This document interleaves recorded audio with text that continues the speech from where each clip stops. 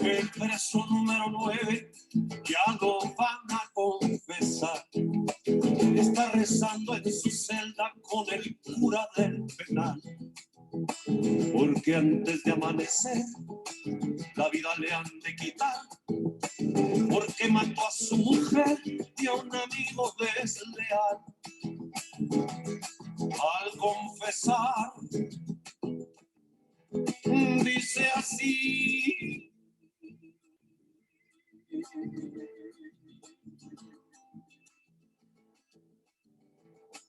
los maté, sí señor, y si vuelvo a nacer, yo los vuelvo a matar. Padre, no me arrepiento ni me da miedo la eternidad.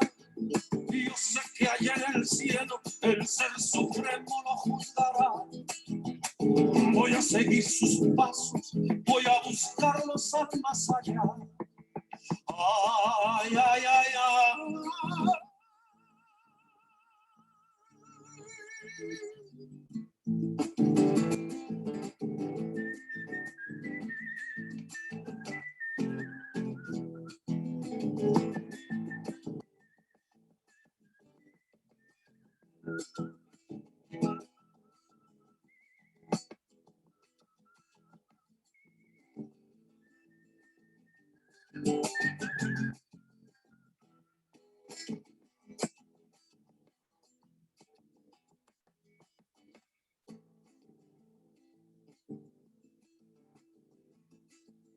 El preso número 9 era un hombre muy cabal.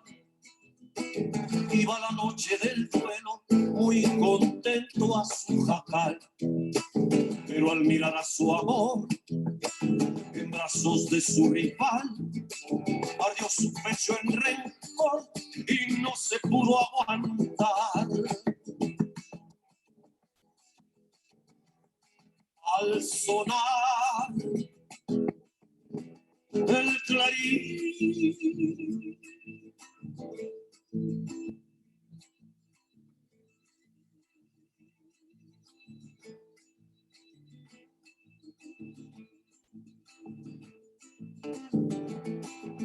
se formó el pelotón y rumbo al paredón se oía el hombre decir: Padre, no me arrepiento ni me da miedo la eternidad. Que allá en el cielo el Ser Supremo los juzgará. Voy a seguir sus pasos, voy a buscarlos al más allá. Ay, ay, ay, ay.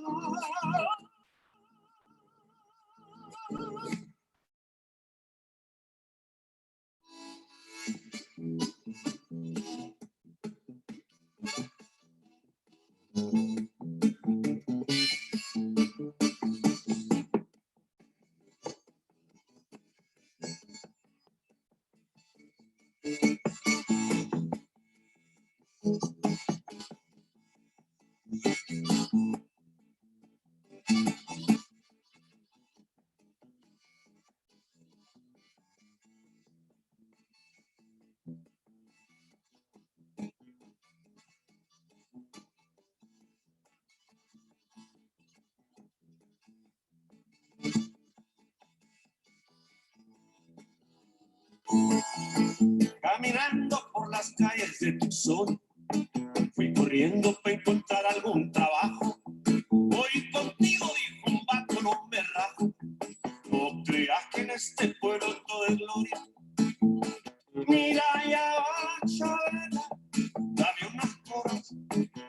leche la mamá, mira, ya está un garro, le gusta el guiro y los cigarros.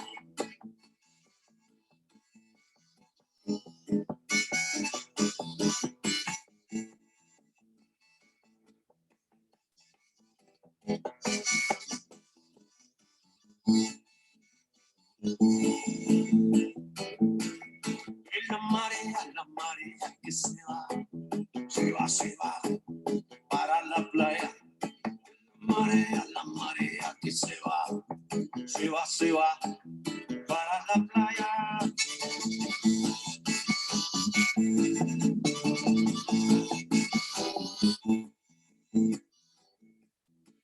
Hoy fui y me encontré trabajo en una esquina y yo me puse a lavar y a lavar platos. Me compré unos buenos jeans, unos zapatos, unos condones, el reloj y vaselina. Mira ya Josefina, baila muy bien en la cocina. Mira ya Filemón, es un fregón para la construcción. En la marea que se va para la playa. En la marea que se va para la playa. Nunca pensé que mi corazón se fuera, la balanza se fuera. Nunca pensé que mi corazón se fuera, la balanza se fuera.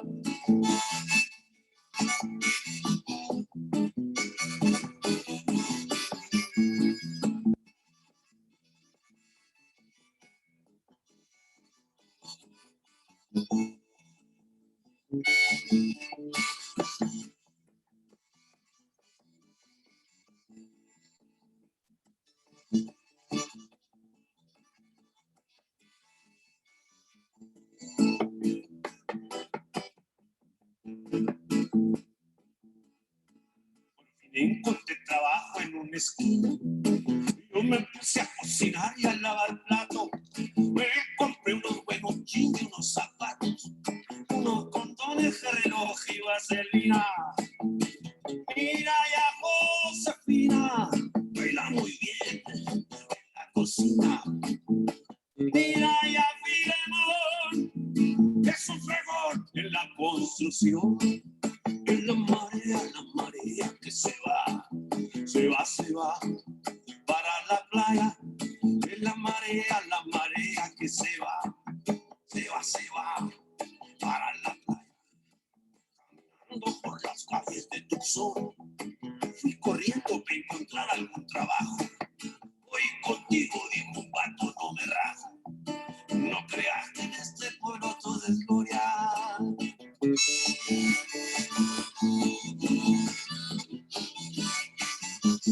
De a gusto se vive.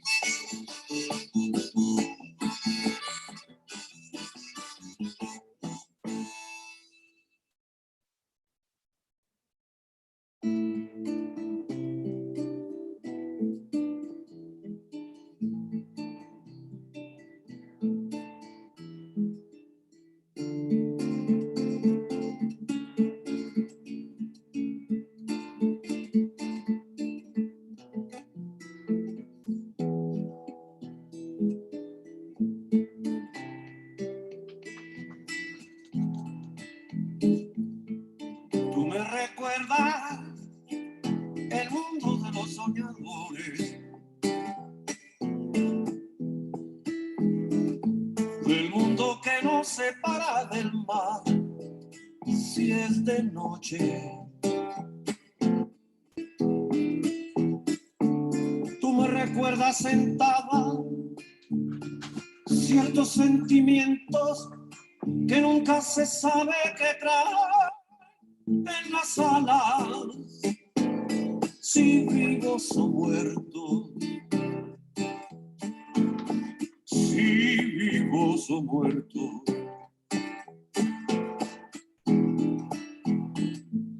Me quito el rostro y lo doblo.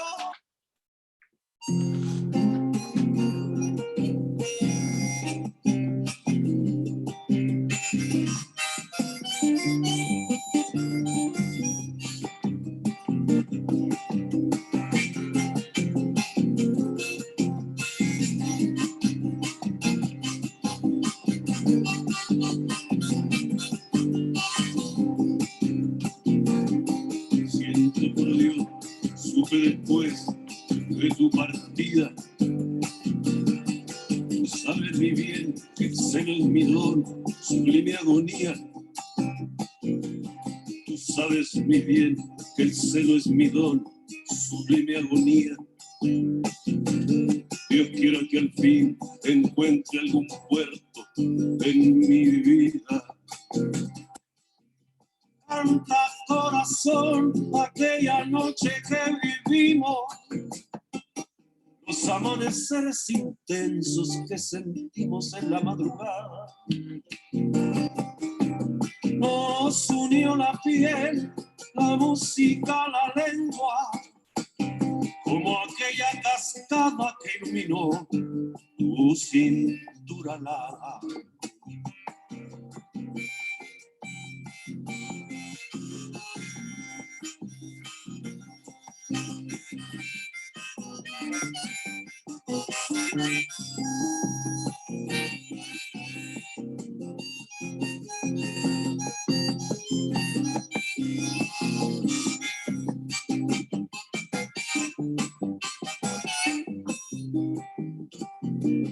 Lo siento por Dios, lo supe después de aquel día.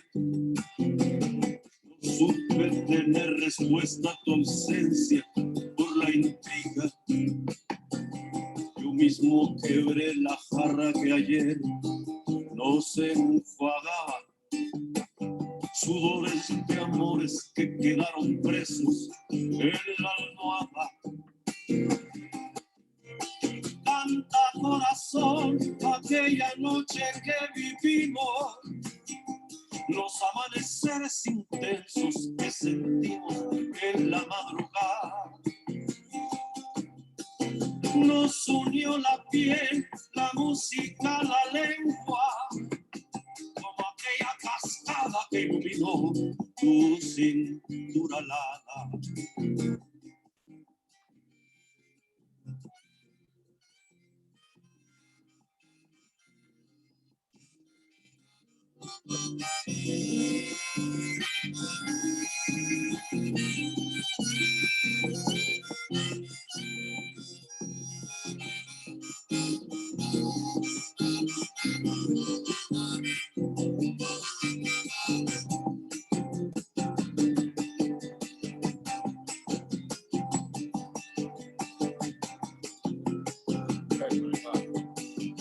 Hojita tirada en el suelo, a merced de cualquier vendaval. Mi cadena no hallaba brocal, mi pizarra razona su vuelo. Varios años viví sin consuelo, con el alma y la fe dividida. Pero tengo la calma gruñí de un destino más alto y mejor, quién sabe. Así soy, seré cantador, así soy, seré cantador.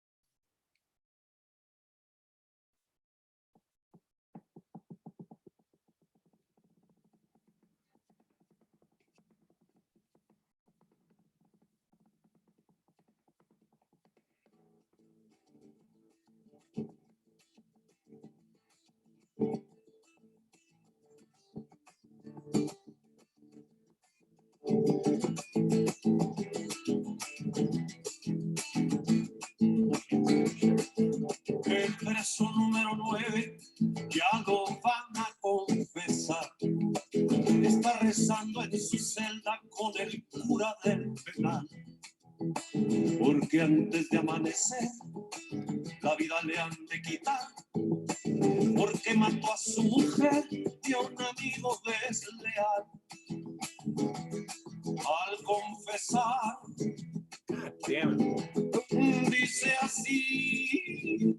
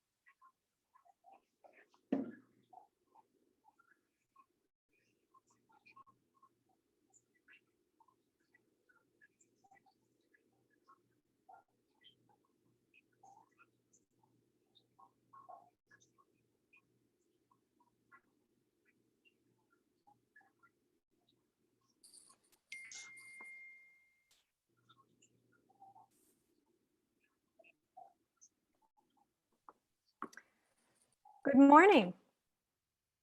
Welcome. Welcome to the 5th Annual Ethnic, Gender, and Transborder Studies Summit. My name is Francisca James Hernandez, and I'm faculty at Pima Community College and head of the Ethnics, Gender, and Transborder Studies Sociology Department. I would like to acknowledge our indebtedness and gratitude to the Tohono O'odham Nation, on whose traditional lands Pima Community College resides. We're going to start our today's proceedings with an opening ceremony performed by Miguel Flores Jr. Miguel Flores Jr. works with Native American communities as a traditional healer and counselor. He is a proud member of the Pascua Yaqui tribe and Tohono O'odham Nation, for which he has provided spiritual leadership and traditional medicine for the past 28 years. We've had and invited Mr. Flores to give ceremony at our events and summits in previous years, and we are very grateful that he accepted to be with us here again this morning. Welcome, Miguel. Good morning, Losam Chanyovo, Gustas, Buenos Dias. Good morning, everyone. Again, my name is Miguel Flores. I'm a member of the Pascua Yaqui tribe and Tohono O'odham Nation. My parents are Miguel D. Flores, Rosalia Mendoza Flores. My maternal grandparents are the late Juan Mendoza, Emilia Alvarez Mendoza. My paternal grandparents are the late Felix Flores and Defina Duarte Flores. These are my relations. And again, it's always an honor to be able to be here and start us off in a good way, offer this blessing.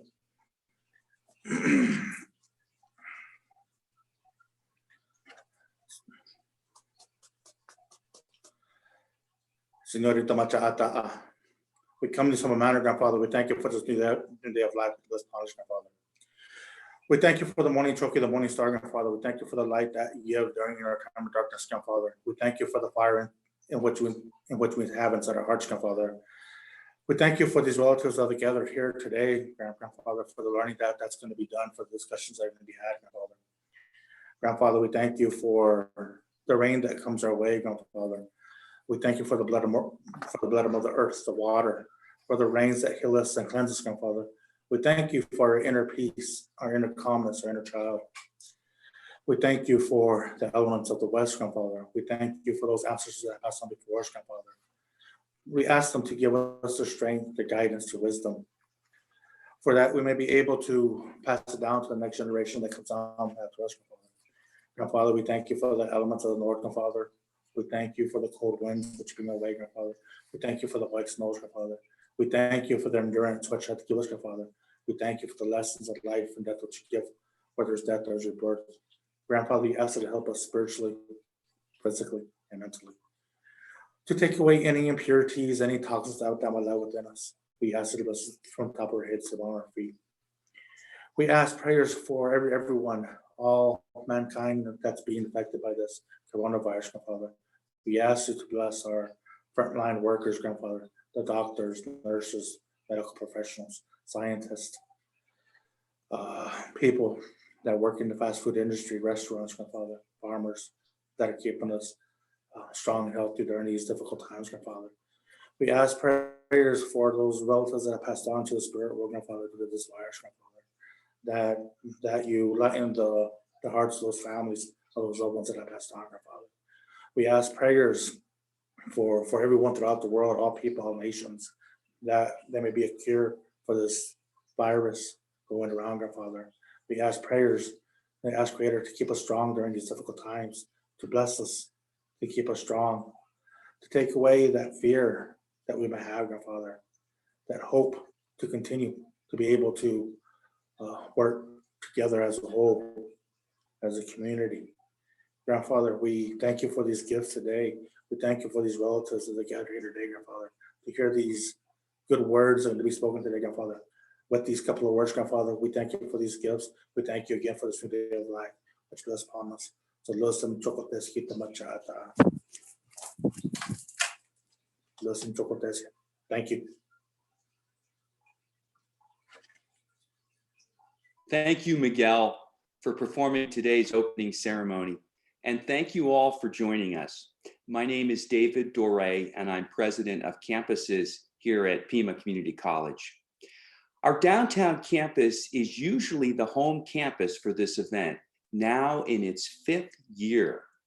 And I have looked forward to and appreciated learning from our keynote speakers and panelists each year.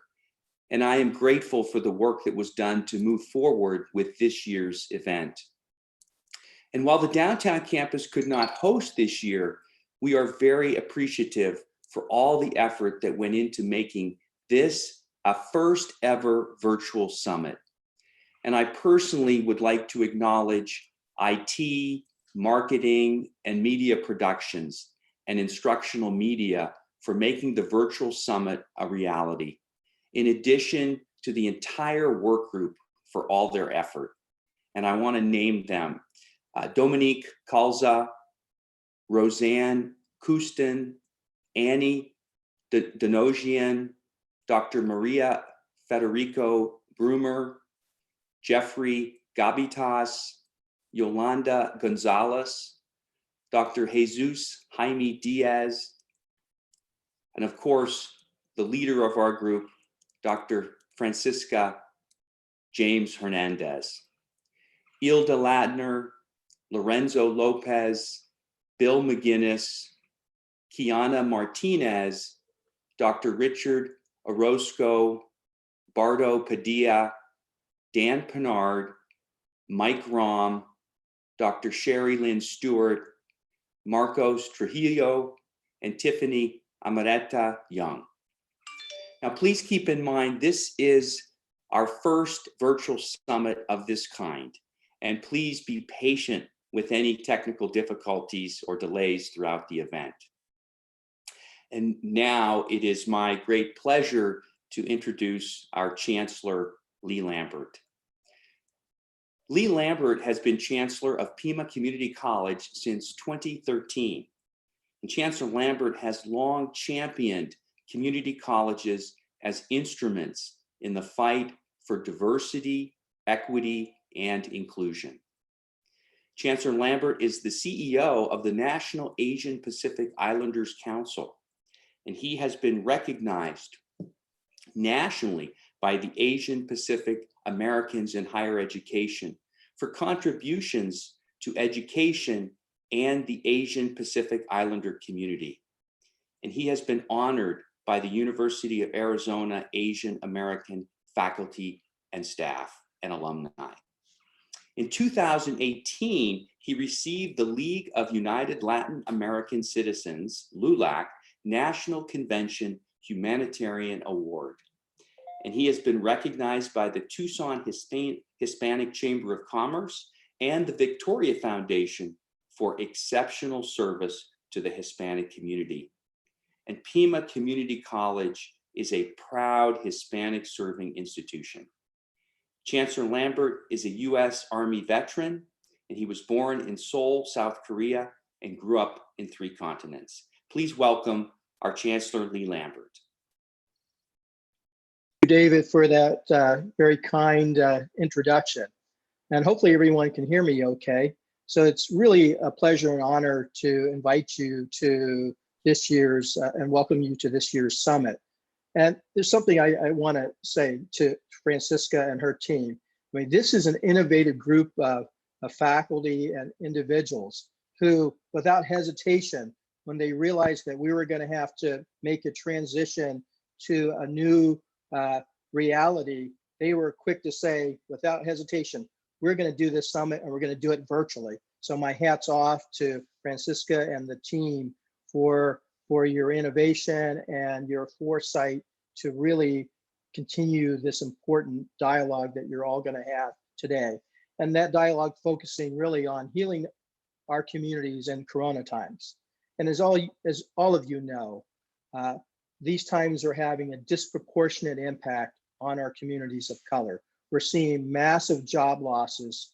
We're seeing greater exposure to the virus and deaths as a result of being people of color, and the enormous food insecurity that we're seeing growing in our communities throughout the country. These are just some of the many realities that are disproportionately impacting our communities of color. And so I'm so pleased that this event is being held to really start to have conversations around these realities, a focus on wellness, focus on the impact of COVID-19 on the trans and migrant communities, conversations about Indigenous peoples and human rights, Black migration and displacement.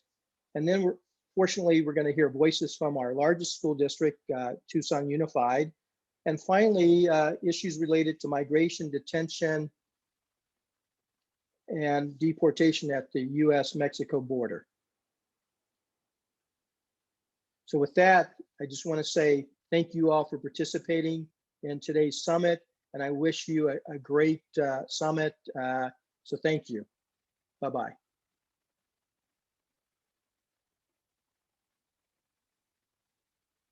Thank you so much, Chancellor Lambert, and thank you, Dr. Duray, for your time, and most especially for your enduring support. It is not an understatement to say that we would not be here today and we would not exist as a department without the support of our top leadership at the college.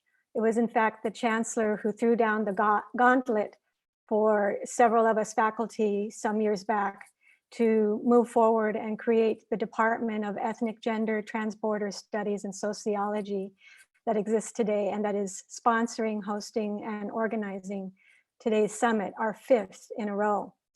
Again, my name is Dr. Francisca James Hernandez. I'm faculty at Pima Community College. This is my 21st year, and I am also head of the department that is sponsoring this summit, which as Chancellor Lambert just so well said, is about healing in the times of Corona, healing our community. And we're going to be focusing on issues related to education, migration, and identity. We have chosen the monarch butterfly as our symbol, as it is an international symbol of migration and human mobility, themes central to today's events. We of the borderlands, of course, are quite familiar with these themes, yet we still remain, many of us, far removed from or not even knowledgeable of the great diversity of our migrant and refugee populations here in the Southwest and across the country and the world. And we're even less in touch oftentimes with their struggles, in large part due to state and civic repression against these populations. Repression that has been increasing in recent decades and accelerating under the Trump administration, whose xenophobia grows, it seems, more extreme by the day. And from the many examples that can be given in recent days and weeks, from calling COVID-19 the Chinese virus, giving it an ethnicity and a nationality that it does not have, and also proposing just last week to suspend immigration to what this nation once proudly called itself, the land of immigrants. So this year's summit is intended to serve as a remedy and as a resistance to this demagoguery and to the silence of repression towards these populations, which are part of our own families, our own neighborhoods, our own communities, and to give tribute and thanks to these populations who, many of whom are among what are now called the essential workers in our country, the grocery workers, the hospital workers, the farm workers, those who make our lives and our society and our day-to-day life possible, bearable, and even enjoyable. So again, we're going to be hearing educated, diverse and experienced voices on these matters in order to give light and hopefully relieve some of the oppression towards migrants and refugees in our own community as well as across the world. Also, for continuing education on these matters, we have many programs, and in our own department, we offer 5 disciplines: American Indian Studies, Mexican American Studies, Gender and Women's Studies, Global Studies, which includes border studies, as well as sociology. These 5 disciplines will be joined in just over a year by courses that will offer in fall 2021 in African American Studies, a new initiative that we're working on right now and very excited about.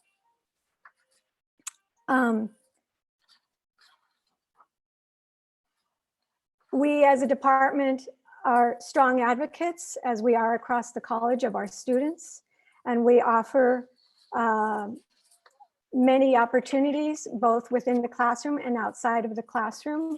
Our department in these disciplines offers 70 sections every year in 17 distinct classes. We have now 14 students who have declared a concentration in EGTS, Ethnic, Gender, and Transborder Studies. And we offer these courses in a variety of modalities, face-to-face when it's not Corona times. Right now, we're all gone virtual, and we also offer hybrid, of course, online offerings, and we have dual enrollment. And I want to give a shout out to students out in Ajo High School, where we have dual enrollment courses in Mexican American and American Indian Studies. And we also do a lot of work in raising money for student scholarships. We have co-sponsored with the Financial Aid Office 24 student scholarships in the past 2 years that have provided over $220,000 in tuition credits to students. And we have a contest running right now, right this minute, that runs through Thursday, April 30th. So students, if you're interested, go to the financial aid page of the PIMA website, www.pima.edu.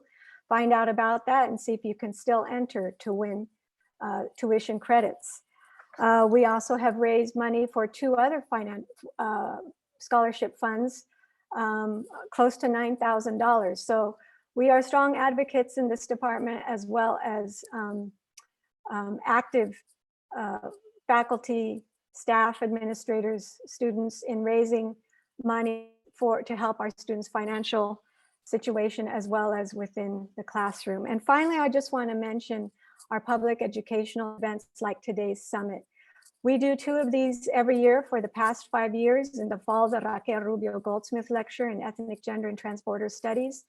And in the spring, the summit, as you're seeing today. And we've brought scholars, artists, writers, activists, poets, locally, as well as international and national acclaim. Folks like Joy Harjo, who is this year's US Poet Laureate.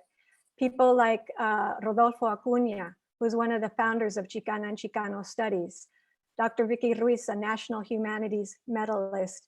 And just last year, one of our keynoters was Luis Valdez, the filmmaker, playwright, and Golden Globe Award nominee.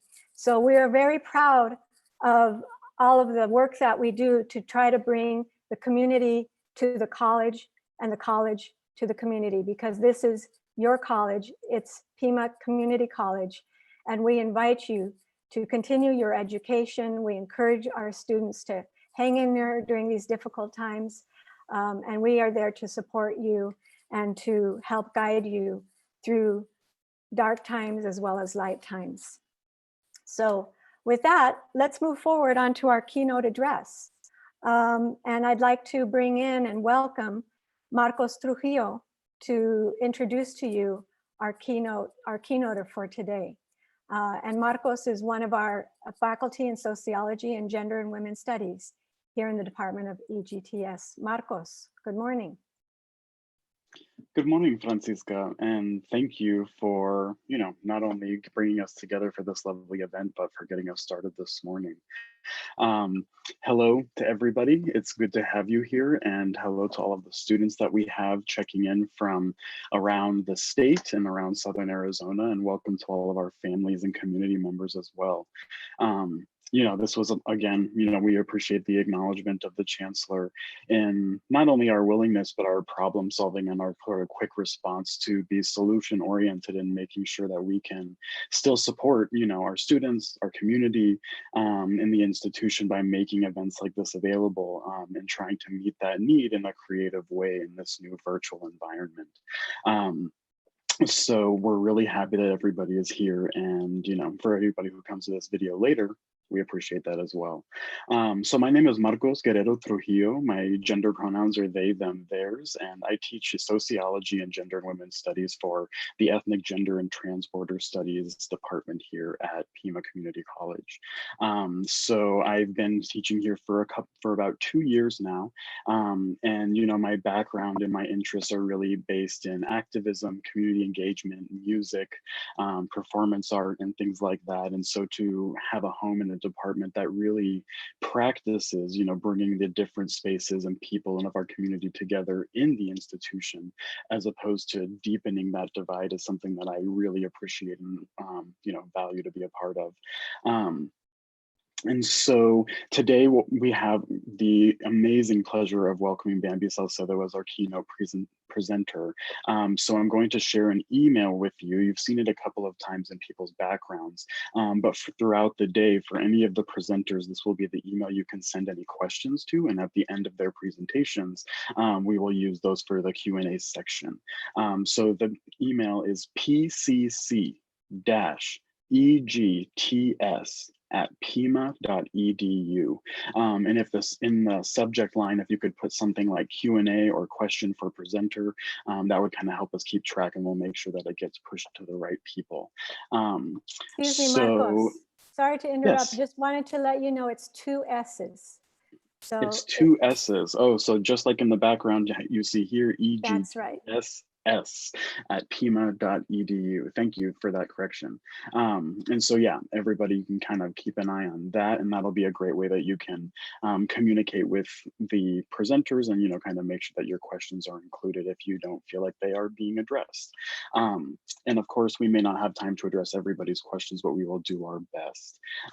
So I have the, distinct pleasure of introducing Bamby Salcedo, our keynote speaker for today. And Bamby is a national and international transgender Latina woman who received her master's degree in Latino studies from California State in Los Angeles. Bamby is the president and CEO of the Trans Latinao Coalition, a national organization that focuses on addressing the issues of transgender Latinos in the US. Bamby developed the Center for Violence Prevention and Transgender Wellness, a multi-purpose, multi-service space for transgender people in Los Angeles. Bamby's remarkable and wide-ranging activist work has brought voice and visibility to not only the trans community, but also multiple overlapping communities and issues that her life has touched, including migration, HIV, youth, LGBT, incarceration, and Latino communities. Through her intensive leadership, she has birthed several organizations and created community where there was none, and advocates for the rights and dignity and humanity for those who have been without a voice. Bamby's work as a collaborator and connector through a variety of organizations reflects her skills in crossing various borders and boundaries and working in the intersection of multiple communities, as well as the intersections of multiple issues. Bamby has served and participated in many local, national, and international organizations and planning groups. This work mediates intersections of race, gender, sexuality, age, social class, HIV positive status, immigration status, and more. So we are incredibly lucky and very honored to welcome Bamby Salcedo for our keynote presentation for our 5th annual Ethnic, Gender, and Transborder Summit. So everybody tune in and enjoy. Bamby, thank you for being here. Gracias, Marcos. Primero que nada, a mí me gusta siempre darle gracias a mi poder superior por darme la oportunidad de estar aquí con ustedes. Y también quiero honrar su presencia a todas las personas que nos están acompañando. I know that it was probably hard for some of you to understand what I just said, but it's a customary thing that I acknowledge my higher power for giving me the opportunity to be here with all of you today. And I also acknowledge all of you for taking the time to be here with all of us and sharing this space. I also want to obviously acknowledge the organizers of this event and for inviting me to participate in this platform and this such an amazing event. Thank you for thinking that I am worthy to share with all of you my experience, strength, and hope. And before I begin my my remarks and what I have to say, I want for us to take a moment and really understand the importance of us waking up today and having one more day to breathe. So if we can, I'm going to invite you to take 3 deep breaths for us to be reminded of our breathing. So if you would.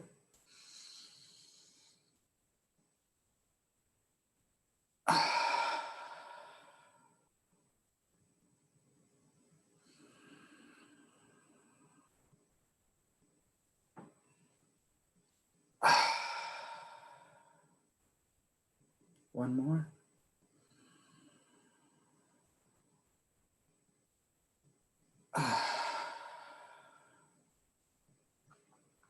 Thank you. Thank you so much. I want to obviously acknowledge my privilege. And I also want to acknowledge that I would not be here if it wasn't because of our ancestors, because of the people who fought hard for us, for me to be here with all of you today. I also need to acknowledge my privilege as a trans, Latina, mujer, emigrante, indocumentada, who has had the ability to overturn my horrible experiences in life into opportunities. I am one who has experienced homelessness, who had to resort to sex work as a means to survive, who had been institutionalized since I was 8 years old in Mexico, and then came to the United States and spent about 14 years of my life in the state penitentiary here in California. I now have a roof over my head. And as it was mentioned, I do hold a master's degree in Chicano Latino studies. And I do have the privilege to have a dream job, a job that feeds my soul, a job that constantly tells me that I'm supposed to be where I'm at.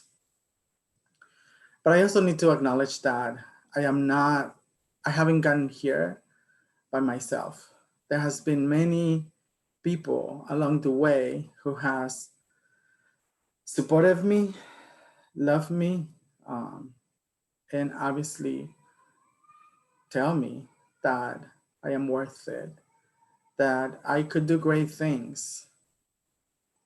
And they were telling me those things when I even wasn't able to believe that. And even though sometimes it's hard for me to believe that, I am very grateful that I get to do what I do and that I get to have the beautiful and amazing people who are in my life and who continue to uplift me and support me and guide me through my process of life. I also want to, for us to really think about, right, where we are today. We're in 2020. We are all experiencing a global pandemic that has closed the doors to the world, and that has put many strains in many of our peoples.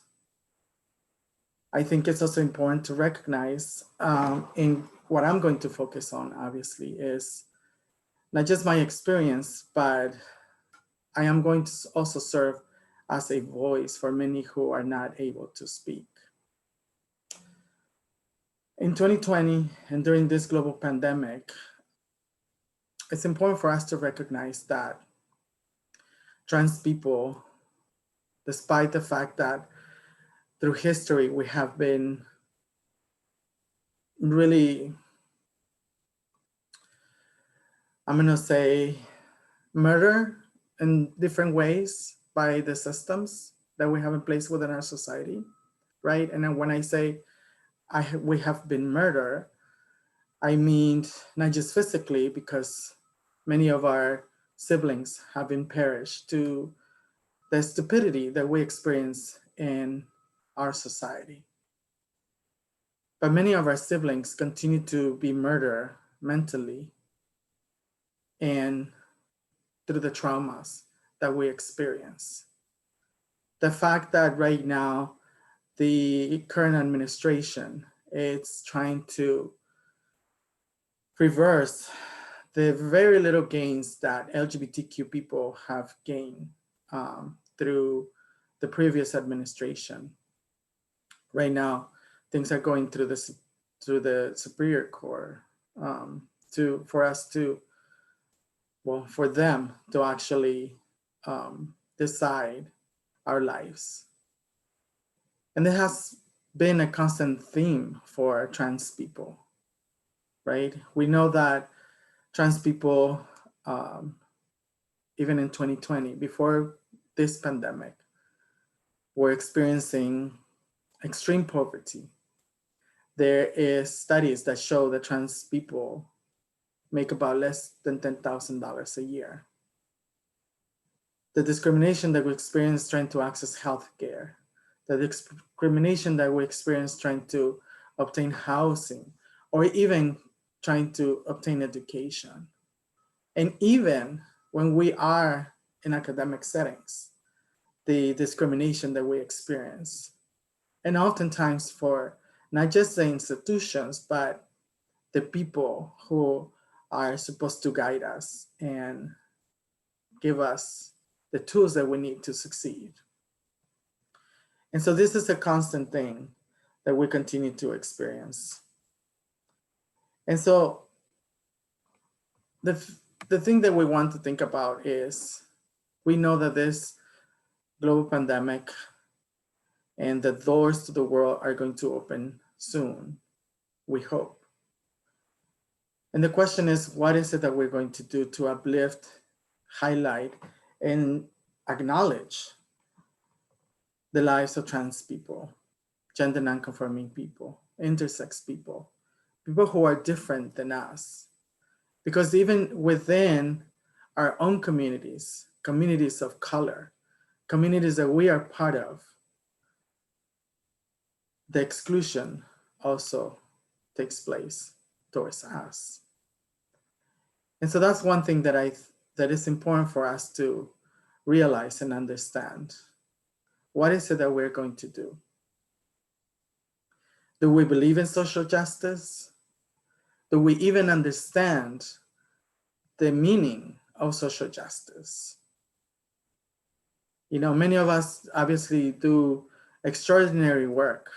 We set up different departments, we set up different programs, different organizations that we say we are for the people. But then when it comes to certain people, we oftentimes become the oppressors or we adopt the model of oppressor that we say that we are against. And so we need to really understand what social justice means. Is social justice an inclusive term? Is social justice something that we believe in? Or is social justice just something that we learn possibly in academia, or is something that we just say to say and not to practice? So that's something for us to understand. The same applies when we talk about immigration, right? We know there are communities, particularly in the vast majority, right? The Latinx community are the ones who experience the harder end of the stick, I guess, if you will, when it comes to immigration, right?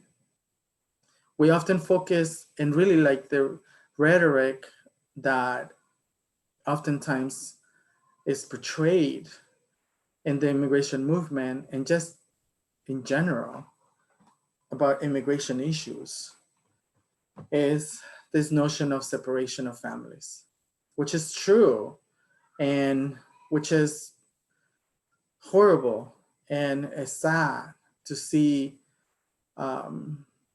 children being in cages and children being ripped apart from their families. It's very sad and it's true. And it's, to me, it's enraging.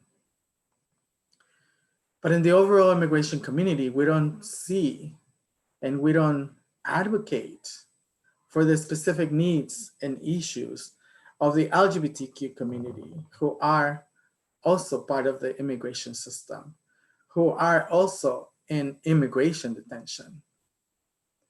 And if we talk about trans women who are in immigration detention, in all immigration detentions across the United States, we don't talk about our issues.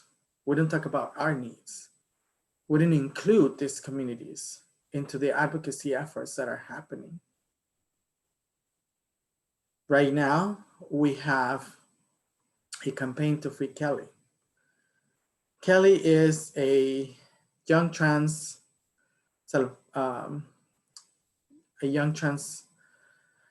girl or young woman who has been in immigration detention the longest than any other trans woman. She's been there for almost 3 years. And we're fighting, and we keep fighting to hashtag free Kelly. But ICE will not let her go. And ICE does not have a reason to keep her. Kelly, like many of us, because of how the system is set up through the immigration detention process, or really how immigration is set up, is not set up to support trans women. Because of the advocacy efforts that are happening in our communities, trans women are getting out to fight their cases outside. Some, right? Obviously, Kelly is not part of this equation. But one of the things that is happening is that they are released with nothing, really, with nothing. These women do not have, oftentimes, family to come to, because obviously they left everything and everyone in their countries, running away from the violence that they experience. And we become their families. But when they get out to really nothing. They don't have a social security number. They don't have oftentimes not even an identification from their countries. They don't have clothes. They don't have calzones. They don't have food to eat. And they don't have a way for them to try to start a life. And so what do we get pushed to do? We get pushed to engage in the street economy, which in turn leads us into being back not only into incarceration, but also into the ICE machine. And so we need to think about that. We need to think about the programs that need to be created for trans women specifically, and I'm talking about specifically about trans women. Because we are the ones who are at the bottom of the bottom of the totem pole. And these are things that the system have created for us not to succeed, for us not to be acknowledged, for us to internalize that we're not worth it, that we're not even supposed to exist. And so this is important for us to really understand. When we learn about Kelly's case, it's really devastating, you know, that Kelly, like many other trans women, was sent back to immigration. So first, let me just say, Kelly came to the United States fleeing away from her country, seeking refuge, right? She came as an accompanied minor. She was released when she turned 18. And then when she was 19, she was arrested again, not because you know she was doing what she wanted to do, it's because she was doing what she was forced to do in order to survive. And obviously I'm not gonna touch on why she got arrested, because that's really irrelevant. What I can tell you is that she did not kill anyone, and that she did not commit a high degree or even a felony, I'm gonna say, crime. In fact, she did not commit a crime because she has not been convicted. She was picked up in Louisiana, and what the police did was that instead of, you know, acknowledging her right to go to court, you know, get a ticket, whatever it was, right, and really go through the criminal process, right? What the police did, they immediately turned her into ICE. So she has not been convicted for whatever they say that she did. And she has been in ICE for almost 3 years. And ICE does not have a valid reason to continue to hold her. All they do is just deny her parole request. We don't know why, but it seems that they're just doing this to her to really use her as an example, as if when you advocate for yourself or when you have a community that advocates for you, then this is what we're going to do to you. We're going to keep you here until your mind breaks. We're going to keep you here. We're going to isolate you, and we're going to treat you like you're a caged animal. That's what ICE does.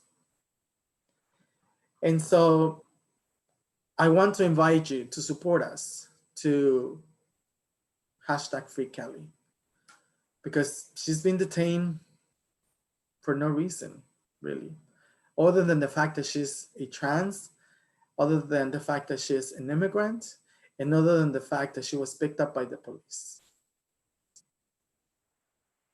So we need to mobilize, and we need to make sure that Kelly gets out, because she's going through a really rough time, especially now that, you know, COVID-19, it's hitting everybody, right? I do have the privilege to talk to Kelly and other trans women who are in immigration detention. We have been doing this work for a number of years.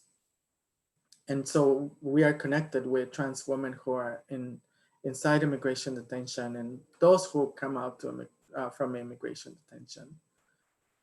So I get the opportunity and the privilege to talk to Kelly. I don't know how, but they made a video inside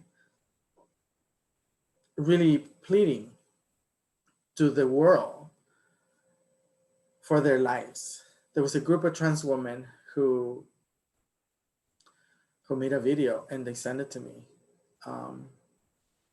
And they're scared that they could also become infected with the virus, because, well, one, all of this time that Kelly has been in immigration detention, right, her health has deteriorated. She was diagnosed pre-diabetic, and so she's afraid that she could become infected. And not just her, but all the trans women who are in there, and specifically those who have been there the longest. And it's important for us to understand that people who are inside and people who come in and out, right? Those are the ones who could potentially be the carriers of COVID-19, right? Those individuals who go out to the world. Not only that, but it's also individuals who they bring in, right? Who are also part of the system, who are incarcerated.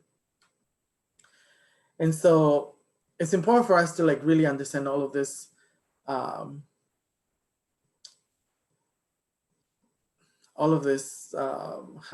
could I say it?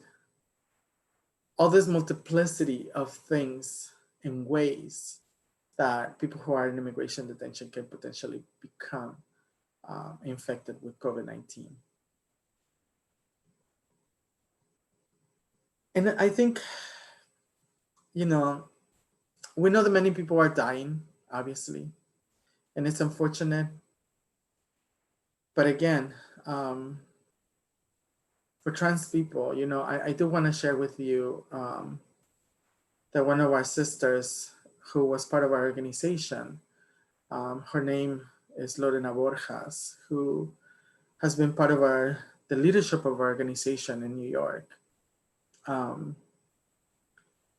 She perished to this pandemic, and Lorena,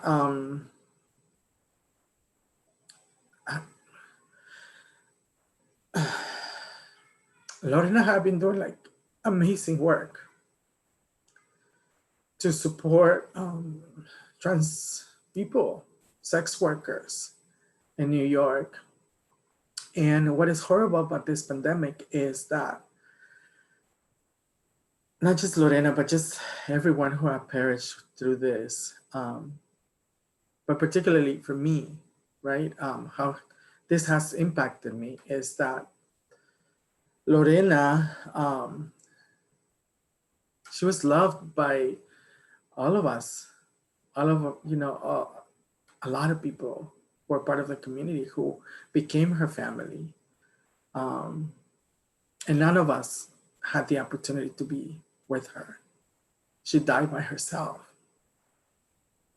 And to me, that's just unfair. It's unfair how this horrific pandemic is treating all people.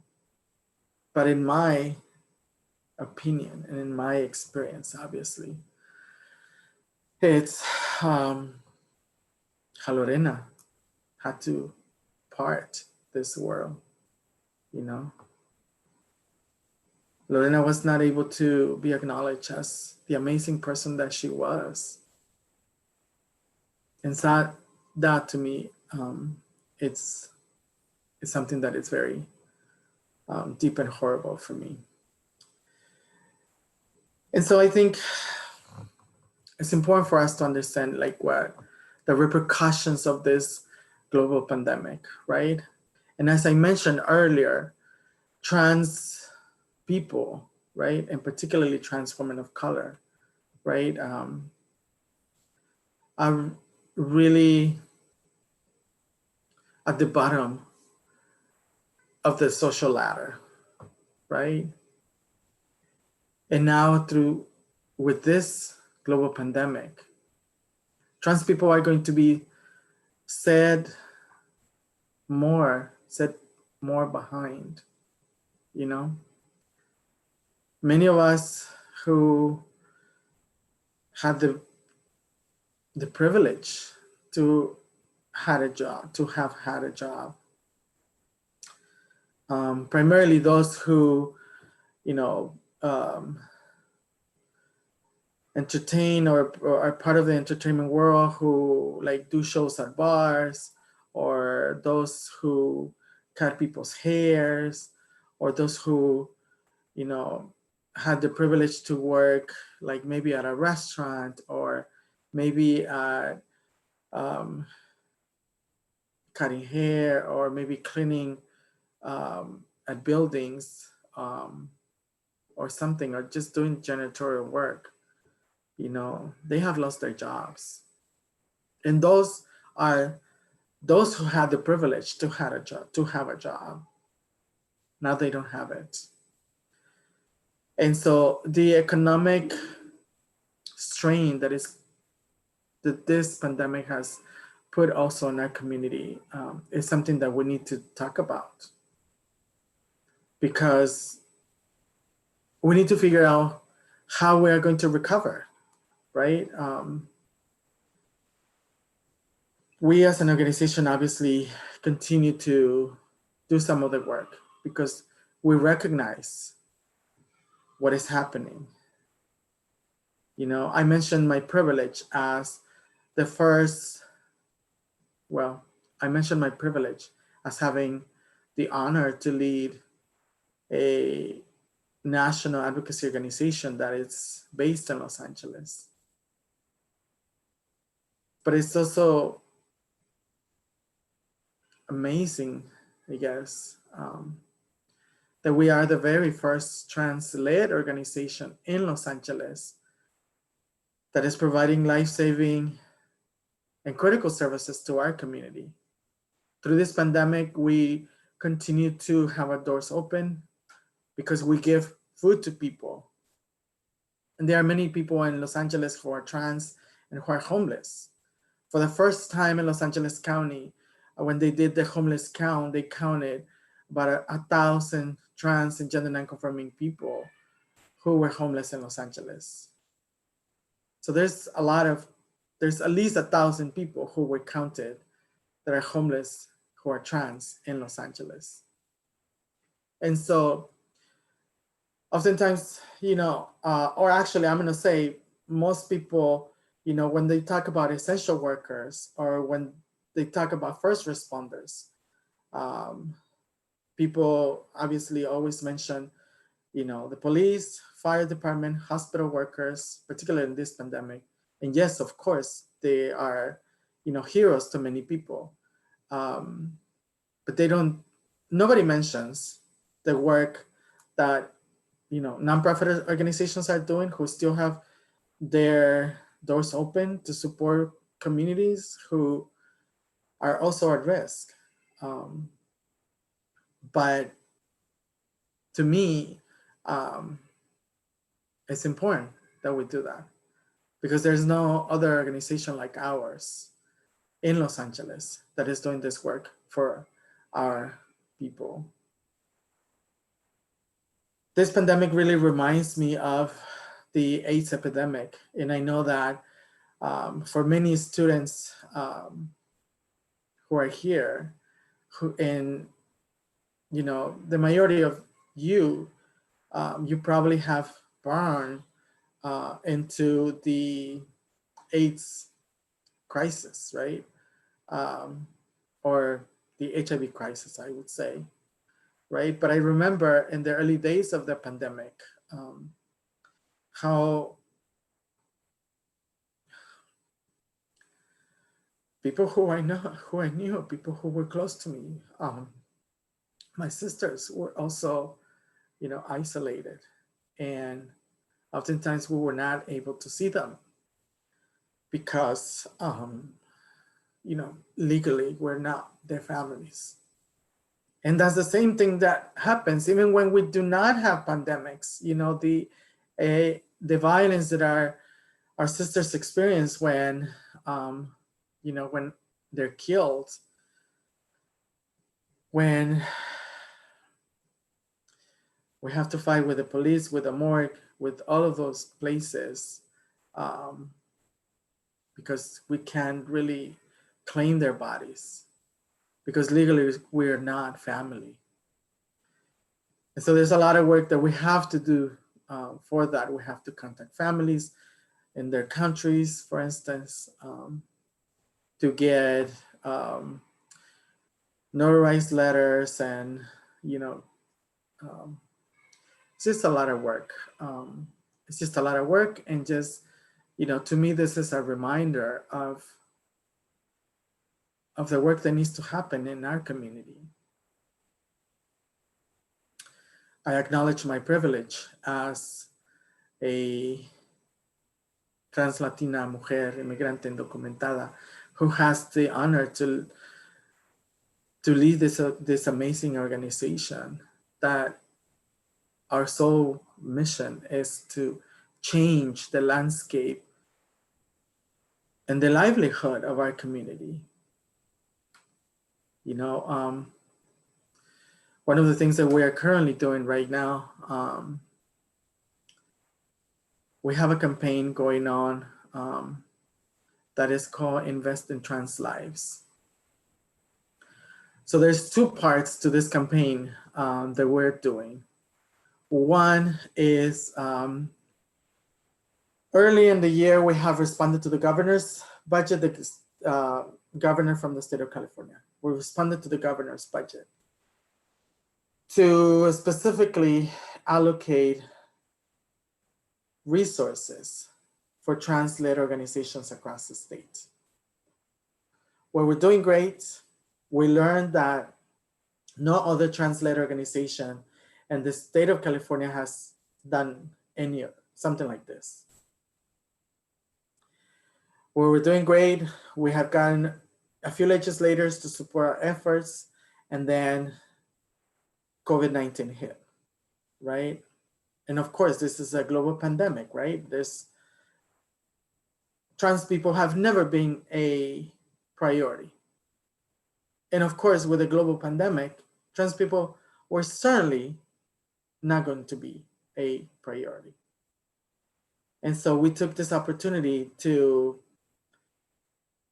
really show and say, COVID-19 is the perfect example as to why resources need to be allocated for trans-led organizations to do the work to support our own people, right? We need to be able to build the infrastructure of our community.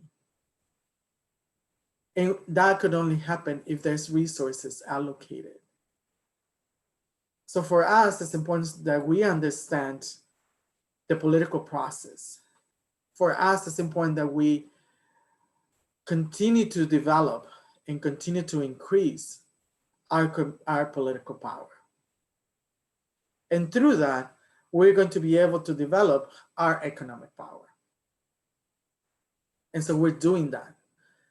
We're doing that here at the state level. And we are hoping that what we're doing here is going to be replicated across the United States and other states. So I hope that, at some point we're going to be going to Arizona to provide some capacity building support to our community for them to be able to also advocate for what they need at the state level. And that obviously includes in the academic settings. And then the other thing that we are doing is really tackling the private sector. Some of you may or may not know, but there is an organization that is called Funders for LGBTQ Issues. And they recently released a report. So let me just go back a little bit. Sorry. In 2015, they released a report, the same organization. And okay, I have, oh my goodness. So anyways, we're tackling the private sector too. So we're going to invite you to participate in different activities that we're doing. I'm going to close by really encouraging people to think, what does this global pandemic means to me personally, but also what this global pandemic means for those who are close to me and for my community, the community that I am a part of, right? And really understand what needs to be done to support those communities that have been the most impacted through this pandemic, particularly those who have been impacted throughout history, right? We need to understand our individual power. We need to understand our collective power and not be afraid to do what needs to be done in order for us to have the things that need to be done, be done. It doesn't matter how that is going to be. We need to be unapologetic about how we do our work and about how we are set in our society. So I invite you to exercise your power. This is an election year. We don't know what that's going to look like, but I hope that you exercise your right to vote and that we don't have another administration like the one that we have right now. Thank you so much for the opportunity to share space with all of you. And I hope to see you soon. Thank you. Thank you, Bambi. You know, we are so fortunate and lucky to have what a, you know, amazing and incredible embodiment of so many of the different intersections and, you know, sort of things that we were considering and hoping to think about for this event, you know. And so I think your presentation really exemplifies, you know, this concept of intersectionality, which was a framework and term coined by Kimberly Crenshaw, an American lawyer and activist and scholar, where we look at the way that different structures of oppression and different identities impact and combine for different people's experiences.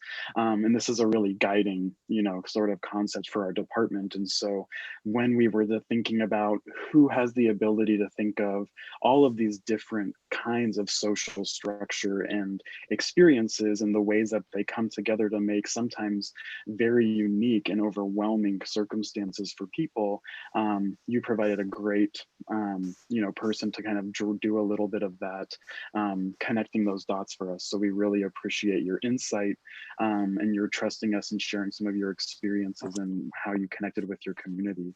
I would also like to welcome and introduce Ilda Ladner, who is our Equity, Diversity, and Inclusion Officer here at Pima Community College, and she's going to be co-moderating the question and answer component of our presentation. So I'll let Ilda introduce herself quickly and ask the first question. So thank you.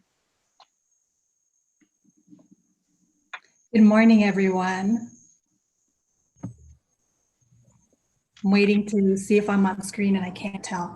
So I'll just go with it. Good morning. It's good to join you all today. And Bambi, thank you so much for your presentation. I'm Ilda Ladner. I'm the Diversity, Equity, and Inclusion Officer at Pima Community College, and my pronouns are she, her, and hers. So one of the first questions that came up on our screen through the YouTube channel is that beyond voting, how can we all show up for trans people? I mean, there's obviously multiple ways that people can show up, right? Obviously, you know, if you have the means, to support translate work, right? And I'm not just saying, support our organization, right? But there are different organizations, even in Arizona or, across the country, there's a lot of organizations that are popping up that are translate and that have been doing the work with no resources. So if you have the ability to even contribute $10 a month, do it. That's one way. But obviously, if you're an academic, for instance, right? And if you have the ability to write, right? Support these groups to write grants, for instance, right? Or if you're a lawyer, and if you have the ability, do some pro bono work for some of these organizations. Some of these organizations don't even have representation, and those of us, for instance, that are like building up a little, society really wants for us to fail, right? And so the little bit of that we're gaining, right? Like people want to destroy it. And so, I want to invite for people to really figure out ways to support people, right? For instance, at our organization, right? Like we get clothes from people, right? Like clothes that we give people who have just gotten out from prison, jail, or immigration detention, right? Or, if you want to, I don't know, if you want to sponsor like a lunch or something, like right now, before COVID-19 hit, we're building a program of young ambassadors. We're going to ask young people to commit to raise $1,000 for our organization, and we're asking people to host like a party. At that time we were thinking at your house or whatever your community, right? But like help us. We're in the quest to find our new home, our permanent home. So like us, there are many other translate organizations that could use, your support in whatever way possible. But I'm also want to say, like, if you say that you are with community, right, that people need to learn to mean what they say and say what they mean, right? So don't just tell me what I want to hear, but actualize it, right?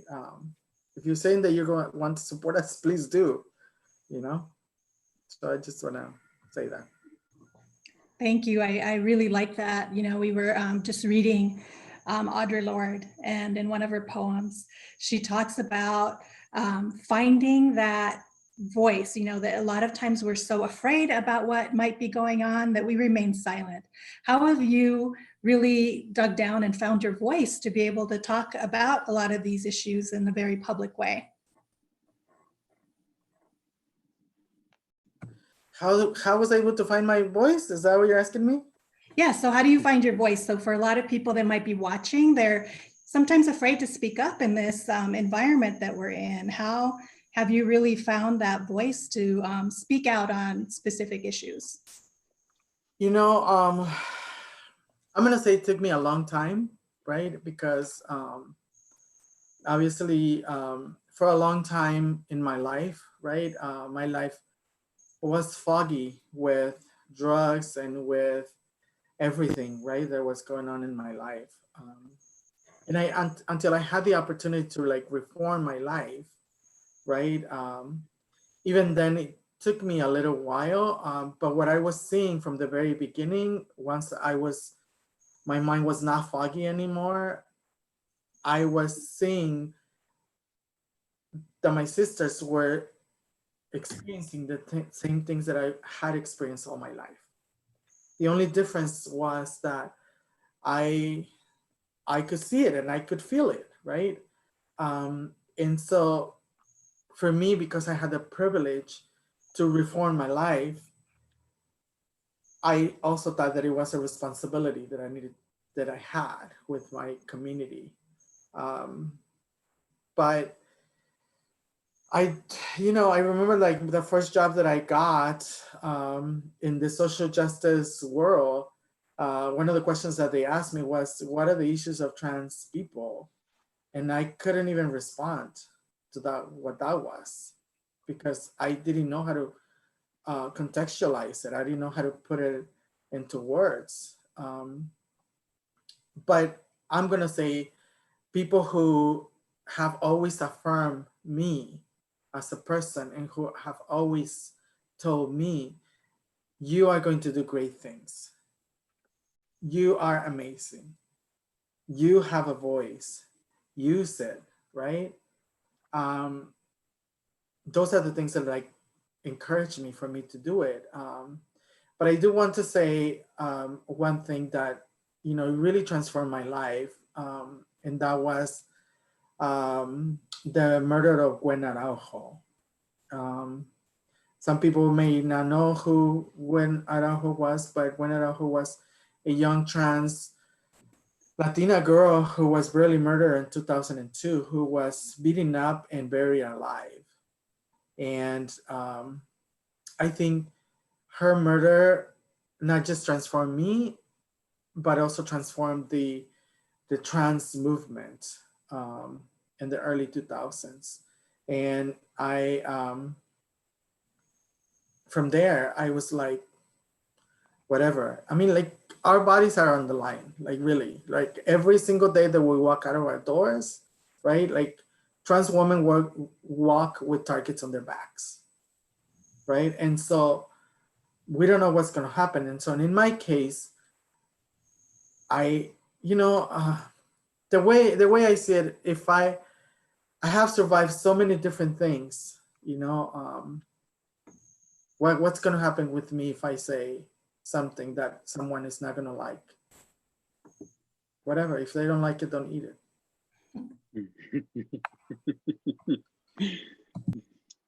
Excellent. Well said. Thank you so much, Ilda, for helping with the moderation of these questions and asking them, Bambi. These are amazing answers. So we have about a minute left of this question and answer. And so maybe the last question that I would like to ask that maybe ties us in a little bit to the context of this being an education event based in a college is that you yourself shared that you recently graduated from a master's program, which congratulations, that is no easy feat at all. So as a trans person who is an educator and is a recent student, what are some of the ways that education systems need to be reformed, or what are some ways that we can best serve trans students so that even not during a corona pandemic, that we are providing equitable, respectable, and safe places for all students? Yeah, thank you. I do have to say that academia for trans folk could be very isolating, right? Through my academic process, I obviously I'm a non-traditional student, right? And so through community college, through the university, I was the only trans person in my class, at least the only trans identified person, right? Like, I don't know if any other of my classmates were trans themselves, but at least visibly trans, right? And what I mean by that is, when you're visibly trans, I mean, it sort of like comes with this privilege of passing, right? When you don't have that privilege, then, you're visibly trans, right? But I think, and I'm saying that because that could be the same for many other trans folk, right? And so I think for academic settings, I think it's important to have, even if it's just, signs across campus, right? That it is an inclusive campus. Or maybe, I don't know, like a trans flag, or maybe someone, like, I think like maybe a a marketing campaign would be good, right? Like to entice people to come into your campus, for people to see that, you know, that you're an inclusive campus, right? But also at the same time, I am going to encourage, you know, those professors, teachers, you know, who are like right there, right? To like really be there for people, because oftentimes those individuals are the ones who are the most marginalized, right? Oftentimes we come into these spaces with our own sets of thinkings, with our own sets of beliefs, and you know, those are biases, right, that we put into practice, you know. So I think we need to be aware of those things, but also, you know, like, unfortunately, there are many spaces in academia. I mean, I think, you know, the fact that Pima College has, you know, this amazing department, right, that is inclusive and have these programs, but that's not the same in all colleges. That's not the same in all academic places, right? And so how do we create programs that are not just specific, but also that are inclusive, right? And there, you know, there are policies in place that really eliminate those biases, right? That people who come into these places understand that they should not do those type of things. And if they do that, then they, you know, they're violating a policy and they could be repercussions, right? But Great, thank you. Mhm. Thank you so much, Bambi. And again, thank you to Ilda for helping moderate this Q&A. And it's been a complete honor and privilege to be able to host you as our keynote presenter for our 5th annual Summit, Bambi. And I think you've given us so much food for thought and a lot of great questions to continue asking ourselves throughout the event today. So we wish you good health, and to you and your communities and your family, and hope you have a good rest of the day. For those who are going to be remaining and hanging out with us, we are going to take a 10-minute break starting in about 1 minute. So the slides that are going to come up during the break have some really cool information and websites that you can check out. One of which will be some information where if you register for the event, you will be given access to like a recording a bit later, and you will also receive a program that has some great information, and we'll be able to keep you kind of in the loop on what we do here in our department. We are currently fundraising for scholarships. And so pimafoundation.org/EGTS is a place where people who have, you know, some financial flexibility to donate and recirculate some of those resources to students in Tucson at Pima students. And all of the money that we raise through that EGTS fund goes to helping provide events like this, in addition to making scholarship funds available for our students. So we really encourage people to, if you're available, please donate. And if you are a student, again, take a look at the information that's included on the flyer in the program about the scholarships. We are going to be awarding a total of 10 scholarships alongside this event. And so all of those remain open until April 30th, which is this Thursday. So I know it's a quick turnaround, but there's still an opportunity to get a submission in if you would like to be considered for that. So we will be selling t-shirts also on that website, and all of those proceeds go to the scholarship funds as well. So we really appreciate everybody spending time with us today. Take a quick break, get a snack and a drink of water, and we will see you back here at 10:30. Thank you very much.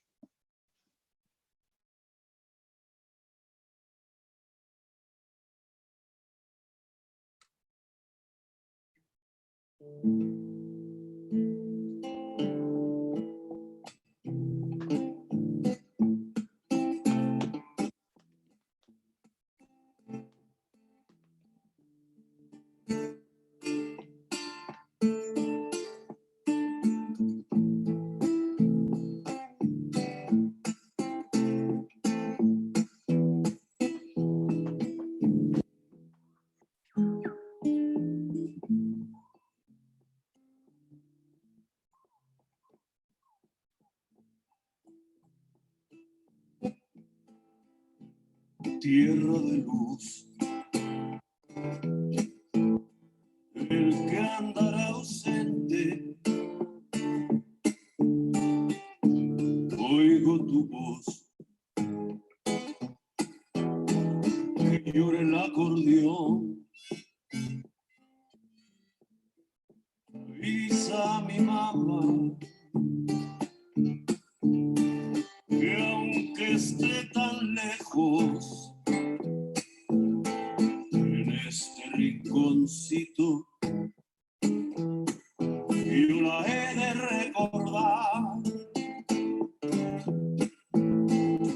Soy como el polvo que vaga por el mundo, infame y torpe, sin patria y sin amor. Soy como nube que vaga por el cielo, que va llorando sin el aliento de Dios. ¿Dónde está, tierra de mi corazón? No creas que estoy llorando, el río se desbordó. ¿Dónde está? Yo soy como un pasajero que va por el mundo entero. Contigo va, contigo va, contigo va.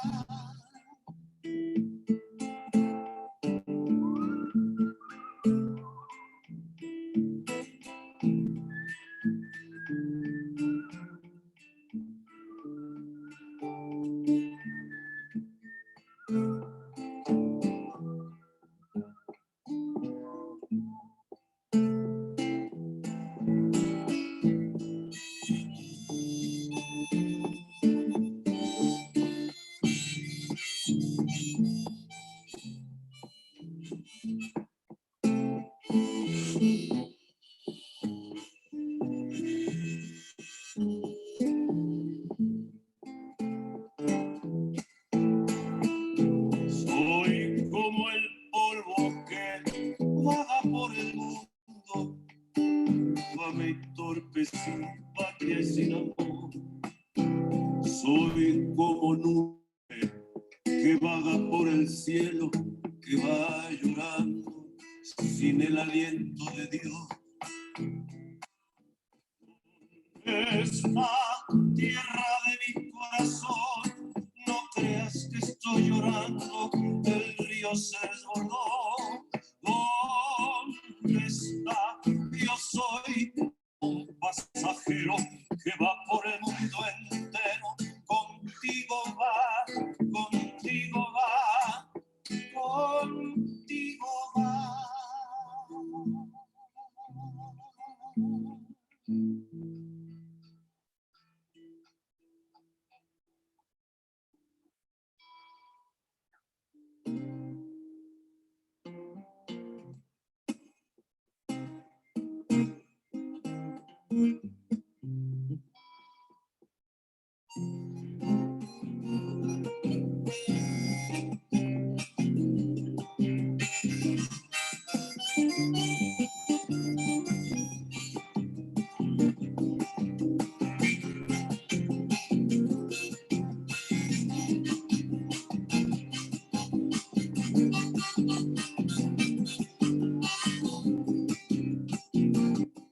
Siento por Dios, supe después de tu partida. Tú sabes muy bien que el celo es mi don, sublime agonía. Tú sabes muy bien que el celo es mi don, sublime agonía. Dios quiera que al fin encuentre algún puerto en mi vida. Canta corazón aquella noche que vivimos, los amaneceres intensos que sentimos en la madrugada. Nos unió la piel, la música, la lengua, como aquella cascada que iluminó tu cintura larga.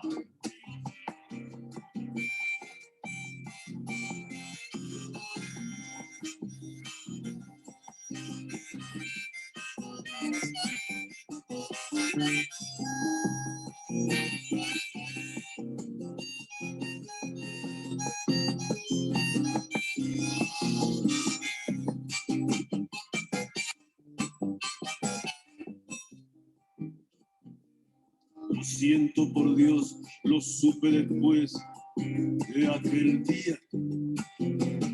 No supe tener respuesta a tu ausencia por la intriga. Yo mismo quebré la jarra que ayer no se enjuagaba. Sudores de amores que quedaron presos en la almohada. Canta corazón aquella noche que vivimos, los amaneceres intensos que sentimos en la madrugada. Nos unió la piel, la música, la lengua, como aquella cascada que iluminó tu cintura alada.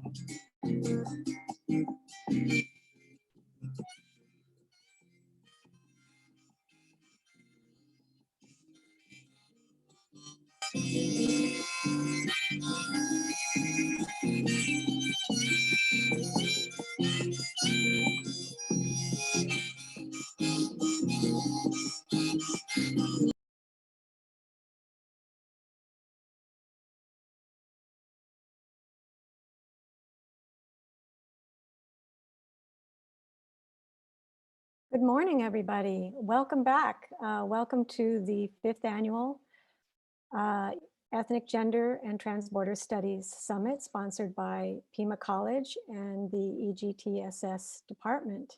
If you're just joining us, my name is Dr. Francisca James Hernandez, faculty at Pima College and head of the EGTSS department. And we're going to be starting our next panel, which is entitled Indigenous Perspectives on Migration and Refuge Seekers.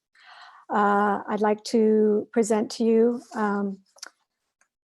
the first panelist, and incidentally, my gender pronouns also are she, her, ella, suya, y bienvenidas, bienvenidos, y bienvenidex a todas, todos, y todex. Our first presenter is Juanita Cabrera Lopez, who is Maya Mom from the Western Highlands of Guatemala. She is a survivor of the internal armed conflict in Guatemala and a former political refugee. She also holds a Master's of International Public Policy from Johns Hopkins School of Advanced International Studies. And I'd like to refer our audience to our program for more information about each of our presenters on the biography pages. You received that if you registered for the summit today, as well as many other people received it, but you can still get it.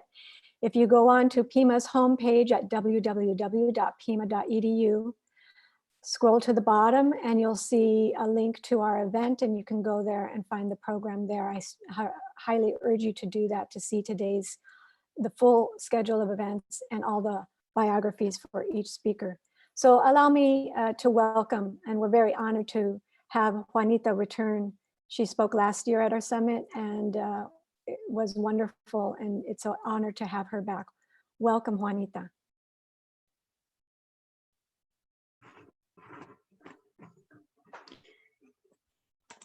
Thank you for having me today on this presentation, on this panel.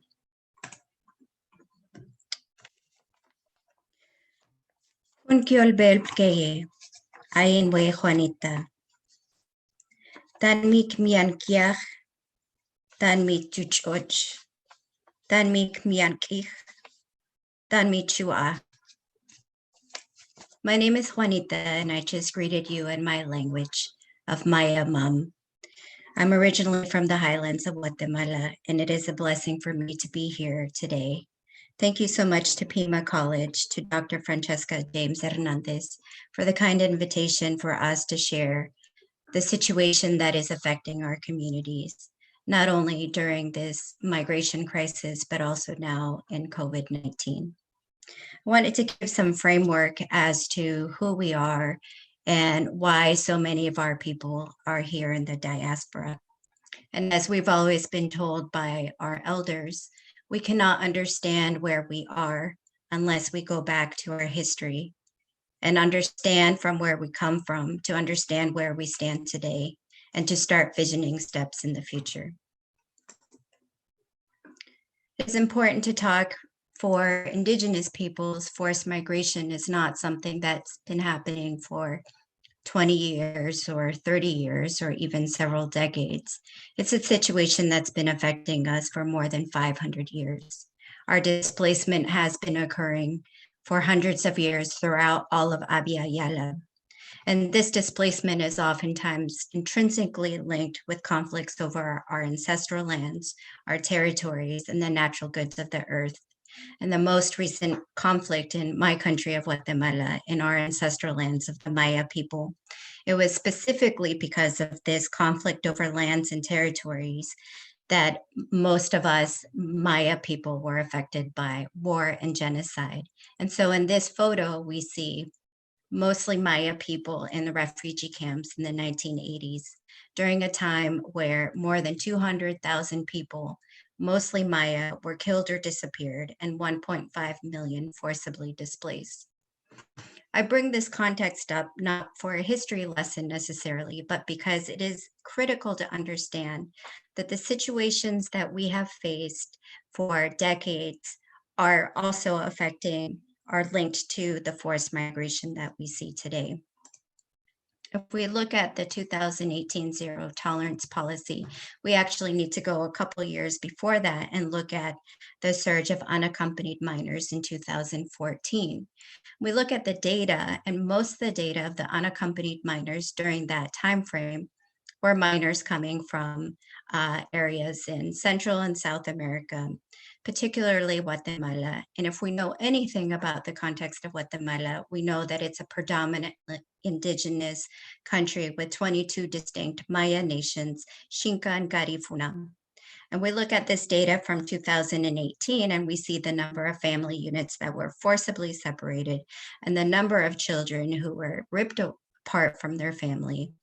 And not only was that in itself a grave human rights violation, but then we look at the different levels of aggressions that happen to our children, including sexual assault and rape. And when we look at this context then further through an indigenous lens, we see that these violations are happening to predominant indigenous majority children who probably cannot communicate that these violations are happening. In the most extreme cases, we saw the deaths of our children. These are all Maya indigenous children who died under the custody of the US government. We have Claudia Gomez, Maya Mum, Jacqueline Cal, Maya Kekchi, Felipe Maya Chu, Juan Maya Chorti, Carlos Maya Achi, and Wilmer Maya Chorti. And I raise this because perhaps many of you are familiar with their faces. They were on the news cycles. There were many vigils. We had our own vigils as well. But most of the narrative that came out through mainstream media, you did not hear that they were indigenous children. You did not hear of their Maya nation. You probably never heard that there were 22 Maya nations in Guatemala. And this has been part of the prevalent human rights violations that we have faced throughout this process, in addition to the daily violations that are occurring, is the erasure of our identity. And with that erasure comes compounding effects of violations, including the exclusion of our languages, the erasure of our identity, and which furthers our violations of self-determination, autonomy, and our right to exist as distinct peoples. So the human rights violations experienced by our peoples have been violations that have been intrinsically linked with our indigenous identity.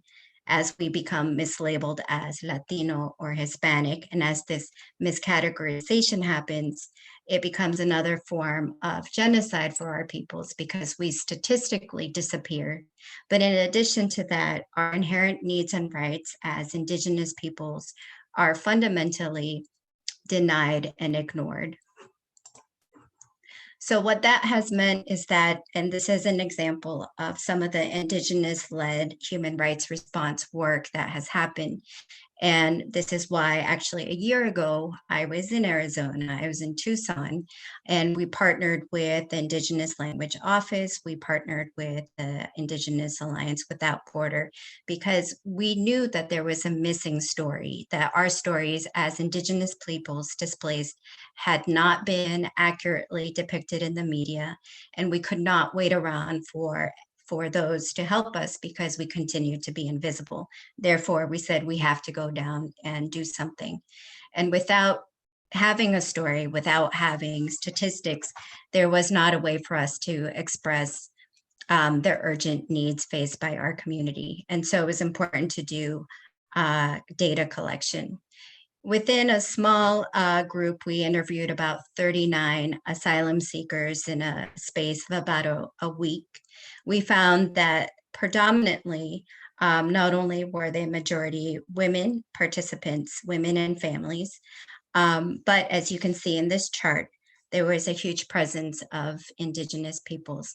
Mam, Quiche, Cachiquel, Canjoval, Quechua, and Tol from Honduras, which for us, even in that few space of time, it allowed us to have some information to show that even within a couple of days, there was a high percentage of Indigenous peoples who were present in Casa Alitas, who were seeking asylum, and whose stories would probably not have been told from an Indigenous human rights lens unless we hadn't been there to help capture their story. And a particular situation that happened when we got testimonies was this story from a Maya Cachiquel pregnant woman in her early 20s. And she had enough Spanish to tell us of this situation where she had been in detention and had not been thoroughly told that the cameras were all over the space. And so she showered and didn't realize that male and female officers all had access to these videos while they were watching our people shower, so completely naked. This is an absolute abhorrent testimony that we heard, and one of many stories that we heard while we were at the border. But because she was able to communicate this in Spanish, in a language where we were able to capture that information, we are now able to at least share this snippet of what she went through. But what happens to our people who cannot communicate in Spanish, who cannot communicate in English? What happens to the children, to all of the diverse nations coming through when their human rights are violated? And so this is really what... I'm sorry to interrupt, but are you showing a PowerPoint? It looks like you might be. Yes, I am. It's not showing. I think you just need to screen share if you would. Okay, I'm sorry. You need to turn on screen share.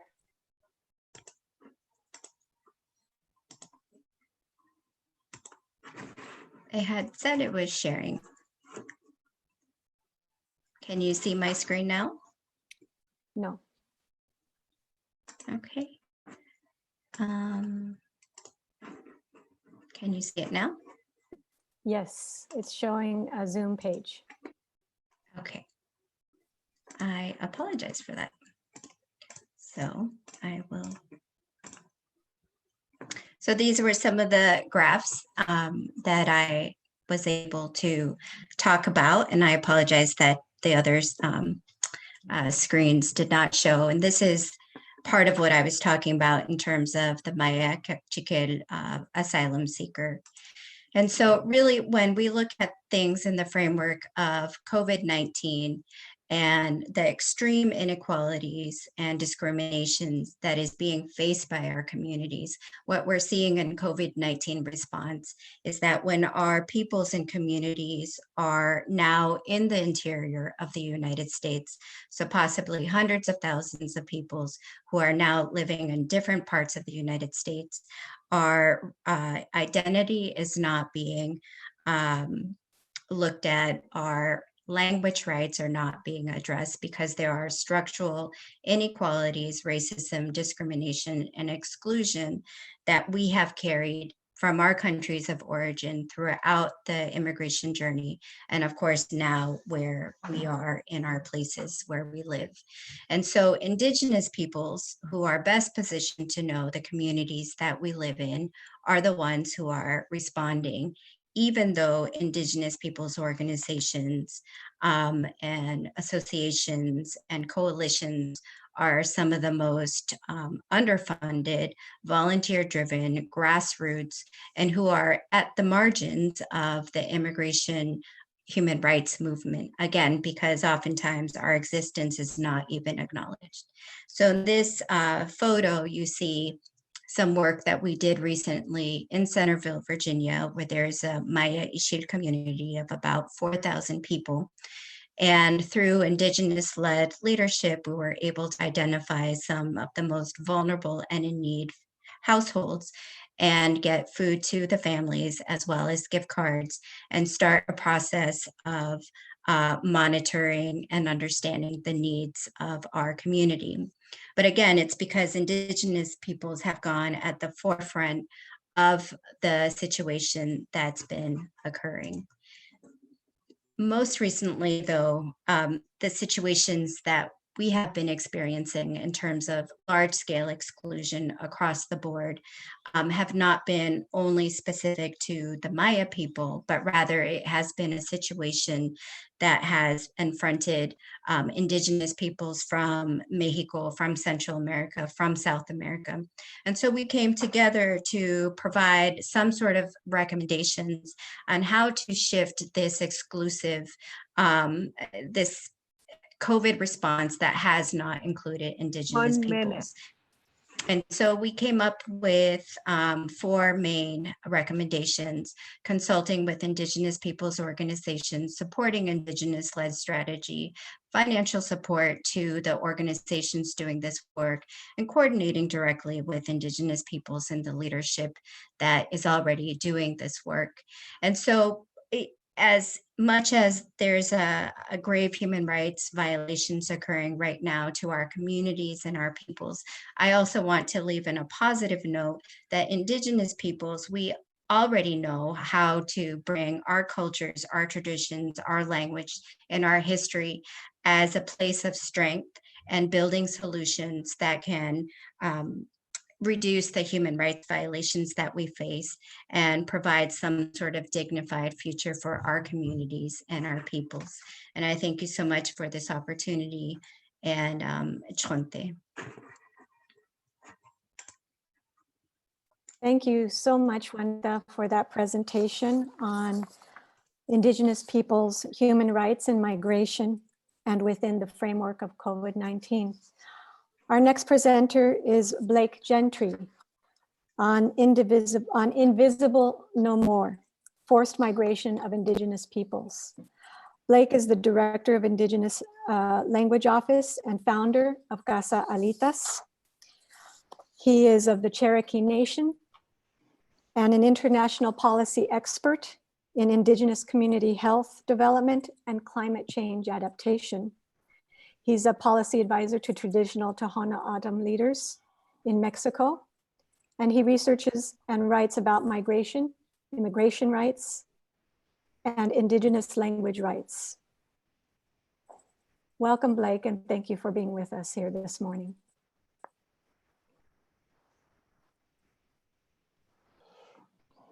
Good morning. Not sure you all are seeing what you're supposed to see here. Yes, we do. Okay. Good morning, Osio, Pima College audience. My name is Blake Gentry, and I'm going to jump right into this. I appreciate Juanita's discussion and the relationship that has come about between the Indigenous Languages Office in Tucson at the Alitas Shelter and the International Mayan League and the Indigenous Alliance Without Borders, which is a Tucson organization.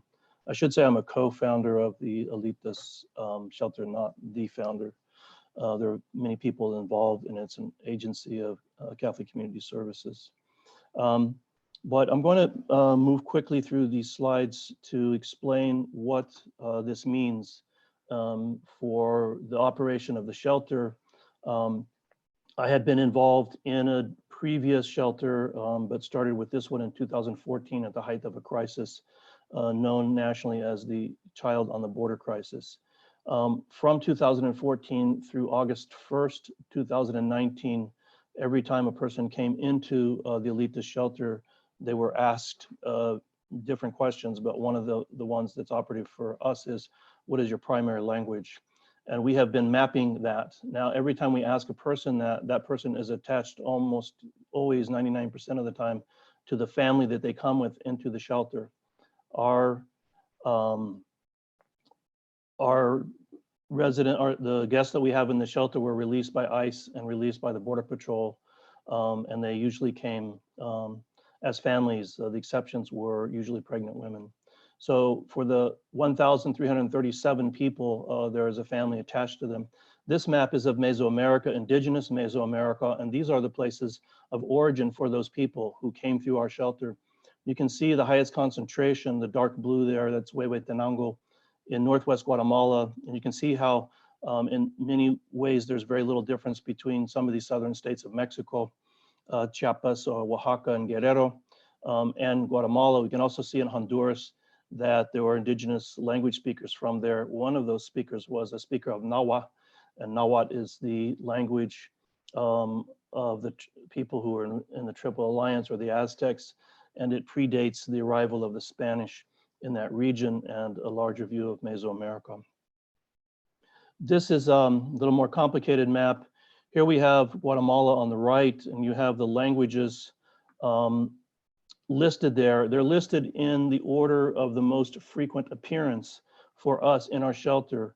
Our shelter received people from 8 out of 9 Border Patrol stations in Southern Arizona, so we feel that it's representative of immigrants coming through the Arizona border, the only one that's not there. Sometimes people are sent to San Isidro in California, other times they are sent to the headquarters of the Border Patrol, which is on the base here in Tucson. So those lines going every which way show a bit of a pattern. I'm going to describe that pattern. And what we have are languages from the highlands, which you'll see a little bit better in another slide, but to the left, where the green and orange and yellowish colors are, those are basically the highlands of Guatemala. And 8 out of these languages are from the highlands, 2 are from eastern Guatemala, 1 is from the north, Quechua, 1 is central, which is Cachiquel, and then we have 1 which is southern coast Mexico. To the left, you'll see over there a reference to Mixteacalco, and that place in Mexico, which is in the state of Guerrero. So this is the panorama of languages that people speak who come in, who self-identified as speaking those languages. We know that 1 out of 5 people coming into our shelter spoke an indigenous language as a primary language because they told us, but we also know that many did not tell us. And as Juanita pointed out, somewhere around 35 to 40% of Guatemalans coming into the shelter do speak indigenous language, but we are pretty clear that it's higher from that because we know that when a mother tells us that she doesn't speak indigenous language, and then when her child runs off and the mother is calling the child back to the table and she's speaking to her inner indigenous language, we know that that person actually speaks an indigenous language. And that gets to another issue, which I'll touch on a little bit later. This is the migration route. Some of you may be familiar with this. There are 2 basic migration routes for people coming into the US. And for Guatemala, that route has been around for indigenous into Arizona specifically since around 1979. People would go to Queens Creek, south of Phoenix, and get in vans and go to Indiantown, Florida. So the lines there aren't exactly the route. It's because I can't make them straighten out, those lines. But these are the 2 major routes. And from the highlands, most people prefer to come through the Arizona border or through California border. And those who are in central Guatemala or northern Guatemala or eastern Guatemala tend to go the shorter route, which is to Texas, where the majority of all immigrants go through because it's closer to Mexico City and it's cheaper. So we have 2 various areas that are the major sending areas from Guatemala: the highlands, Altiplano, which you can see in the photo there, and the lowlands in the north or in the east, close to the border with El Salvador. Also, I'm going to say we've seen a shift in languages. And when I'm talking about languages, I'm referring to the same that Juanita talked about, the 22 Mayan languages. There's a couple of indigenous languages in Guatemala that aren't Mayan. But these, the big blue part of the pie chart here shows us what we saw from the period of 2014 to 2017. And then in the more recent period, when we had many, many more people come, there were additional languages that showed up. It doesn't mean that all those other languages dropped out. It just means that the orange pie slices there were other languages that hadn't shown up before. And so we represented them in that way. And you can see from there, I think it's 1, 2, 3 of them are from Eastern Guatemala. 3 of them from Eastern Guatemala, one's from Northern Guatemala, and the other ones are from Western Guatemala. So we're having a shift in language demographically and geographically, representing almost all, I think it's about 17 or so of the 22 languages at that point. However, we do know from other sources that every single indigenous Mayan language showed up in some Border Patrol station or detention center in the state of Arizona in the year 2019. I'm going to move on to the process of exclusion, which Juanita explained very well, what it means to people who are actually put into the throes of the US immigration system. And sometimes you have to wonder about the word system, but this is, excuse me, graphing I did in 2014. This is a little bit difficult to discern because of the blurriness, but if you look at the central part of the panel, you will see different symbols and different colors. Department of Homeland Security, ICE is the gray, Border Patrol is the green, Customs and Border Patrol should be blue, and it looks a little wrong, and then the DOJ is the court system, and then you have USCIS. All of these are actually agencies under the Department of Homeland Security, but they all act according to them independently. So at the top of the screen, you'll see a family entering, or you'll see a family either being arrested because they're already in the US, or they're arrested at the border. And then they start going through all of these boxes, and every box means a change from one institution physically to the next institution, and representatives of those institutions coming into contact with indigenous language speaking families. And what happens is there's no record from the point of arrest by the Border Patrol or by ICE on the street. And there's no record that they speak indigenous language. They're not asked if they speak indigenous language. So they get passed on from one agency to the next agency, to the next agency, to the next agency, until they're either win their asylum case, or they put it on appeal, or they're deported.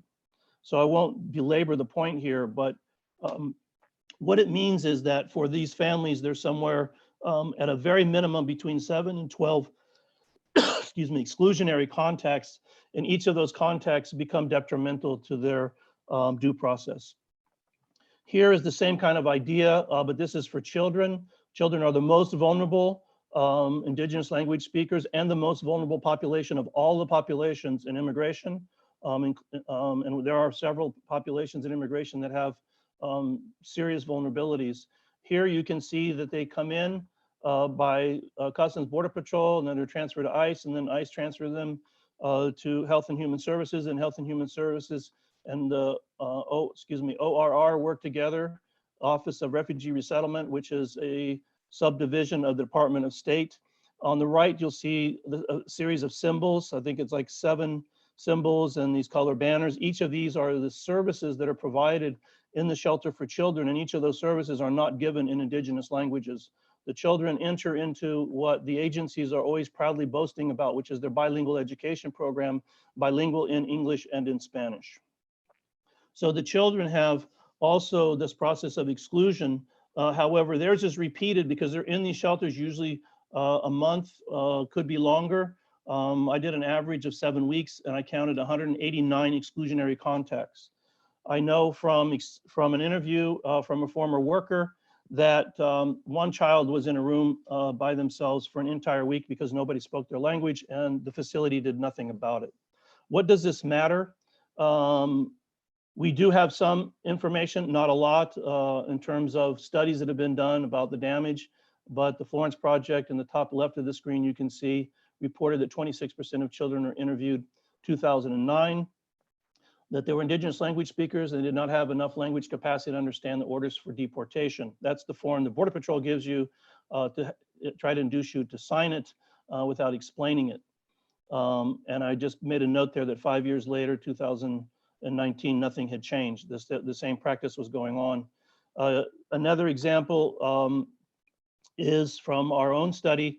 The 56% of adults who reported they were bilingual in an indigenous language in Spanish stated they did not receive a reasonable explanation of their ICE office appearance date, meaning when they were released and had to go into the interior, they have to show up at the ICE office. If not, an order can be put out for their arrest by ICE.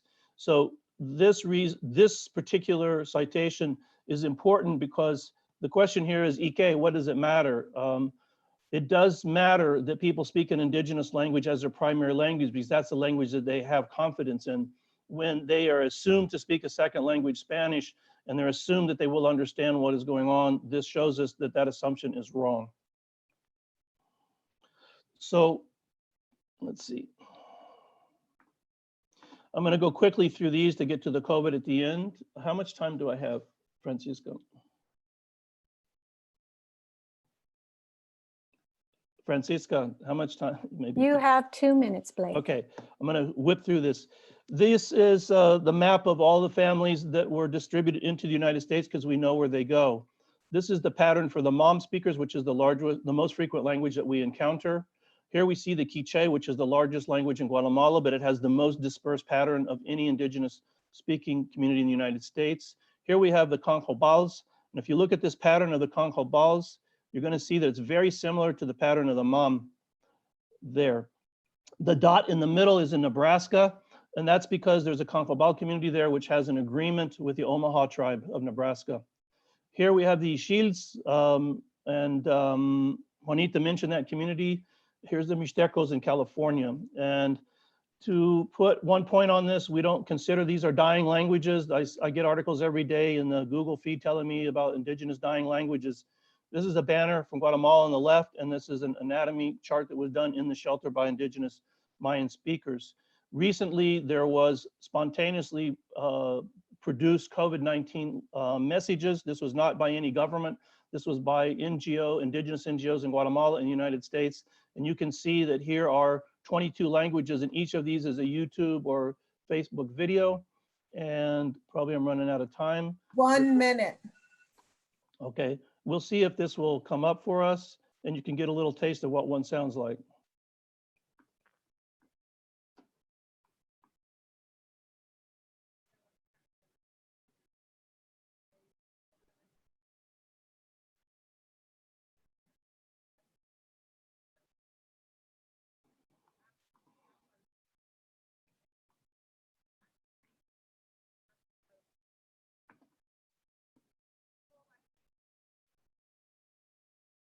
So this is using cartoon characters, and this is one that's done specifically for children. There are others that have high-end production that look like any newscast that you would see with the flying symbols coming in to announce the modern newscasters. There are other ones done by Mayan young women who are in traditional dress. There's a great variety here. And these have been distributed to organizations in the US-Mexico border and in the Guatemalan-Mexico border, and to health officials in the United States. As much as we have been able to about 40 or 50 different outside contacts. So I want to thank Pima College and the opportunity, and Juanita for the collaboration on this presentation. Hope to see you all in the future. Thank you so much, Blake, for your presentation and for joining us this morning. Our next speaker is Gabriela Casares Kelly, who will speak on space, the final frontier, transforming mainstream spaces to include indigenous voices. Gabriela Casares Kelly is the co-founder of Indivisible Tohono. She is a proud union dues paying, Red for Ed public school educator and community organizer. Yay!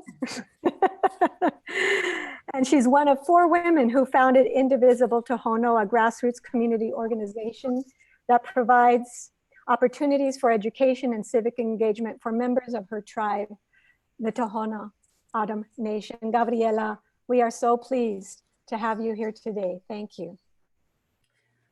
Thank you for having me.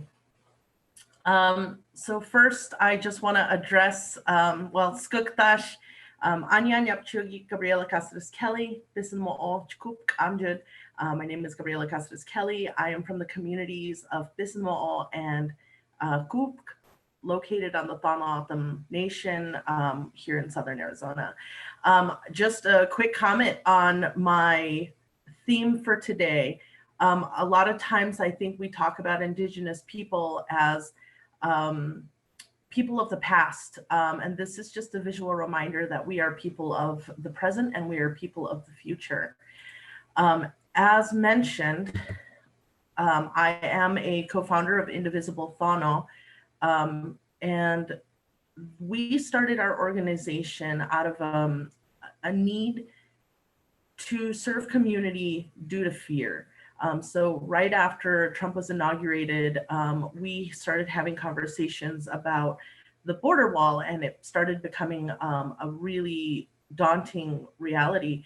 And so our organization, rather than put people and bodies out in 110-degree weather and have the next Standing Rock, which would put people's lives at risk, we decided we needed to figure out what we could do on paper. Very first thing, anytime I present, I like to share how to present, how to pronounce Thana-Otham. I don't want you to repeat this part, but I will share the formal pronunciation, and then I'll literally give you a green light to when you can repeat within the safety of your own home, so no one will ridicule you. But the formal pronunciation of Thana-Otham is Thahana A'atham. You'd hear that pronunciation on the radio or in a formal setting, and you do hear people pronouncing it in this way, but the most common pronunciation is Thana-Otham. Thaw, like you thaw something. Na, I don't want that. Ah, how cute, look at my thumb. Thana-Otham. So there's your green light. So in the safety of your own home, pronounce, you can repeat after me, Thana-Otham, Thana-Otham. And Thano means desert and Otham means people or person. It is both a singular and a plural.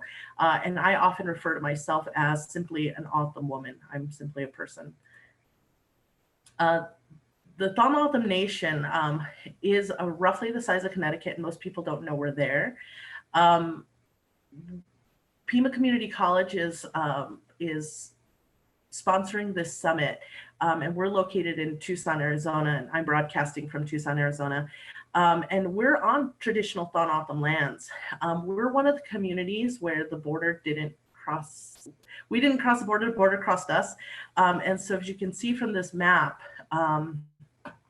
the traditional lands make up a really huge part of Arizona. And so it's really surprising that a lot of people don't know who we are or are able to pronounce the name of our tribe. One of the reasons is that Thana-Otham is actually written in the Thana-Otham language. They're just, in this particular case, there are no special characters that alert that it's in a different language. But Native representation in Arizona, there are 22 distinct tribal nations in Arizona.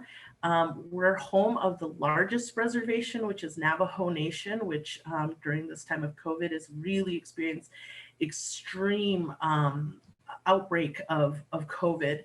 And then also we have the Thana-Otham Nation, which is the second largest. Overall, it's more than 27% of 27% of tribal lands make up Arizona. And so the fact we have very little representation in any spaces where decisions are being made is a very huge problem. To piggyback off of what Juanita and Blake were saying, you know, this lack of representation, it's deadly. It can lead to very dangerous things. So it's important for us, and I'm always a fan of stating the obvious, but no one can tell our stories better than we can. No one will champion our causes better than we will. And we have to be in all spaces where decisions are being made. And right now, those decisions are life and death decisions. The language we use tells us a lot about how we perceive the space and how we imagine ourselves within that space. And so for the context of this presentation, I'm talking about mainstream spaces, meaning that these are spaces that are not majority Native, or I would call them non-Native spaces. This doesn't always mean white. This can be a Latinx space or a Black space or a space where Indigenous people just are not in the majority.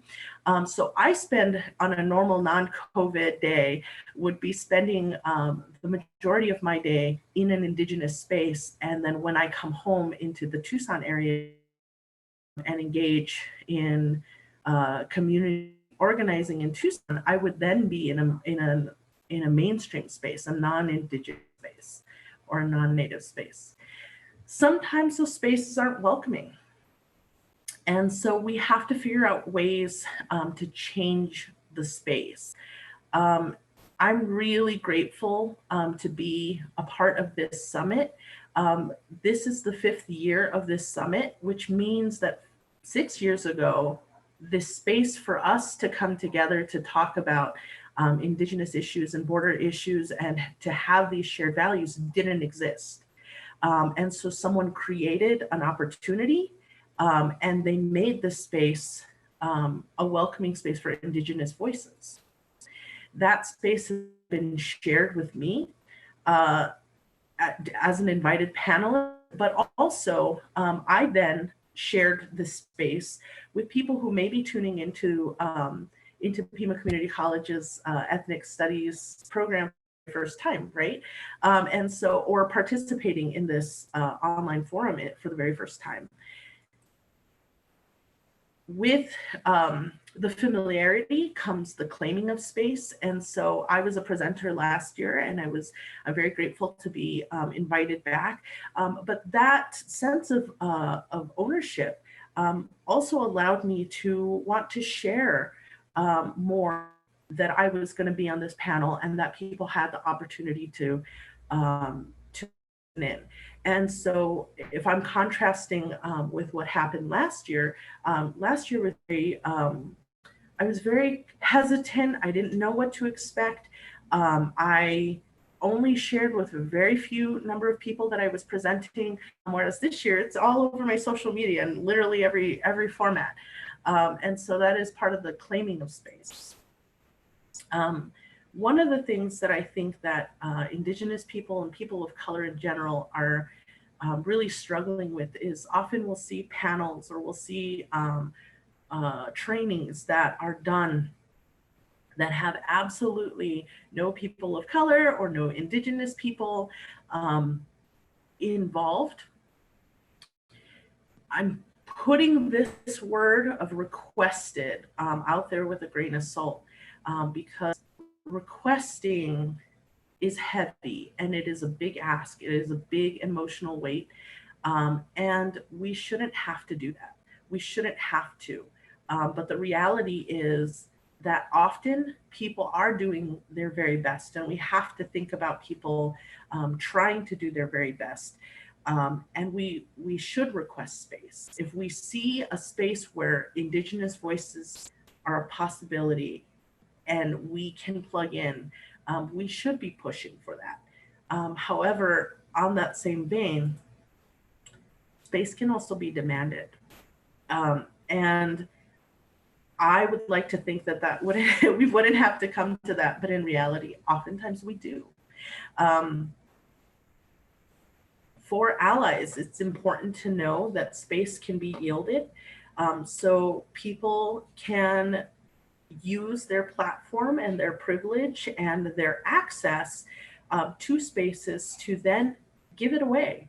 And that is a really powerful thing to elevate others and give them that space to share and to share their knowledge. This word, seized, can be a controversial word. It really depends on who is doing the seizing and who it's being seized from.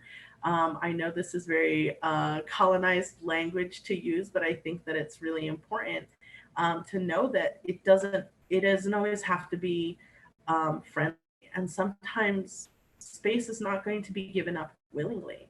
And we have to be ready to claim what we need. Violated spaces.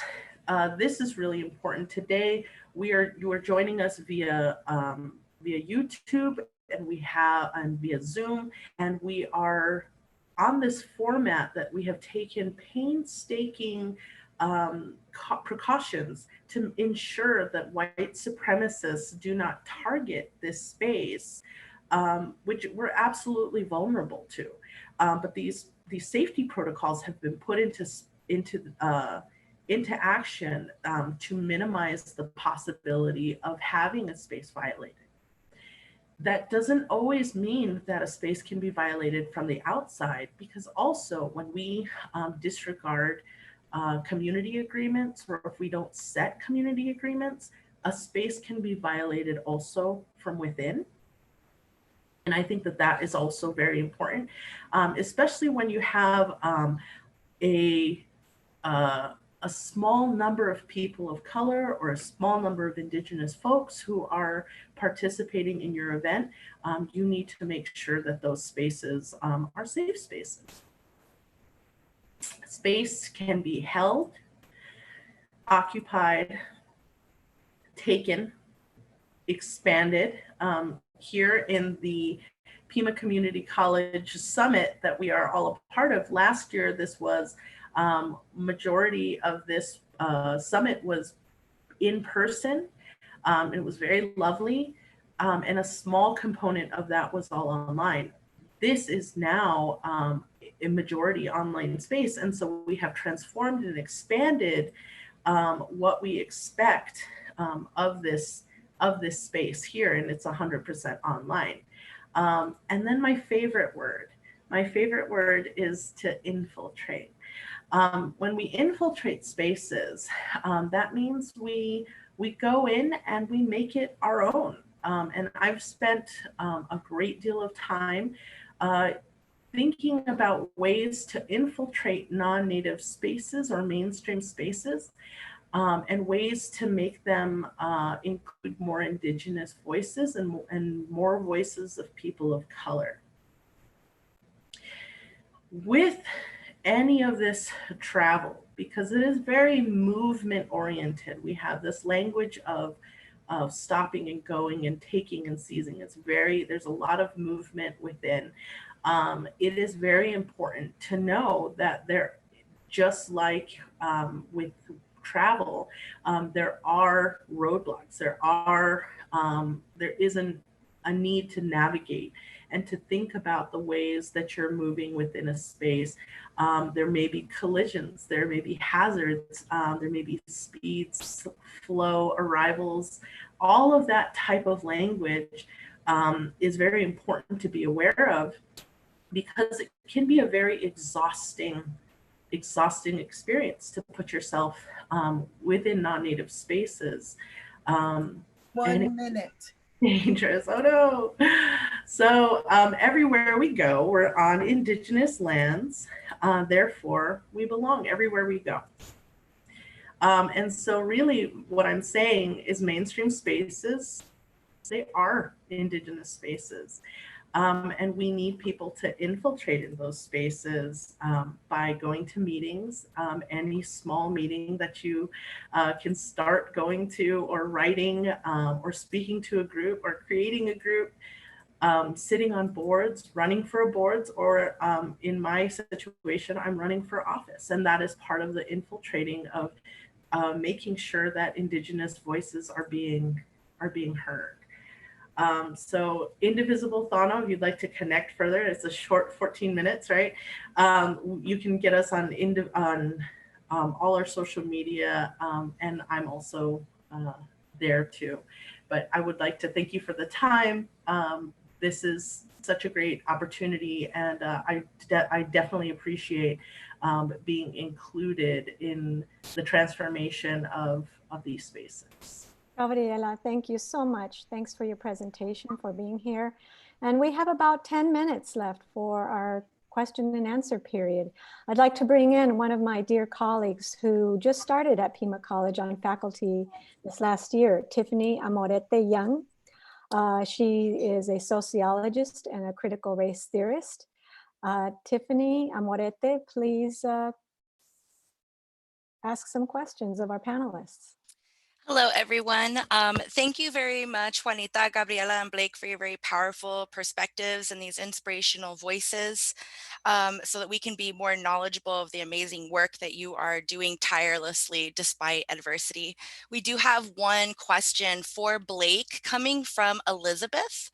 What are communities doing once migrants arrive to their new homes in the United States to maintain and preserve their language?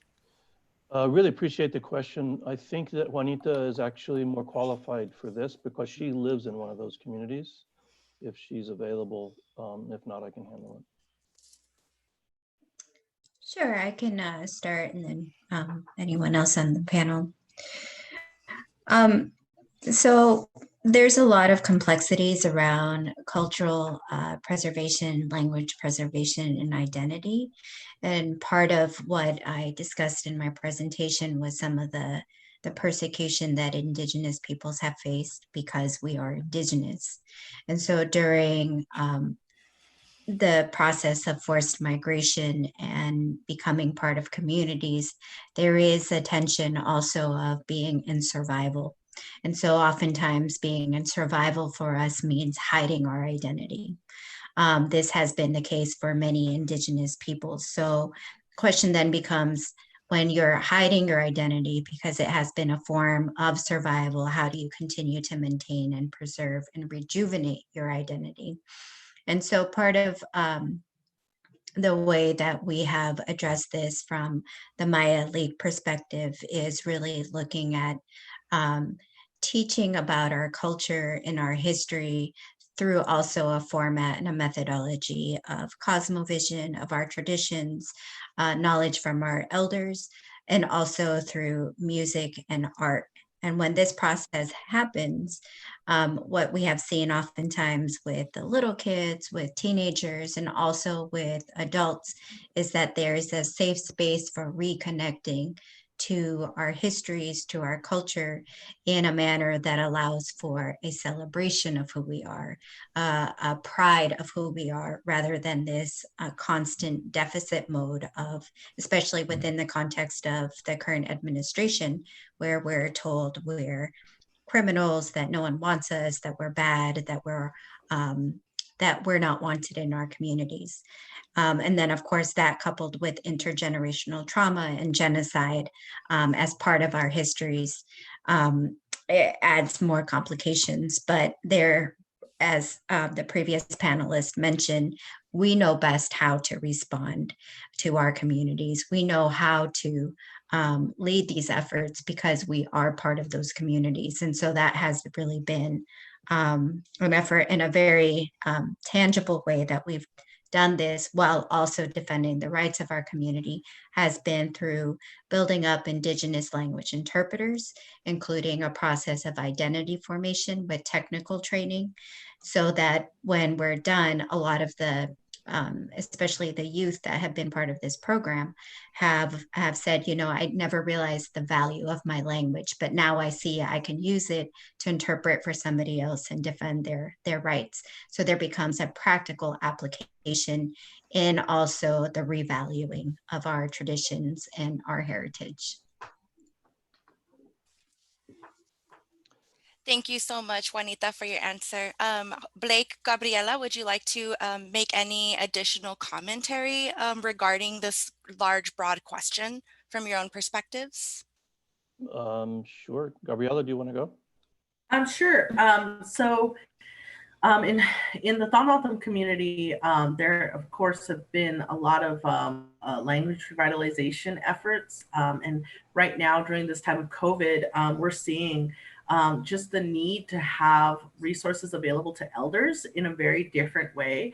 And so those videos of people speaking language and trying to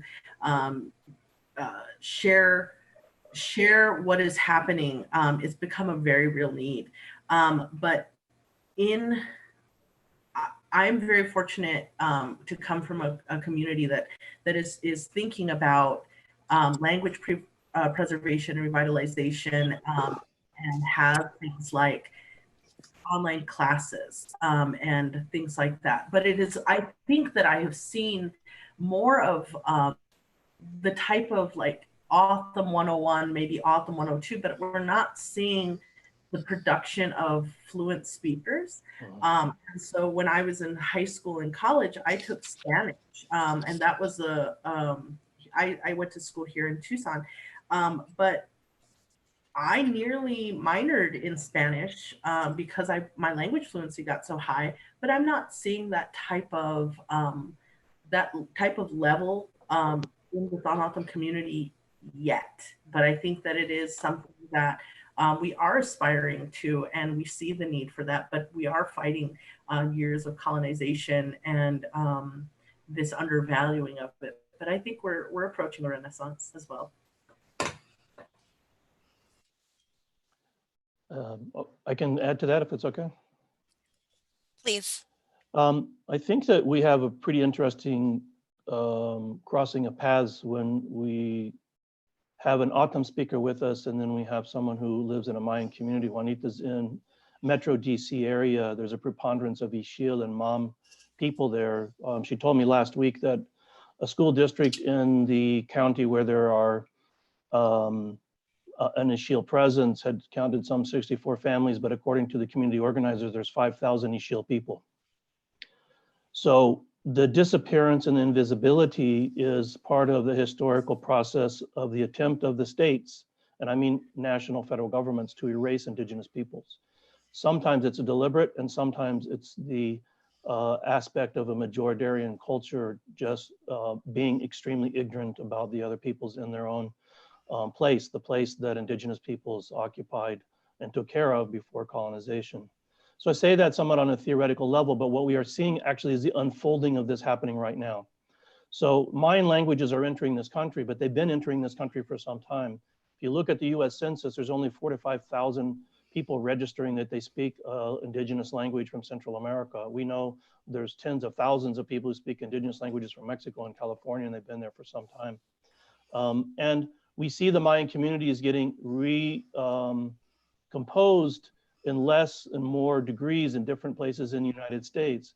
Those communities oftentimes are served by local nonprofits, churches, who originally start out doing social services, including indigenous communities themselves.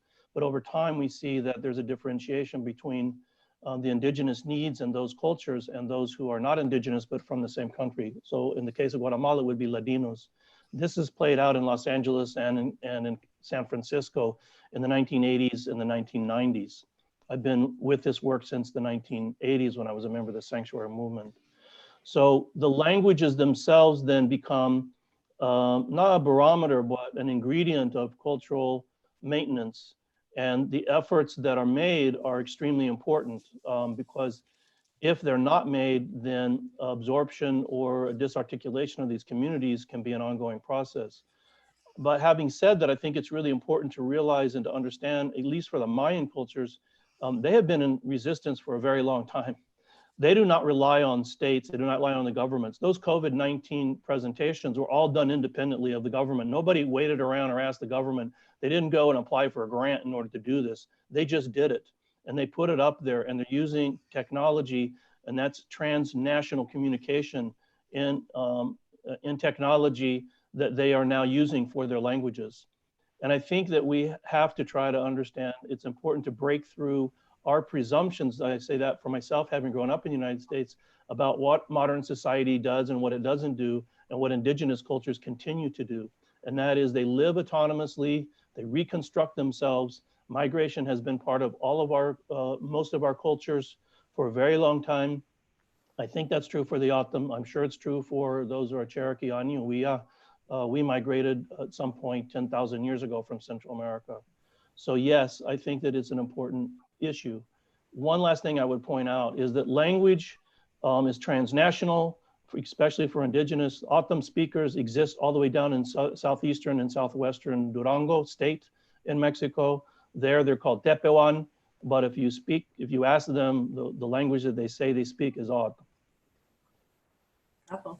Thank you, Blake. Thank you, Gabriela, and thank you so much, Juanita. This has been a really powerful panel of indigenous perspectives and just the tip of the iceberg in terms of the diversity of experience and expertise and viewpoints on the themes of our summit today.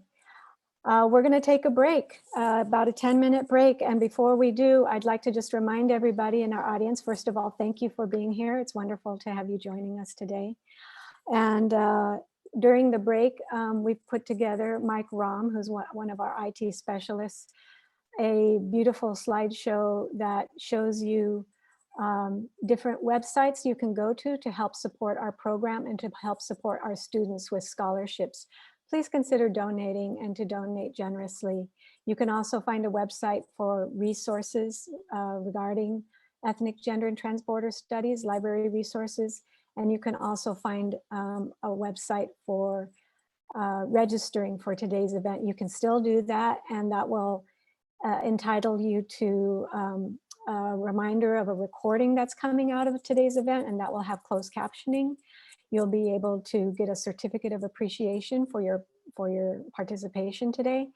And you'll be able to participate in a vote that we're going to have on student visual arts for the contest for scholarships that we're conducting, as well as an opinion survey that we're going to send out. So lots of good reasons to still register. Thank you, everyone. And we will reconvene here in 10 minutes to see the next panel, which is Getting to the Root of It All, Black Migration and Displacement, with Teray Fowler Chapman, Trinice Joy McNally, and Friedian Tuyisenge. See you all then.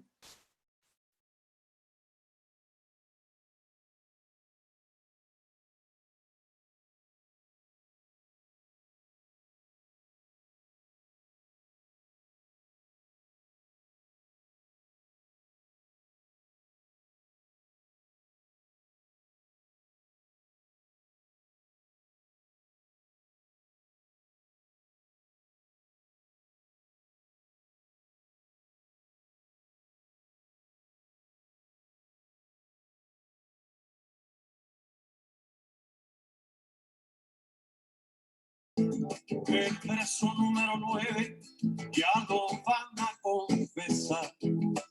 Está rezando en su celda con el cura del penal. Porque antes de amanecer, la vida le han de quitar.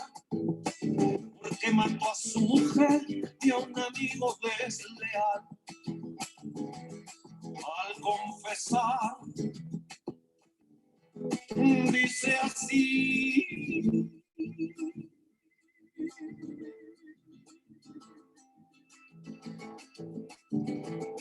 los maté, sí señor, y si vuelvo a nacer, yo los vuelvo a matar. Padre, no me arrepiento ni me da miedo la eternidad. Dios que allá en el cielo, el ser supremo lo juzgará. Voy a seguir sus pasos, voy a buscarlos al más allá. Ay, ay, ay, ay.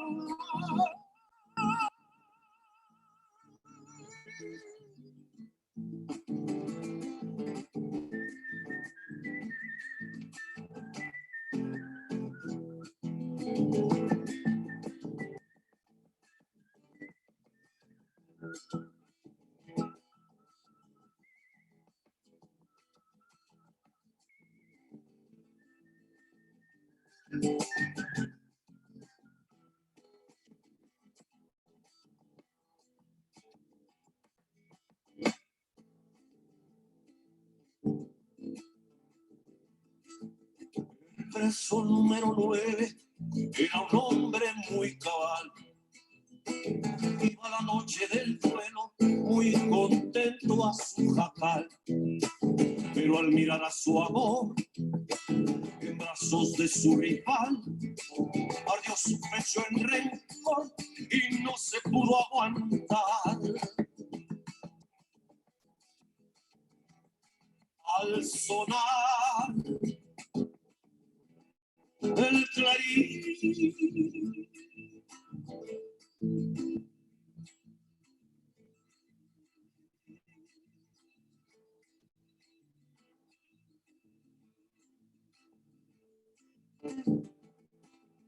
se formó el pelotón y rumbo al paredón se oía el hombre decir: Padre, no me arrepiento ni me da miedo la eternidad. Que allá en el cielo el Ser Supremo los juzgará. Voy a seguir sus pasos, voy a buscarlos al más allá. Ay, ay, ay, ay.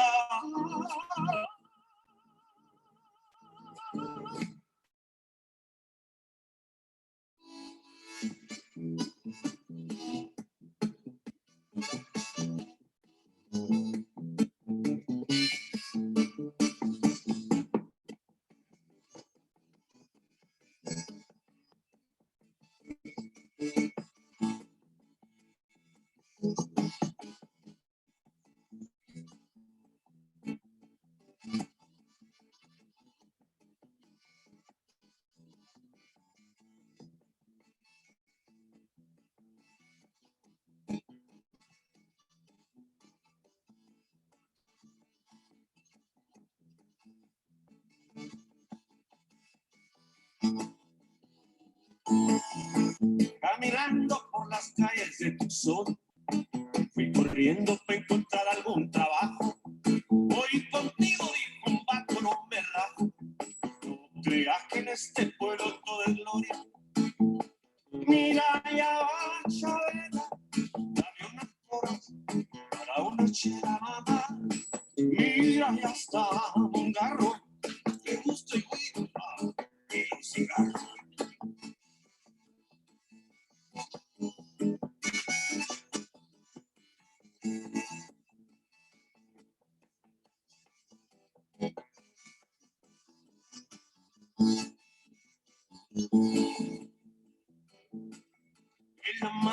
La marea que se va,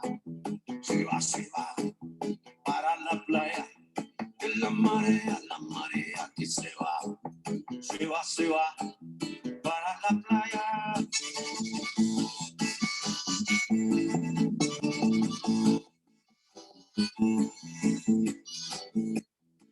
Hoy fui y me encontré trabajo en una esquina y yo me puse a jugar y a lavar platos. Me compré unos buenos jeans, unos zapatos, unos condones, el reloj y vaselina. Mira ya Josefina, baila muy bien en la cocina. Mira ya Filemón, es un fregón para la construcción. Es la marea que se va para la playa. Es la marea que se va para la playa. Nunca pensé que mi corazón se fuera, la balanza se fuera. Nunca pensé que mi corazón se fuera, la balanza se fuera.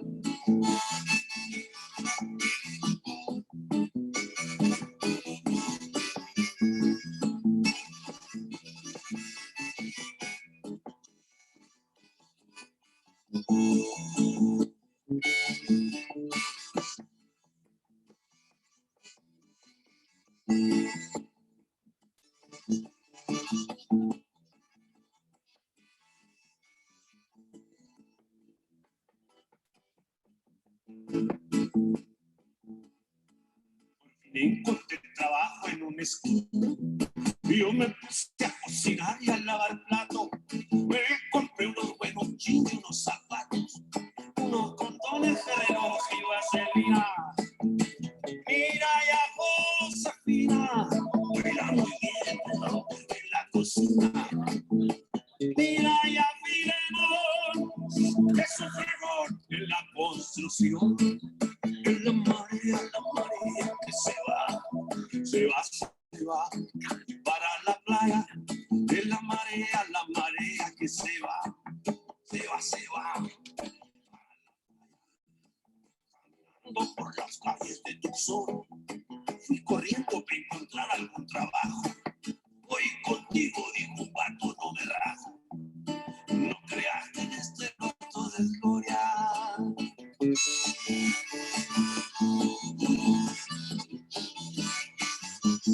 Qué a gusto se vive.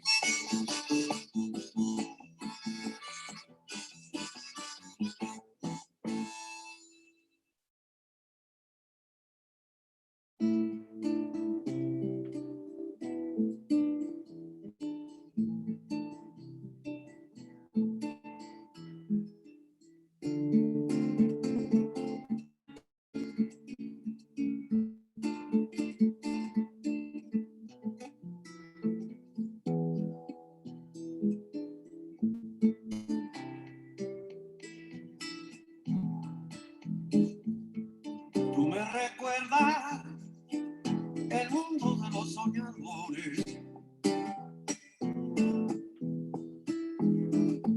el mundo que nos separa del mar si es de noche.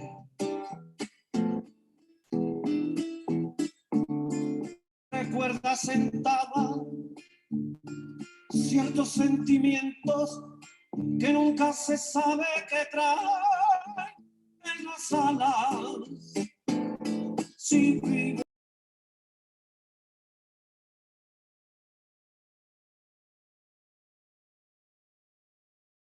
Hi, and welcome back to this panel presentation. My name is Dr. Tria Allen, and I will be the moderator for this panel. Just want to remind everyone that this is being recorded, and if you registered, you do have access or at least notifications when those recordings become available. This is also a great time to announce that, as Dr. Hernandez said earlier, EGTS as a department hosts 5 theme areas, and we are happy to announce that fall 2021, we will be adding a 6th, which is African American Studies. Those classes will be available to our community learners and our wider community fall 2021. So I just want to take a moment to kind of introduce this panel, this amazing panel. We're going to do them all at once because they're collaborating together. This panel is called Getting to the Root of It All, Black Migration and Displacement. So our panelists are Teray Fowler Chapman, Trinice Joy McNally, and Fredian Tuisange. So I'm just going to make sure that everyone is on mute as we're flowing into these things. So Teray is a Black trans activist, writer, educated in Tucson, by way of the Sonoran Desert, by way of Boots Bayou. This poet is the Words on Avenue founder and the first African-American executive director of the Tucson Poetry Festival. Trinice Joy McNally is a Black queer feminist who is nationally recognized as a transformative leader, student affairs professional, researcher, and organizer, and committed to the liberation of all Black people. And finally, but certainly not least, Fredian Tuisange is a junior at the University of Arizona, majoring in PPEL or Public Policy and Law. Fredian speaks from the experiences of being a Black feminist in the United States and how her background as a person with refugee background status has shaped her experience in activism.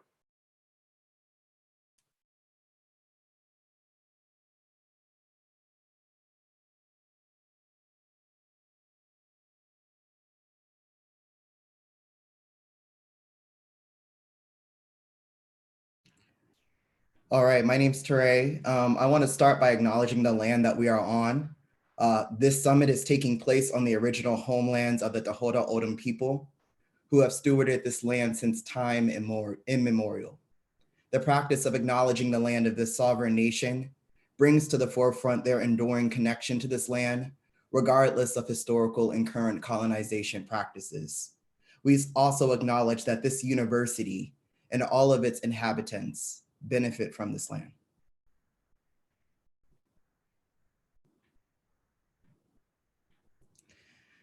So I was the first Black executive director of the Tucson Poetry Festival. And this was during that time, it was pre my transition.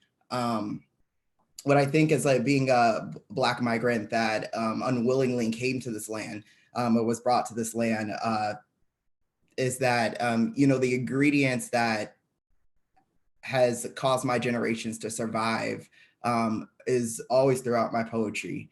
That's been a way that I've been able to get healing and to get free. And so, you know, sometimes I like to look back at spoken word films that I've done in the past and to kind of catch like where like my mind was going, where my mind was questioning borders and questioning the information that was given to me as truth. So when you watch the spoken word film, notice what you notice in it. What lines resonate to you? What medicine resonates to you? And we'll go ahead and go into the film now.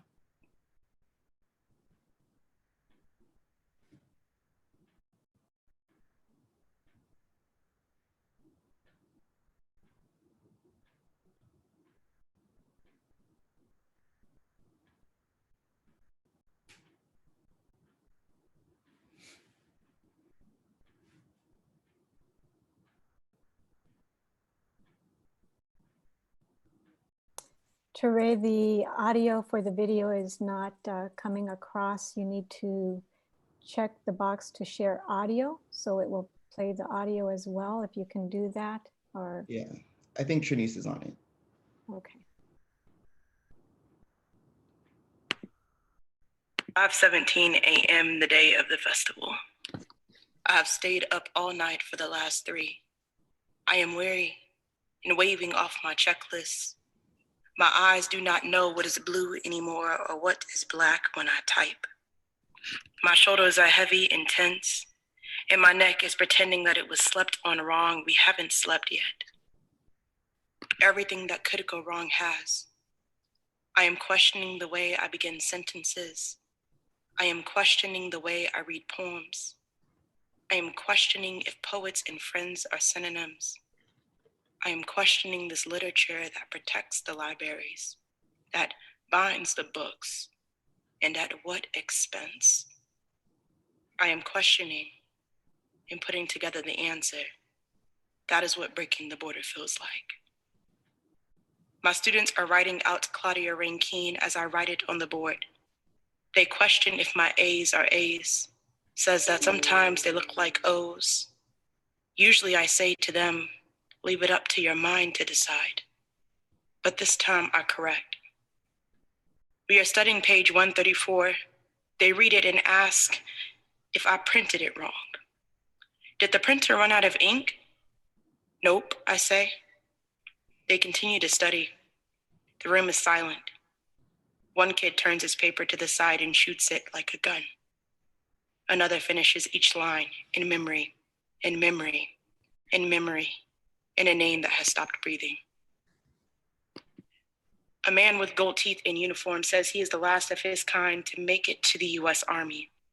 He is talking to a desk full of bright-eyed boys and girls. He talks about the arms beneath his jacket, says they look like subway trains of ink, that nobody in the Army looks like old Sarge. He talks about the money and stability these kids would have, all the jobs that are offered. He says you can work in Border Patrol and make more than I have seen in this lifetime. I see one student look down. I see one. I want to say we don't patrol borders. We want to break them, all of them. But to break them would mean that we have them. Maybe we do patrol. So then I want to say, well, all money isn't good money, that all dreams aren't good dreams. Some are another person's nightmare. But before I can say that, he says, he just activated his Facebook a day ago, that he deactivated it a year ago. He says, you know when all that Mike Brown stuff went down? That it turned him into a mean person. We have plenty of minutes. We have plenty. But I hold my hand to say that we have 5. I tell him it is time for the future to speak. It's time for our students to say a word. That is what breaking the border looks like. When a reporter asks how I feel about being the first African-American executive director of a festival that is older than me, I want to say that 32 years is a long time. I want to say that I'm breaking down this border, but I don't know if in 1981 it was a border. I want to say, when you think of the word executive, what is the color of the person's skin that comes to mind? What about the name John or Rashad? I want to say it is acted on and not even thought about, but I don't. I say that we have come a long way, but we have a long way to go. As if to say that on one side of the border, I am a Black body in present tense, and on the other side, I am human. That some corners got my guts sprayed all over the pavements. That this game is just luck some days. That giving me marriage equality and tearing apart families on the same soil is counterfeit. So celebrating while another is being shot at would be counterfeit. We are not what we are, but who we are as a nation. This comes with the thought of Etika Chilome, who is heavy on a computer screen and beautiful with her words. And I find myself nodding as we share the time on a 24-hour online cipher for Ferguson. I want to also talk about the borders of our bodies, the ones that keep us protected, that there are borders in ourselves that shouldn't break, that we don't condone that dismantling. This theme is intentional. Bring you as you are, your borders as they are. Let's show them to one another. Let's talk about what we look like. Let's talk about our scars, the walls that grow from them, the borders we live in, the borders we write in. Can we talk about it? Break them down. Break them down. Break them down so we can bring you up. Thank you.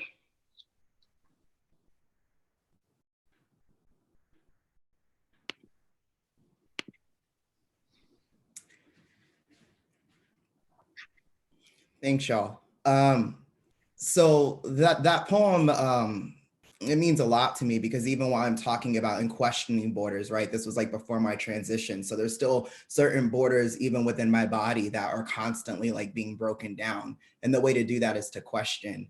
One of the biggest practices that has really saved my life is my breath and is my meditation practice.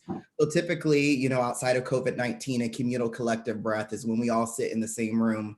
And when we're breathing in, or actually breathing in other people's breath. And when we're breathing out, we're giving other people our breath molecules. But we can also do that with ourselves because we can also be our own healing. So I'm gonna ask you all to find a comfortable place to settle your body. And meditation is not meant to be serious. I think it's meant to be playful. So instead of trying to clear your mind, because that's also your brain thinking, what happens if you lean into a thought? If something comes up and you just roll with it and allow it to just be. And so during this communal collective virtual breath, I'm gonna ask a couple of questions and I want you to think of a word that relates to that question. And then I'm gonna count 1, 2, 3, go. And when I say go, immediately say that word that comes to mind. All right, so it should just be one word. And when I say go, it comes to mind. I'm gonna give you all a chance to go ahead and find a comfortable place in your body.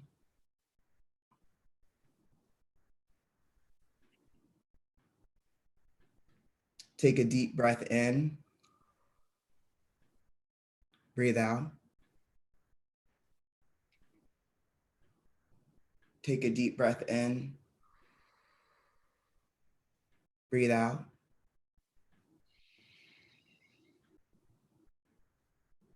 And this time, instead of controlling your breath, try to follow it like a path. Find your natural rhythm and just let it dance. Follow it with your mind. Are you breathing heavy? Are you anxious? Are you joyful? Is it relaxing? Your breath can tell you a lot about how you're feeling. And I don't think the breath ever lies. The first question here. How am I feeling? How am I feeling? 1, 2, 3, go.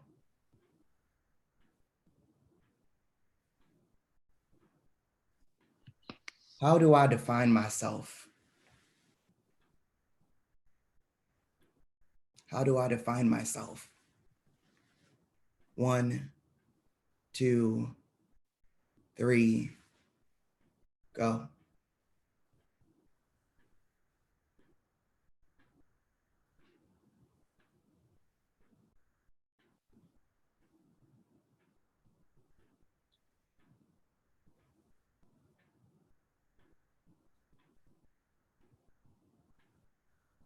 How do I need to redefine myself?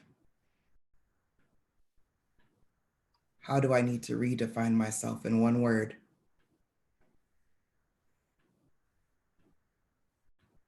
One minute. 3, go. Where did these definitions come from? 1, 2, 3, go.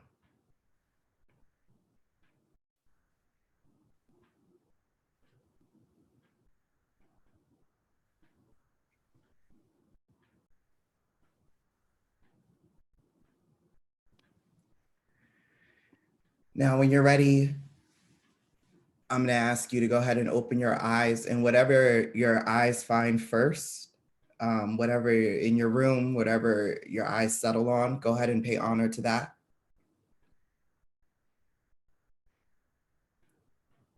Thank your ancestors for getting you thus far.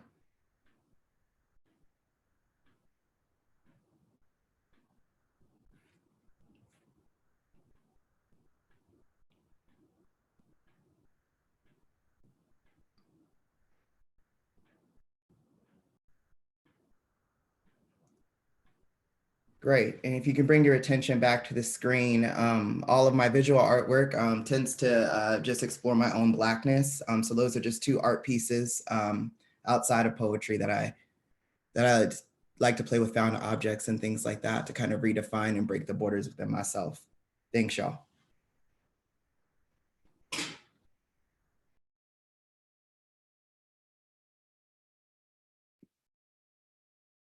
Good afternoon, everyone, and thank you so much, Teray. We are going to move into the panel discussion entitled Getting to the Root of It All, Black Migration and Displacement. And before we do that, we would like to be really clear about our operating frameworks, our theory of change, and really how we're moving into this conversation. So the concept of migration is quite controversial for most, yet from the beginning of time, it can be traced that humans have migrated from one place to another. However, we must be clear that forced migration is what has brought the both of us in one way or another here to the USA.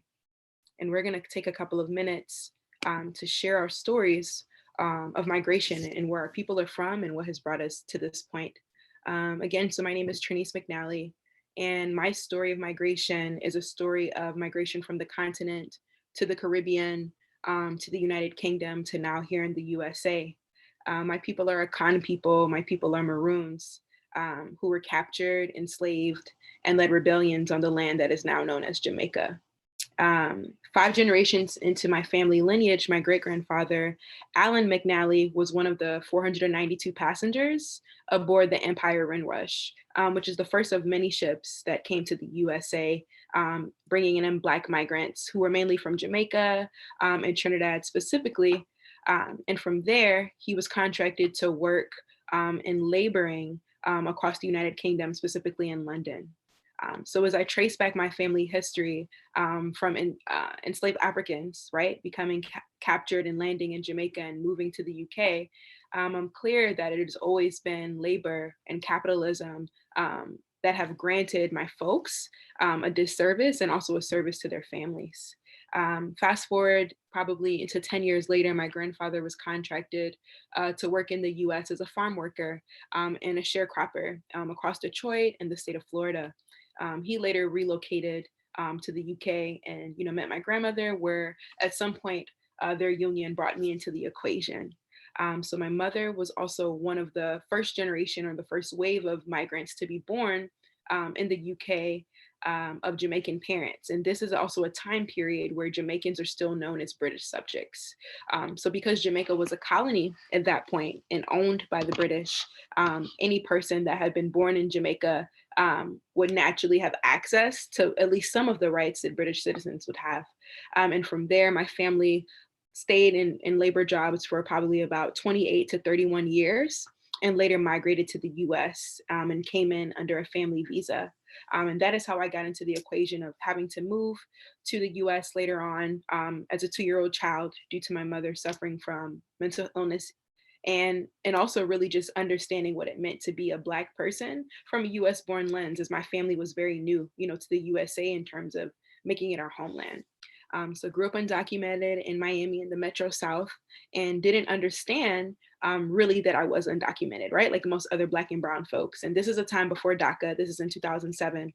And that was the time where I was applying to college and realized that I had been living in the US as what some folks would understand my presence as illegal. So went through the whole stressful time of really trying to access a visa, was able to create a F1 visa portal into an HBCU, graduated from that institution, which is now known as Bethune-Cookman University, the only HBCU founded by a Black woman. And that is where I started my activism and my organizing and have been trying to access visas, right, in terms of survival ever since I landed on US soil at the age of 2. So my migration story takes me not only from West Africa to the West Indies, to the UK, but also the now borders that we call the USA. So my name is Fredian Tuisenge, and I identify as Tanzanian-born, Burundian-raised, and American assimilated. And like to break that down is my family is from Burundi and Rwanda, and they moved seeking refuge into Tanzania because oftentimes America is not the first place that you go to when you're migrating forcefully. And so that's where I was born, in Tanzanian refugee camp in Kigoma, where my mom applied for refugee status through the United Nations. We were granted after a couple of years. I arrived in the United States and I was around 6-ish, and it was the most terrifying thing ever. Most times people ask me how I struggled so much assimilating here and adjusting to my new reality when I came from a refugee camp or when my parents survived a genocide and so forth. But I think for so long, when you're operating in your own bubble, things that are familiar with, it's easier. Like if I know that I'll wake up tomorrow to expect this, it's easier to adjust for it. But coming to a land where I didn't know the language, didn't know the people, didn't know the food, the crossroads, everything, the money, it just felt terrifying, not only for me, but for my mom. It took me several years. It took me 3 years in the States to learn English. So that was exciting, being a student and not knowing English. So and that helped define my relationship with school and so forth. And Arizona was my first home in the United States and has continued to be my first home. And because of that, I have gotten really used to the weather. First of all, coming from a rainforest to a desert, my skin was not prepared. So even now, it's still a little hard for me when I feel homesick to look outside and just see the desert and just trying to get connected. As a tribal person, as a person who comes from tribal heritage, it's difficult to not feel connected to a land. So trying to get myself to feel like I belong here. And I think that's a journey that I'm still on.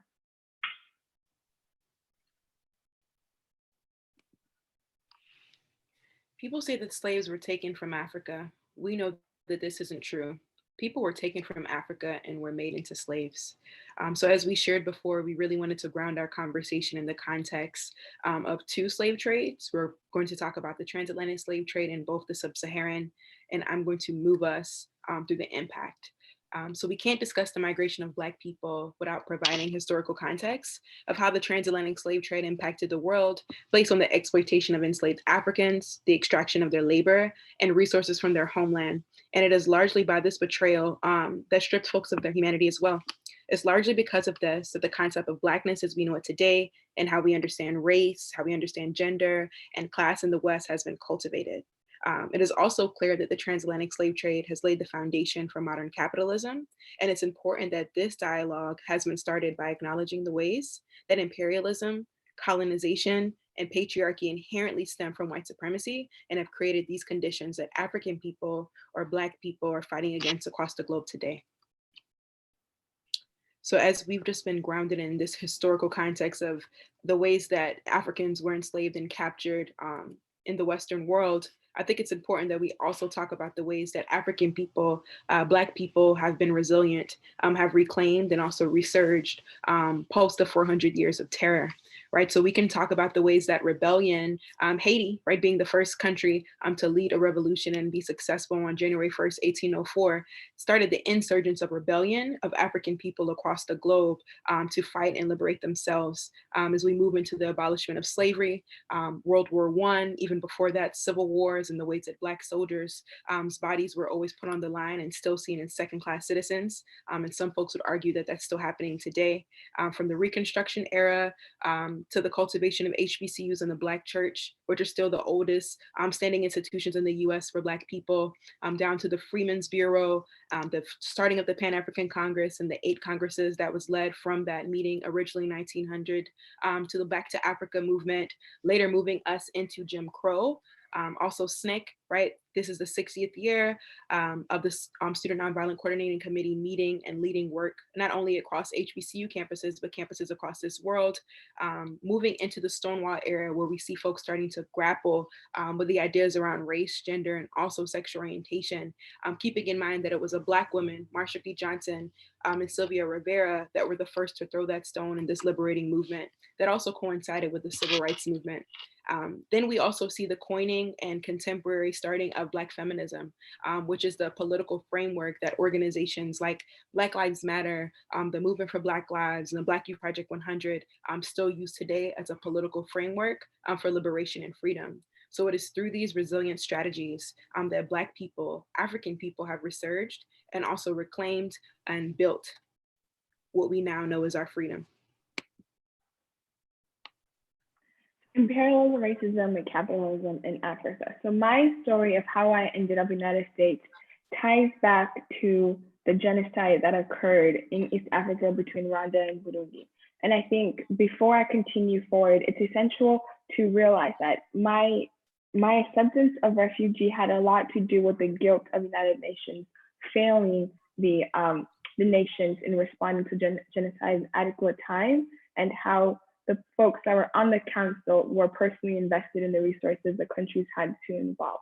So as I move into that, please keep me in mind, because that sets the tone for how I want to discuss capitalism and imperialism as leading forces in destroying African countries on their own land.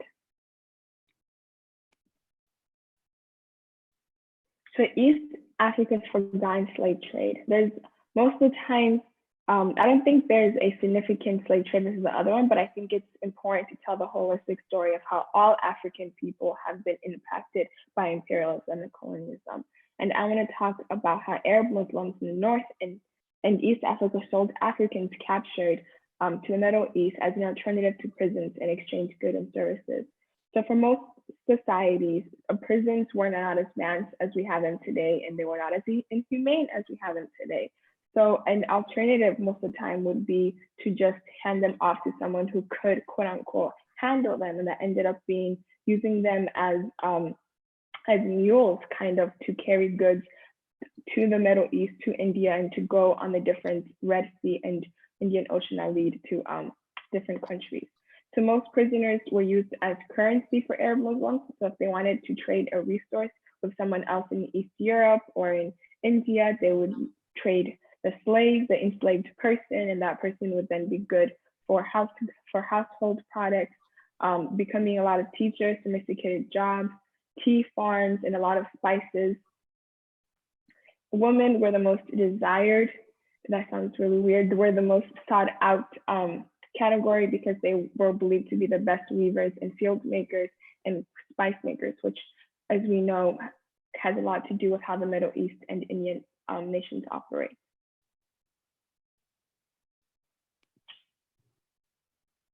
So I want to break down the sub-Saharan Africa and how that term itself is inherently politicized, because the term itself refers to non-Arab section of Africa, typically countries with Black majorities. So if you look at the graph, it usually starts right on top of Kenya and goes all the way down to South Africa. And what that does is it separates the narrative of poor, famine, and savage Africans from rich culture, stability, and civilization whiteness. Because for some people, it's difficult to imagine that Egypt and starvation can occur in the same continent, so they have to separate those two. And it also makes it easier for NGOs to be able to operate because of the mentality of we have to go save them, we have to go do this for them, we have to go restore the resources we took. So the folks that need the most saving, the poor and famine savage Africans, just happen to be the sub-Saharan Africa. In technicality, if it was actually following the desert, it would move as climate changes, and it would, like, at that pace, and it wouldn't be as consistent line, but instead it's a political term.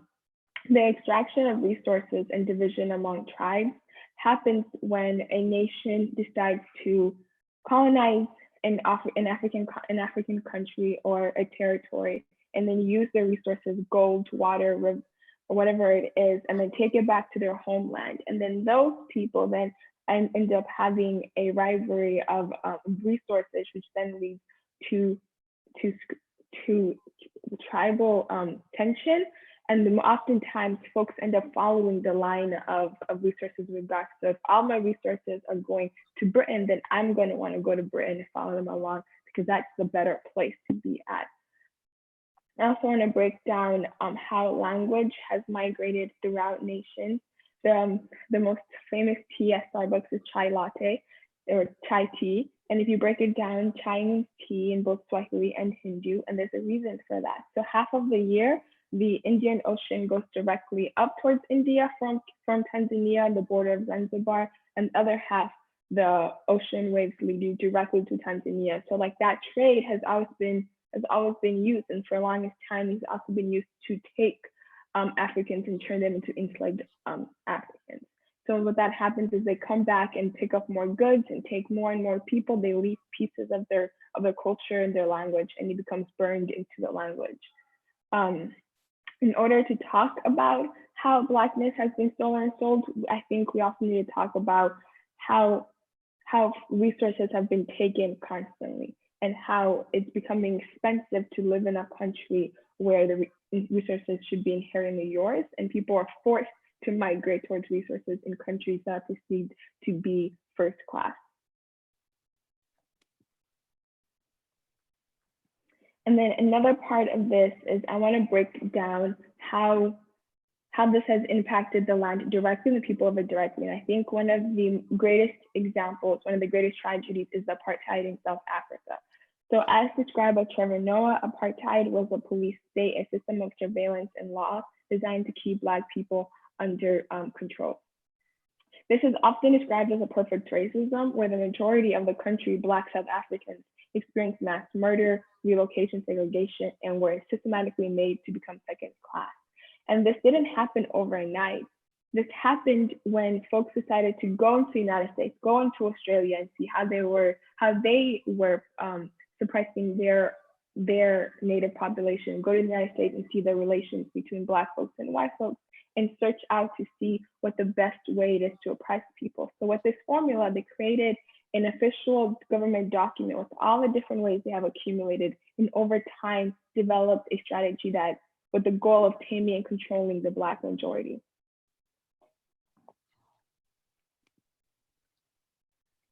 And as I said before, most of the times Black folks are forced to leave their country. So if your country becomes a place where you don't feel like you can live because all your resources are taken away, or a place where you feel like you're a prisoner of your own land, oftentimes you are forced to migrate into nations that have the resources, and nations that are doing the imperialism and the colonizing. So that brings us to our current landscape of where we're both located here in the US. So we know about 13% of the US population is made up of folks who identify as Black or from African origin or descent. Out of that 13%, 4% of the Black population here in the US are non-citizens. So we're gonna move you into like a policy briefing of understanding the ways that Black folks come into the US through the immigration system as migrants. And if we really wanna put a number system on the amount of people that are impacted as it relates to being a non-citizen, we're talking about 1.7 million people.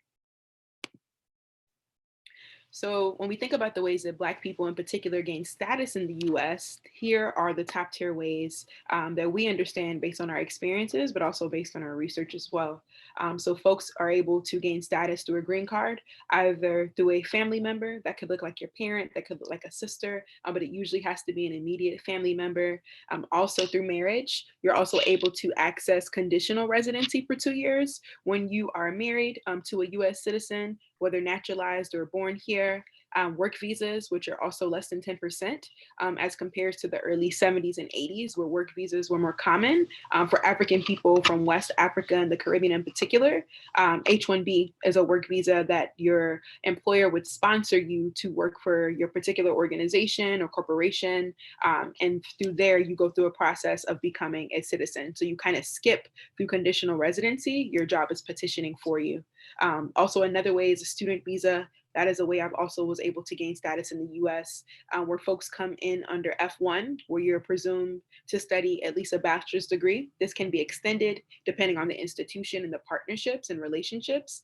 Some folks are able to come in on an F1 visa and stay for an extra year with an OPT visa, which is a work visa. And that's also another way that folks are able to move into an employment relationship to get citizenship, or it just depends on the relationship that the person has at the university. And Fredian is going to lead us into the last two as well. So asylum-seeking individuals oftentimes are already in the country. So if, for an example, if someone is in the country and decides and declares that their home is politically or physically unsafe for them to exist there, even recently, climatically unsafe for them to be there, they can apply for asylum. And as an individual, they make that initiative and they ask for the papers and they ask for that representation. They can have a lawyer, but most of the time it's individually led and they do have to be in the country already. The difference between that and being a refugee is that refugee happens before you enter the country. So you're declared a refugee by official documents. That could be by the way of the United Nations or other organizations. And what they do is they serve as an agency for you, and they give you tests and they test you physically, emotionally, provide you resources. And then you are then connected with a country, which that country becomes like your host country, and they take you in. And from there, you start off as your identification is being refugee status, and then you move into green card, and then you have 7 years later to move into citizenship if you pass the test. So I think it's important to differentiate the two because I do experience two different types of processes. They do take two different lengths, and one provides more security than the other one, because the other one, when you arrive as a refugee, you already have that title, whereas asylum is not guaranteed to you.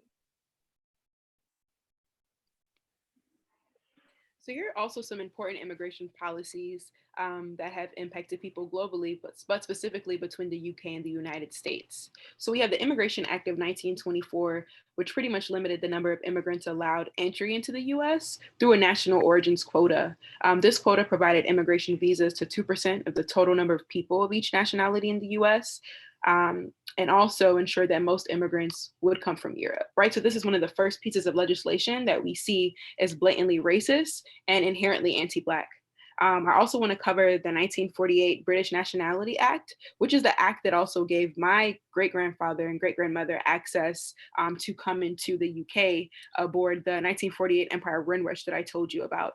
So the 1948 British Nationality Act gave citizens of the UK and also colonies, which at this time Jamaica was still a colony as they didn't gain independence until 1962. It gave everyone who was a British subject by virtue of having been born in a British colony or being born on UK soil access to move to the United States. This is also a time where immigration did not look the same as it does now, right? So there were no officials that were scanning documents, right, or searching for paperwork when people landed in Brixton. It was pretty much based on a labor shortage that the UK was soliciting Black people, in particular Black men, to take on the work post the World War. So that's one of the most common and important ways that Black people came into the United Kingdom.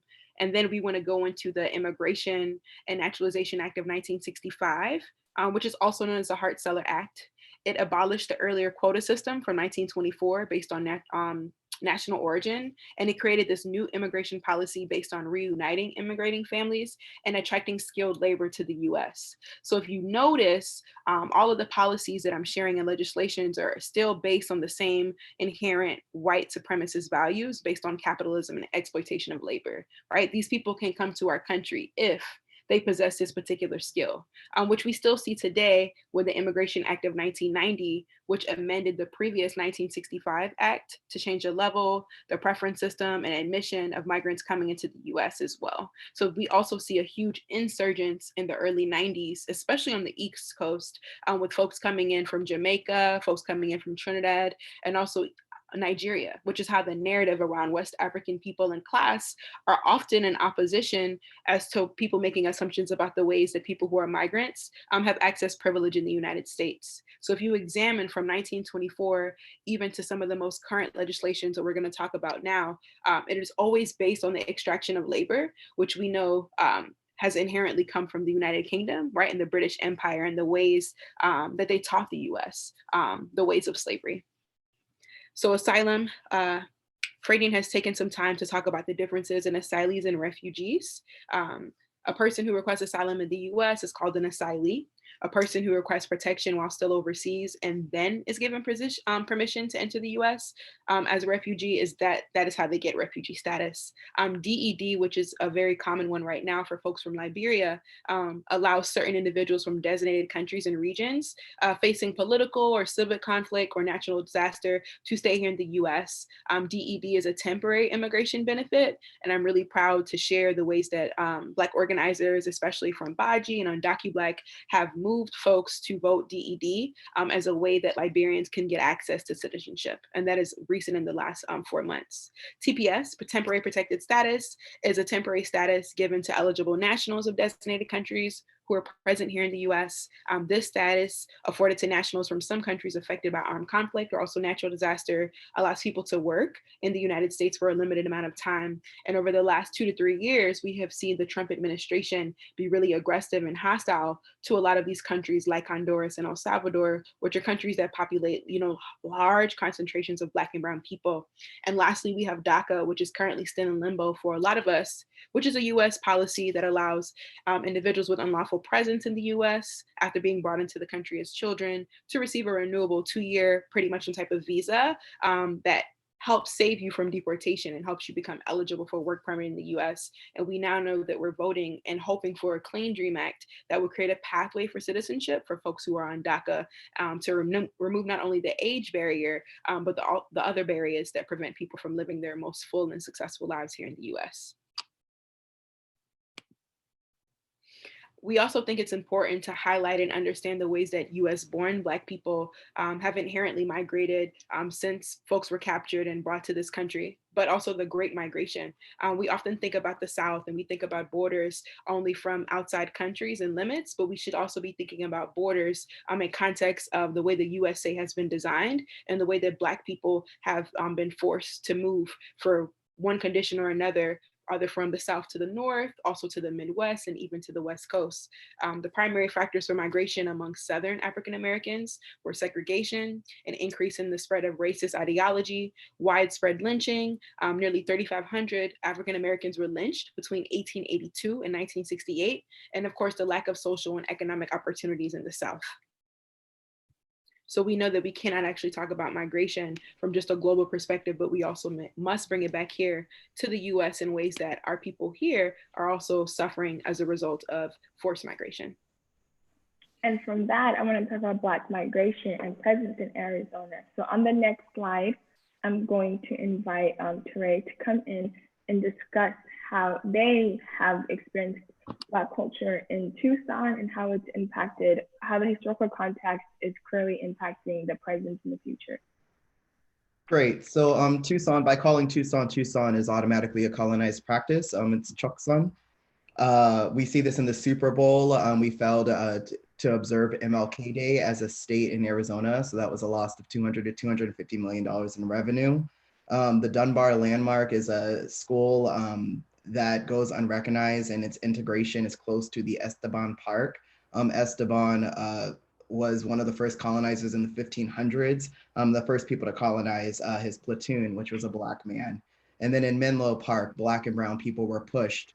It was hard being Black in Arizona. Often Black people could pass as Yo soy Indio. This is one way to conceal Blackness, right? And pushing Black people into specific neighborhoods, which we know is anti-Black.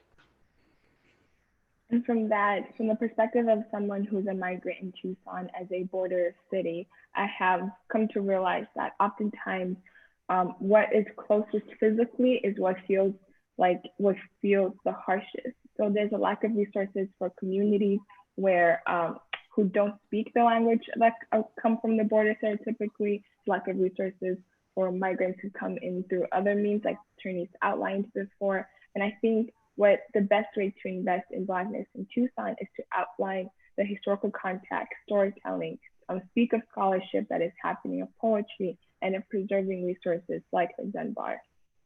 And on the next slide, I would like to highlight that there's no such thing as a single issue struggle because we do not live single issue lives, as said by Lord. And it's important to realize that as Black people navigating this world with their Black skin, with their identities they might have, which includes their immigration status, which includes sexuality, which includes gender, which includes it's layers and layers. So it's important to value and to treasure Black presences.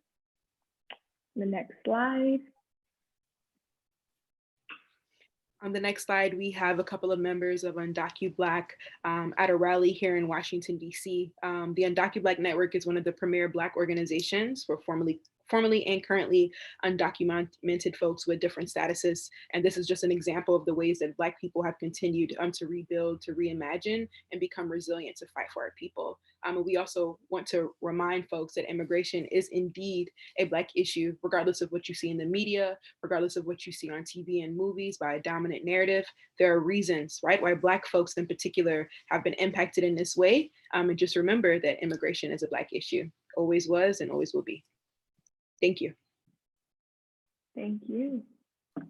So I want to jump back on really quickly and just kind of thank our panel for their amazing stories and welcome you all to like this questioning period. We do have 3 questions that have come in thus far. But again, Trinice, Fradian, Teray, thank you so very much. I also want to thank Marcos, my co-moderator. You can't see him, but Marcos, thank you as well. So let's really get into these questions. So the first question that I have is, why do you think Black stories are not centered in immigration movements? And Trinice, if you could do me a favor and stop sharing your screen so we could see you all. And this is open to anyone, so please jump in.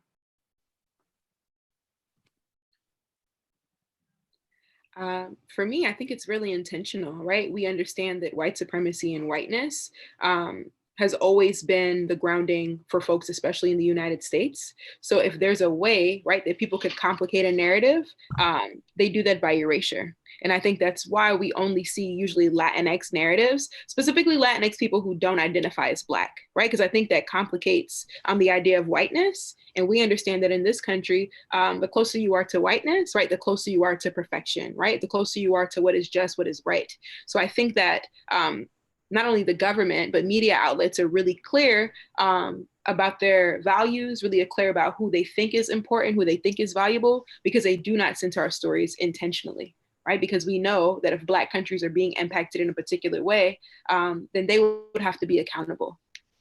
Mm-hmm. I like to add to that, like anti-Blackness is not it's not a United States thing, it's imperialism, capitalism, and colonialism thing. So it goes beyond the United States borders. Anti-Blackness in Latin-speaking countries, anti-Blackness in European countries. So it's like it's being systematically oppressed, because in order to address, like Trinice said, Black lives, you have to address their right to have the life inherently, and that people have a problem with. Absolutely. So I just, Teray, if you want to jump in really quickly, I just want to let people know you can actually put your comments or your questions that you may have for the panelists in the chat, or you can email them to pcc-egtss@pima.edu, and we'll try and filter through and get those questions in the panel, or to the panel as quick as we can. So Teray, do you want to add to that before I go to the next question? No, I think that they both nailed it. Yeah, thanks. Okay, so our next question is, where are Black people and their stories, right, presented in the media, whether it be geographically, but where are those stories, and where do you see them presented? Yeah, I think that, you know, living in Tucson, like we still definitely rely on storytelling, like audio storytelling. Like for instance, I think COVID-19 is a perfect example of that, where there are like Black film nights and things like that. But these are all being passed through like direct messaging, because we've learned, right, that if we put a flyer out, or if we make like a Black only event, that it's never respected, or it's not honored in the way that it should be. So where are these Black stories in media? I think that that's, you know, the fact that we're even asking that question, right, of like, where are they? You know, lets us know like the anti-Blackness and like what we have to do to still continue to like keep our stories honest, and like keep our stories with like full of integrity, and keep them like close to our heart. You know, even just, you know, getting this panel together and like hearing more, we taught each other like, you know, different histories about the Dunbar or like Esteban Park. And, you know, that's still really how we're surviving, is the same way that, you know, my grandfather and, you know, my great grandfather survived. So.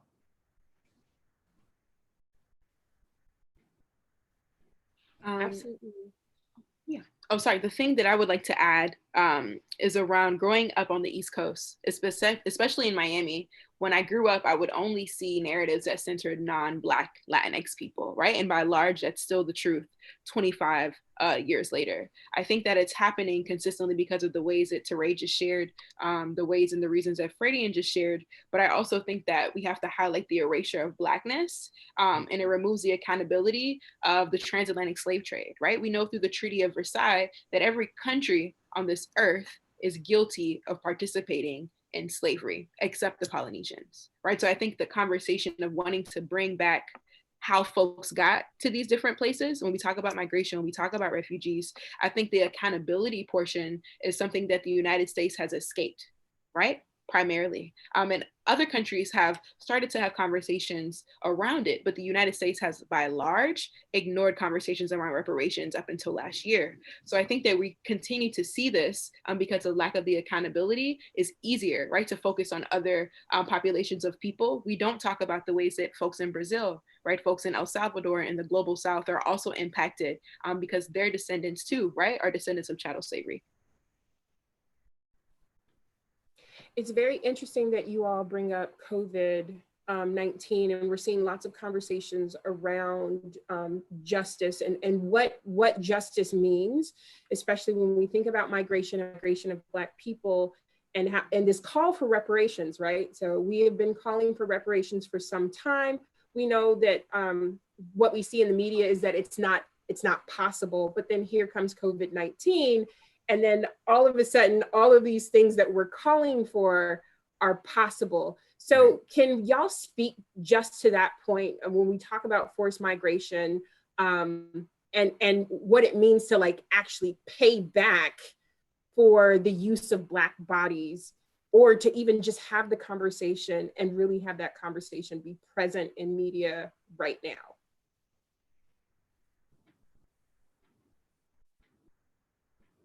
I think this goes back to like the quote that we ended with. There's no such thing as a single issue.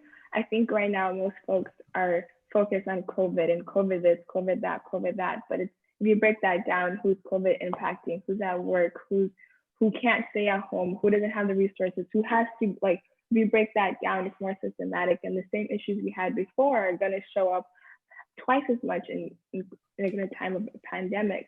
So I think to see that be circulating in the media of, if we could do all of this within a month, why can't we do this for folks who have been here for so long forcefully, and why can't we do it now? Would be powerful. It would be, I don't even know. It would be beyond anything that I expect from the government right now, especially in the capacity of recognizing that the people that are hurting now are the same people who were hurting in February and August. People who are hurting now are people who are hurting when they arrived here. And I think that first needs to be admitted, like the point of accountability, like that first needs to happen for the healing to start happening. Yeah, and I just want to, add to that, this is a perfect example of anti-Blackness, right? Is the support that we're seeing coming together. It's because who's suffering, right? Who, when we think of coronavirus, who do we not want to die? Who when they die, it's a bigger grief for this country, right? And then going back to like media, there's this constant like explaining of like why Black media has to exist, why our stories have to exist. There's always this teaching component. That's still labor from Black people on why I should exist in this institution or why I should exist in this organization. And so the labor is still there, it's just shifted, right? And often those people their salaries don't match their white counterparts. Their salaries don't align, or their healing their mental health isn't supported for that labor of, navigating microaggressions and erasures just to get to the table. And I saw this as like being the executive director, I've seen this as being a dean of students, that too is part of this, this issue that, we're not even in the aftermath. We've just kind of shifted it to align with these times. So final question. And this question might be probably the most significant one that we're going to discuss. And that is, what can we do to center and visualize Black experiences, but specifically on US-born Black experiences, especially given the statistic that was in here, like 4% of the larger 13% of Black people in the United States are not US born.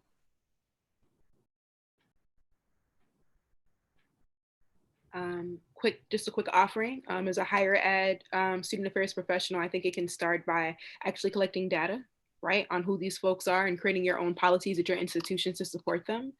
Places like Washington, D.C., we are unofficially a sanctuary city, but the university that I work at, we're clear that we have a high number of DACA students, right, and undocumented folks. So a way that we've been able to center Black and brown lives specifically is through creating policies that would ensure people access to schooling, right, access people ways to get scholarships and also resources that wouldn't be given or contracted to the government.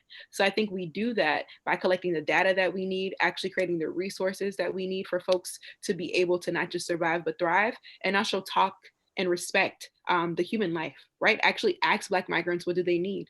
Ask Black migrants, where do they want to be? What can they dream of, right? What's actually possible? I think it starts with the conversation directly with those impacted. It also starts with realizing that they're a whole person. Like, yes, we could work on, and like, I agree with Trinise, like higher education should be a path that everyone has a right to. And also recognize that they need time to heal, because to migrate forcefully into another country, a country that inherently itself deems you unworthy, comes with a certain level of trauma that no one is ever prepared for. And no one discusses what that childhood trauma plus the trauma of being stimulated, how that impacts someone's mental health, someone's physical health, someone's long-term like existence. And I really think that we need, in order to visualize, in order to bring Black stories of those like of migrants, we need to talk about the experience that goes there, and we need to put them on a stage so they can share what they want to share, how they want to share, instead of filtering and shaping it into a like an American dream story of how they were saved. Yeah, and just as a cultural worker and creative practitioner, a lot of people we've already written the books. So read. If you're white fragility should be like a Bible. Read it. That's literally that's the beginning of the conversation about your privilege and how you're showing up. Often showing up with the best intentions is causing more violence and more erasure. So we are out of time for this panel, but I want to just personally thank everyone on this panel. This has been so enlightening in ways that not even I realized. And Marcos also is like, oh my goodness. So I just want to welcome Marcos back really quickly. Marcos, do you want to say anything? Thank you to this entire panel and to you, Treya, for moderating this. I think it brought a certain level of critique, historical, complicating our historical narratives and really expanding the kinds of conversations that we like to have here. So we're really deeply appreciative of all of your input, and we respect all of you so much. So thank you for spending your time and sharing your truth with us. Thanks for having us.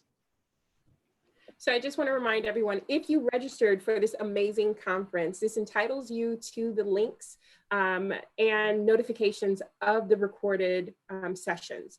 Also, you have the opportunity to donate financially to the EGTSS Foundation. All of those proceeds on our website, so EGTSS, will go towards aiding and funding that scholarship program that Dr. Hernandez was talking about earlier today. Additional questions for any of the panels can still be sent through the pcc-egtss@pima.edu email address. Thank you all so much for being here. And please stay tuned for our next presentation, which is TUSD students discuss culturally relevant pedagogy with Luz Isalva Valenzuela and Madeline Yutzi, both juniors at Pueblo High School. Thank you so much for joining us. Thank you.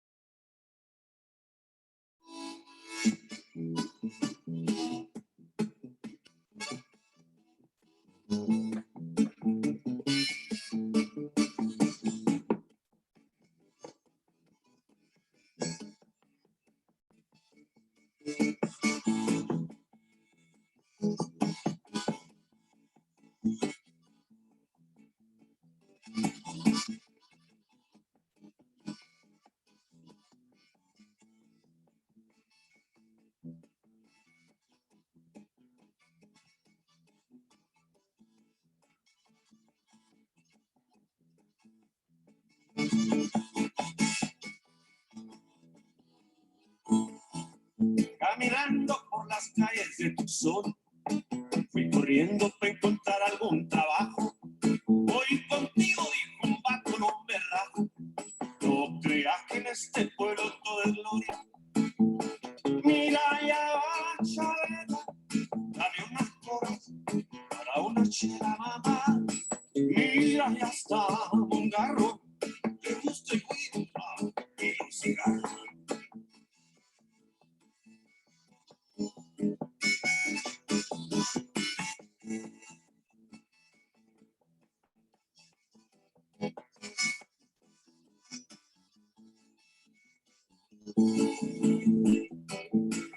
Es la marea que se va, se va para la playa.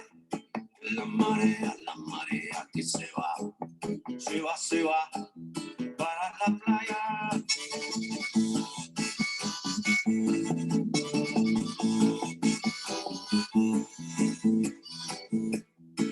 Hoy fui y me encontré trabajo en una esquina y yo me puse a jugar y a lavar platos. Me compré unos buenos jeans, unos zapatos, unos condones, el reloj y vaselina. Mira ya Josefina, baila muy bien en la cocina. Mira ya Filemón, Jesús Lemón, para la construcción. Es la marea que se va para la playa. Es la marea que se va para la playa. Nunca pensé que mi corazón se fuera a la balanza, se fuera.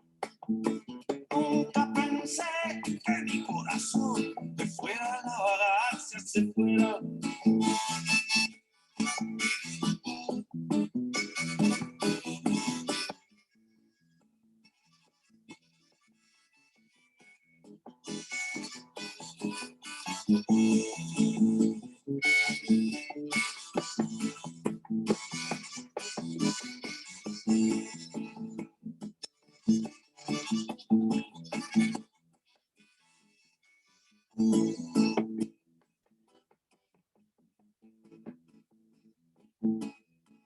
Por fin encontré trabajo en una esquina y yo me puse a cocinar y a lavar plato.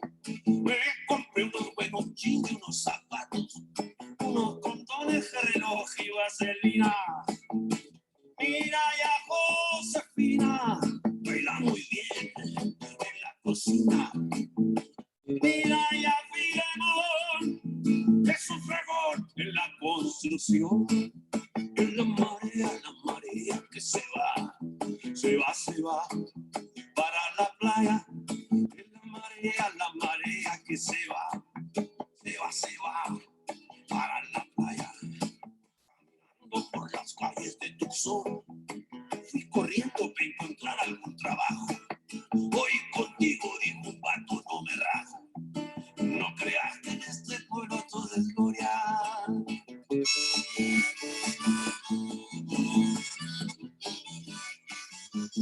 De a gusto se vive.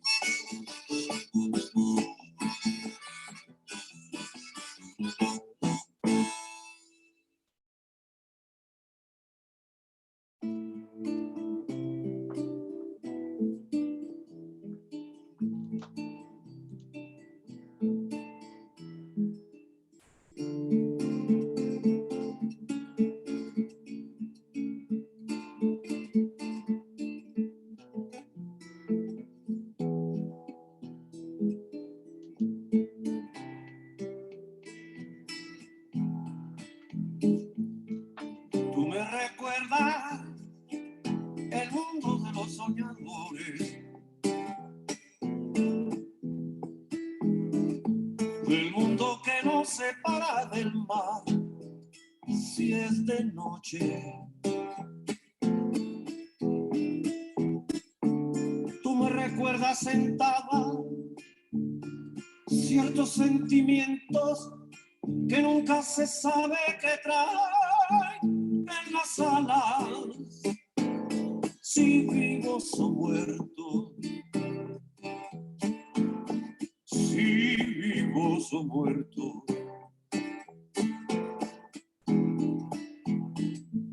Me quito el rostro y lo doblo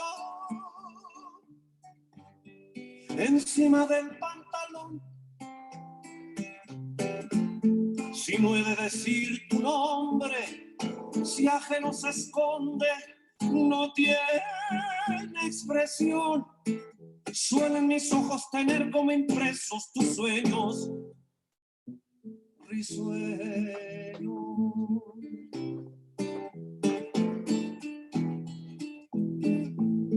Tú me recuerdas las calles de La Habana Vieja,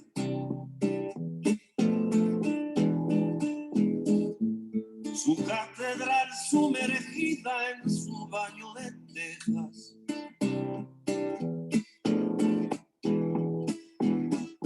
Tú me recuerdas las calles, no sé, las ventanas, donde los poetas nocturnos cantaban amor a la Habana, amor a la casa. Quítate tú, poneme yo. Quítate tú, quítate tú, ponerme yo.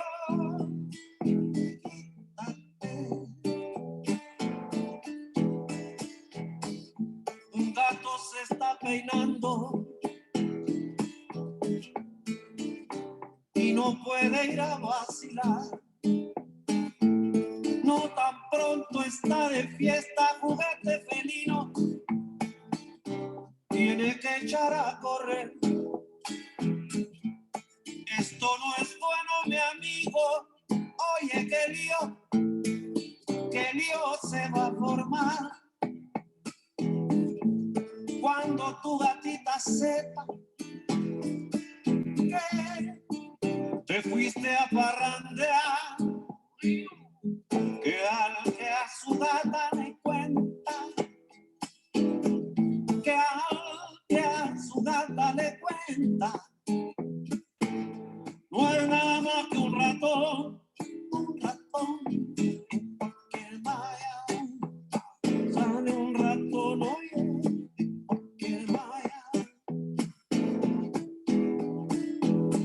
semilla a la maraca pa' que suene. Échale semilla a la maraca pa' que suene.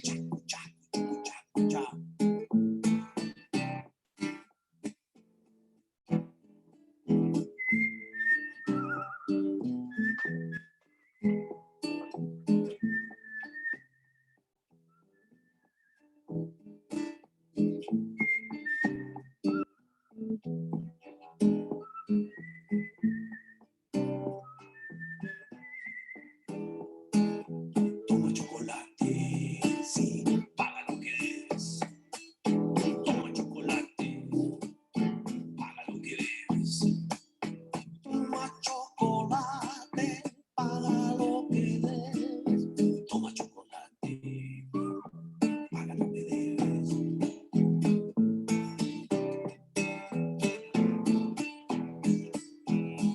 Tú me recuerdas el mundo de un adolescente, un seminiño asustado mirando a la gente. Un ángel equivocado, un sueño acostado, la maldición, la blasfemia de un continente. Poco de muerte, poco de muerte, un poco de vida también, un poco.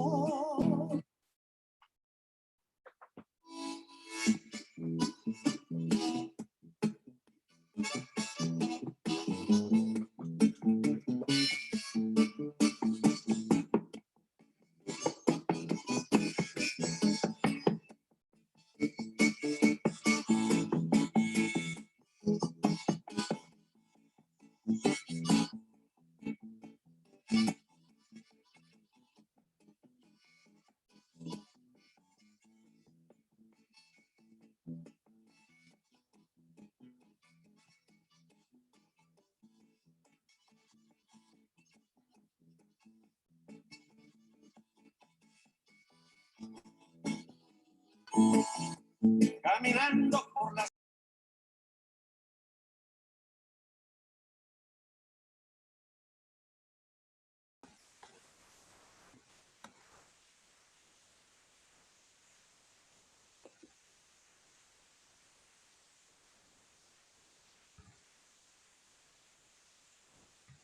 Welcome and good afternoon. Thank you for being with us today.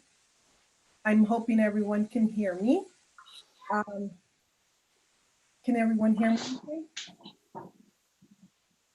My name is Fernanda Gonzalez. My pronouns are she, her, and suya. I am the program coordinator for the Diversity, Equity, and Inclusion, and also help lead the Immigrant and Refugee Student Resource Center. As a first-generation college student and lifelong learner, I have been committed to continuing to develop and implement effective programming for our immigrant and refugee students. My commitment is grounded in firsthand experience with barriers faced by underrepresented and marginalized populations. I will, but just wanted to first provide you with some Immigrant and Refugee Student Resource Center. The center was established 2 years ago due to the hard work of student advocacy. The ISR, the Immigrant and Student Resource Center's mission is to partner with the college and community to gather resources to bridge the information gap and empower immigrant and refugee students to achieve their educational dreams. We do this work by distributing information and expanding PCC community knowledge regarding immigrant, DACA, refugee issues and experiences in post-secondary education. We assist with the development and delivery of workshops and distribution of information to faculty, staff, and other educators. We provide academic support and information about colleges' processes and community resources available to immigrant and refugee students. We also do presentations to student groups. We offer individual appointments. Right now we have virtual advising going on. We meet with family members and hold counselor office hours. Actually, I'm gonna share my screen really quickly so that you could see our contact information while I talk about the center.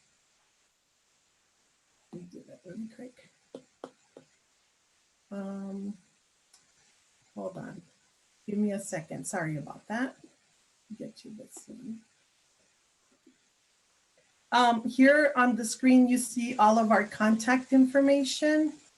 And let me see here.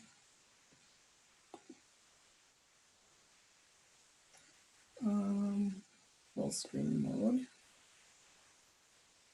Okay, here we go. So all of our contact information is there. Our virtual hours are also listed.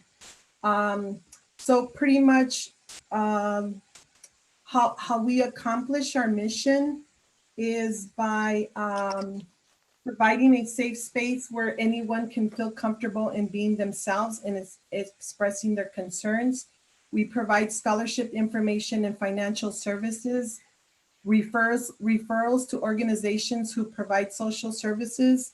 We provide Know Your Rights and Community Rapid Response Team information. We collaborate with our partners, Scholarships AZ and the U of A Immigrant and Resource Center. All of this work would not be possible without the help of our student ambassadors. We have 5 student ambassadors who have just started. Their names are William, Maribel, Eric, Sam, and Teresa, and we are so excited to have them on our team. They will be working with us 15 hours per week, so we're really excited about that. And then one of our priorities and the hot topic that we are facing as a nation is the upcoming Supreme Court decision on deferred action for childhood arrivals, which is DACA. And the IRSRC and student ambassadors will be working on some training to be familiar and to also understand the barriers immigrant and refugee students face while in higher education. We need to find ways to better assist and work on programming that will help students succeed through their educational journey. So please contact us, refer any students. Like I said, we have virtual hours, so we're available. The information is on the screen. And before I introduce our speaker, I want to remind everyone that the summit is being recorded and recording is available to the public, which will be closed caption. And then during the Q&A session, please submit questions for speakers to pcc-egtss@pima.edu. So I'm gonna go into introducing our speaker. It's my privilege and honor to introduce Kiana Martinez. She is a 2019 Pueblo High School graduate, now majoring in ethnic, gender, and transborder studies at Pima Community College in hopes to become a teacher. Besides being a full-time student, she works for a culturally responsive pedagogy and instruction department for Tucson Unified School District, helping students do extensive research on ways to help their community. Kiana was also the co-coordinator of the Collaborative Research in Action Student Symposium at the University of Arizona before its cancellation due to the ongoing COVID-19 pandemic. I'm gonna now turn it over to Kiana. Kiana. Thank you, Yolanda. As mentioned, my name is Kiana Martinez. I am the School to College Liaison for the Culturally Responsive Pedagogy and Instruction Department, otherwise known as CRPI, for Tucson Unified School District. So CRPI is in charge of culturally relevant curriculum. In other words, CRPI is in charge of giving students the opportunity of, rather than taking a simple US history class, they can take a US history class from a Mexican American point of view, or they can take an English class from an African American point of view. I remember Bambi mentioned in her wonderful keynote that representation in academia is so important, and something as small as a poster in a hallway can do wonders for a student. CRPI is trying to do that by integrating culturally relevant curriculum into classrooms. So rather than a student being bored in class learning about something they don't really understand, we try to make it pertain to them, something that's relevant to them, not only in a history form, but also in current events, where it's not only focusing on their specific community or their specific group, we also want to introduce them to problems that could be going on in other marginalized groups, which brings me to what I do for my job, which is called YPAR. So I'm going to share the screen really quick. So let me share this, just a second. So YPAR stands for, sorry, I'm trying to move my, right there. Okay, here we go. So YPAR stands for Youth Participatory Action Research. So in other words, students would be doing extensive research such as interviews, surveys, just academic research in general over a social topic that they find interest in. So this is usually the presentation I show to middle schools. I do show this to some high schoolers every now and then, but this is one that's more of an introduction to what YPAR is. So one activity I do with students is I have them make a table for Tucson, their neighborhood, and their school. And I ask them questions like, what do you like? And I give them examples, but usually a lot of students, since they're somewhat warming up, they put very generic things. Like for Tucson, they might just put a restaurant they like, or their neighborhood, they might put their friends, something very simple, but this is what gets them to warm up to the topic. The next thing I do is ask, what are some issues? So what are some issues Tucson has, or what's something in your neighborhood that you wish could be changed? And although you might expect the students to put general answers there too, they actually really do some self-reflection and realize that a lot of the communities they're in are treated unfairly.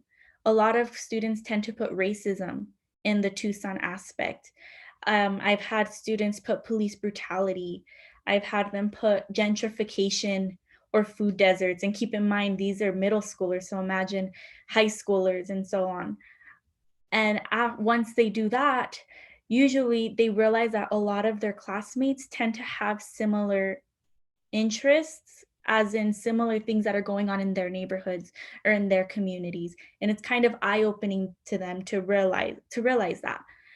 So then I usually have them pick their issues, pick the top 3 that they really feel a personal connection to. And like I said, usually they pick very similar ones because it affects their everyday life. And once they pick that, they do extensive research on one of those topics, and usually they get the opportunity to present it to CRIA. So I'm going to stop the share. So CRIA is the Collaborative Research and Action Student Symposium. It is ran by Jessica Bernal Mejia, one of CRPI's master teachers. This year, I did have the honor and privilege to help her coordinate the symposium. Now, CRIA is basically where students can take their YPAR, so take the action and take the research and present it to other students. And those students can also learn from student presentations that happen later on in the day. And it gets them to not only interact with one another, but it also gives them, it gives them exposure to what it'd be like to present in front of a school board if they're trying to get a certain rule changed. It gives them the opportunity to possibly give them the idea maybe to present to Congress if they want to. The possibilities are endless for our students. And unfortunately, it was canceled due to COVID-19, but we do hope to continue it next year. One thing that YPAR is really important, in my opinion, is the action part. We have them do this extensive research, yes, and it does help them with later assignments with their academia. But one thing that really sticks with them is, what are we going to do to fix this problem? Or what are we going to do to raise awareness for this problem? Some students take it to, like I said, to the school board or propose an idea to their principal. And it not only is it helping the community, of course, but it's also giving the students the hope they need and having them realize that, yes, they can make a difference in this world and they can make a difference in our communities, which is something that a lot of people tend to, in a sense, try to prevent. So with that, I'd like to give a warm welcome to Lucy Slava. She is a junior here at Pueblo High School. She also was doing YPAR and was planning to present at GRIA. And her project, I'll let her speak on it a little more, was very moving. So welcome, Luz. I'd like you to please talk a little bit about your project and what the plan was. Tell us some things you learned, and maybe even talk about how culturally relevant classes, what did you gain from them, or what do you think others can gain from them? So welcome, Luz. Okay, hi, my name is Luz. My pronouns are she, her. So what we did for this project, I collaborated with another student, but she wasn't able to make it. We had a very vague topic at first. We started off with we wanted to help ex-cons get a job after release, have an equal opportunity at life. It was very broad, and we felt like we couldn't finish it in time, so we slowly started to narrow it down. We narrowed it down to juveniles. So the point of our project was we wanted to create either a community service program or a job by having a garden and having these people work in the garden. There were a lot of legal obstacles. For example, if we wanted teens in juvenile detention centers to perform community service, we had to go through a huge process with judges, with the court. So we ended up changing it to just include students held in ISI, so or troubled students is what some people might refer to them to. More of, we wanted to use gardening as a restorative practice instead of punishment. And that's what our research led into. We researched how suspension doesn't work, why these students repeat their mistakes again. We learned a lot about how these students, hold on, give me a second. I'm looking at my notes right now.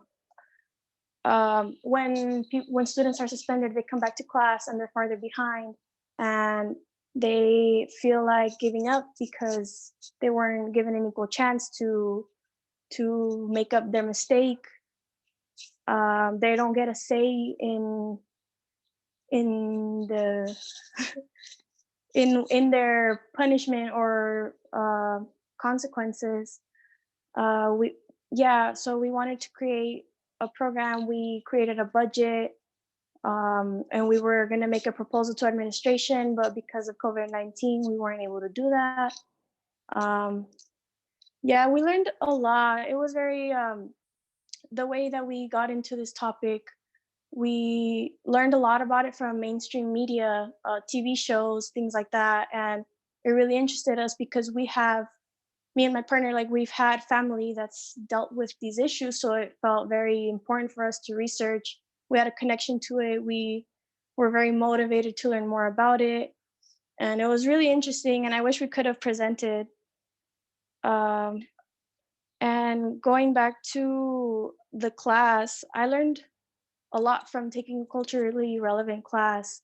You enter and it's a different environment from any history class you've ever taken.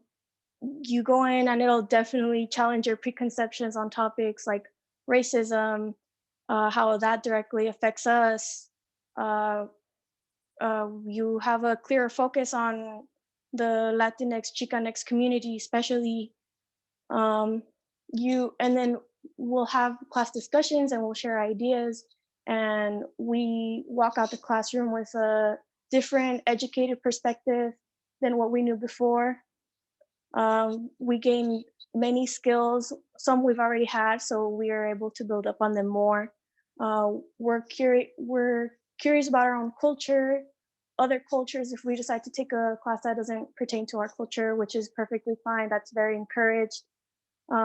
We're able to gain critical thinking skills in order to be able to delve deeper into topics, which will be of use to us, especially when they pertain to us. Colorism, sexism, a lot of these things, they're issues that they transcend the classroom. They don't just stop there. We can take those things into wherever we go, college, careers. It's always just good to know. The things that we learned about, it was very interesting because, like I said, like it directly affected us. It was something that we knew before already. When we learned about how our culture affected the US, how we were involved in many things like war, activism, things like that, it shows us how our community is very interconnected with others and how we all play an important role in changing our ideas. Like, a long time ago, homophobia and things like that were very prominent. And now as we go, it's less, it's easier to talk about. And that's what I hope to take with me out of this class, is to be able to communicate my ideas with others, teach them, learn from my mistakes, learn from them, things like that. And just like how Kiana was saying, how we not only do we learn about history, we learn about current events as well. Just shows you that history is continuous. It doesn't just stop in the classroom, and that's what we've really appreciated, that our teacher is able to communicate with us and tell us why we're learning these things. It's not just for a class assignment. It's very important to learn about. Yeah, I would say students should definitely take a CR class. It's a different experience. If you want something to challenge you, you want to be active in your community, it's a great opportunity. And yeah, it was very great to have that class. I really enjoyed it. And I hope everyone else can take some sort of course like that in the future. Thank you, Luz. I have a question. How did it feel to go from taking classes possibly throughout your whole academic career? I don't really know, but majority of your classes being somewhat generic when it comes to what they're focusing on, to go into a class that's more developed for you. Did it feel somewhat refreshing? What did it feel like to kind of feel like, oh, okay, I could learn about my own history here? Yeah, it felt really refreshing. As you said, we're so used to this repetitive teaching methods that they just get old, they get uninteresting. Students are disconnected from the classroom and from the material. But with this one, we're actively, we collaborated a lot with our teacher. She asked us, what do you guys want to learn about? I can help you. It felt like a safe place for us almost, to know that we're not just there because we want to get the highest grades. We want to be in that class because we want a quality education. Right. I also have had the privilege to be able to sit in and to help Miss Bodani, the class that Luz was in. And I do want to say that not only did she focus on Mexican American or Mexican issues, she also took it outside of that and found a way to introduce other things. How Luz was talking about, she talked to the students about homophobia and transphobia and the Stonewall riots. She also talked about Native American history as well. She found a way to tie everything in to realize that, yes, although you're taking this culturally relevant class specifically for a viewpoint, you can still use this to help others as well, in a sense. So I do want to take time to applaud Ms. Bodani and all of our CR teachers who do an extraordinary job at teaching our students what it really means to be an activist or what it really means to be a scholar. Luz, is there anything else you want to say before we move on to our Q&A? No, I think that's it. Okay. Well, thank you so much. You did an amazing job. Now I'd like to invite Yolanda back up for our Q&A, which was the questions that you all sent in via email or YouTube. Yes, please, if you have any questions, submit it to the email, the egtss@pima.edu, or you can post them to the chat on the YouTube. But I have a question for Luz. Luz, is this curriculum offered to incoming freshmen, or is it just for higher, seniors? I don't think it's offered to freshmen. I think it's, or do you know, Kiana? I'm not sure. Yes, so culturally relevant classes are offered at all high schools, specifically for juniors and seniors. However, for freshmen, I'm at Pueblo, not as of right now. I'm not sure about other schools, but I do know that it is offered at all high schools. It just kind of depends on the grade. Hopefully with time we can get it into all schools, and as you can tell by the presentation, it's also starting to be into middle schools as well, which is really great. We have another question for Luz coming from Anne. She wants to know if you're still part of the class and is it still going on? Yeah, so we've moved our class discussions virtually now.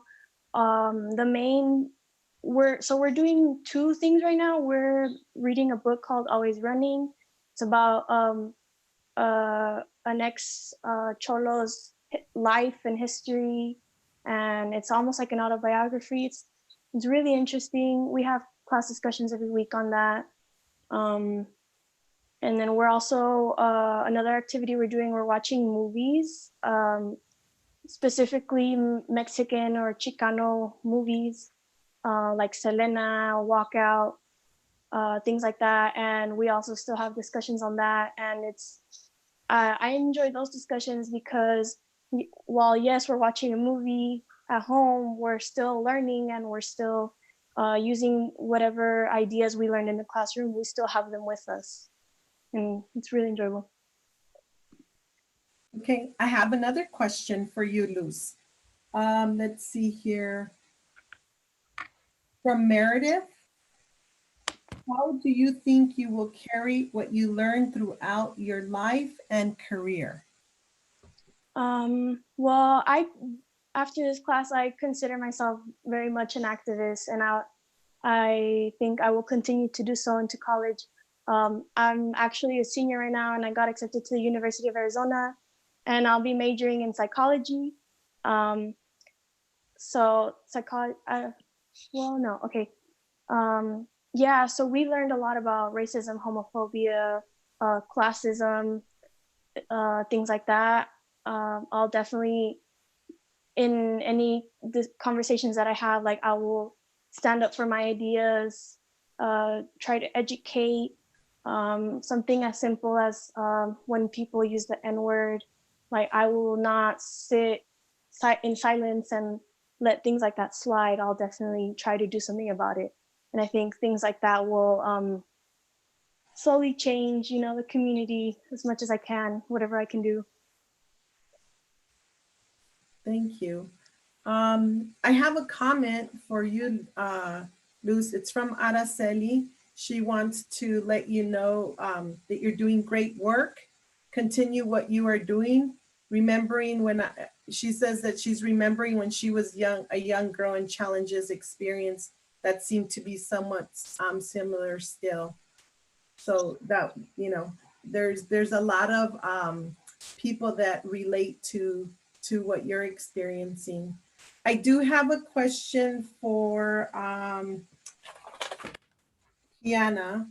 And Kiana, can you tell us, let me see here, I wrote it down on my notes.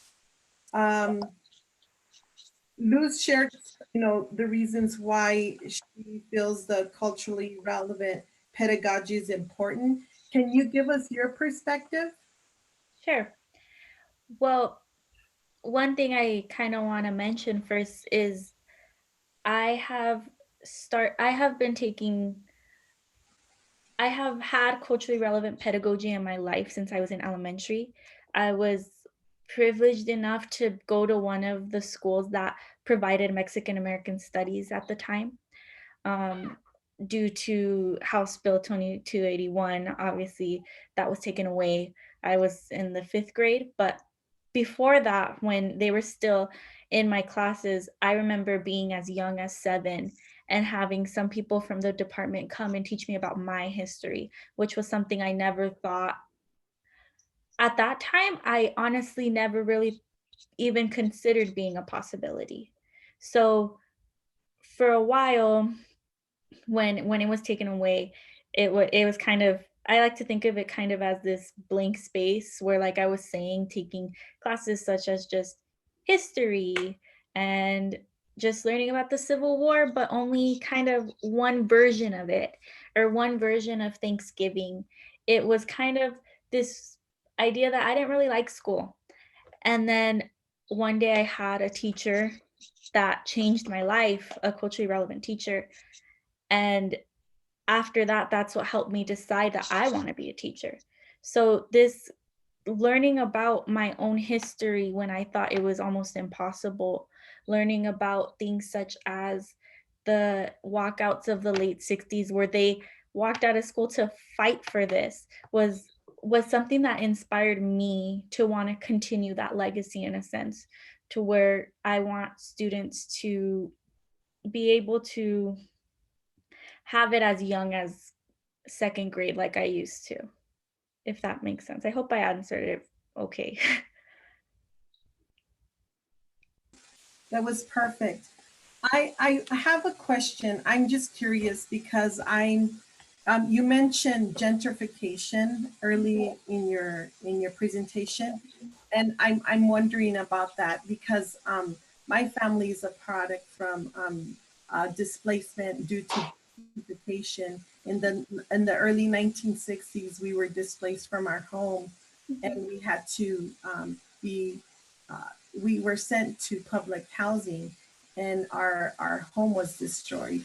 So I'm wondering, the students that you have that you know, talk about this topic, I mean, are they currently still in that situation, or how is their project, you know, the types of things that they're doing, what are they doing to impact their communities that are facing, that are being displaced, because it's still happening?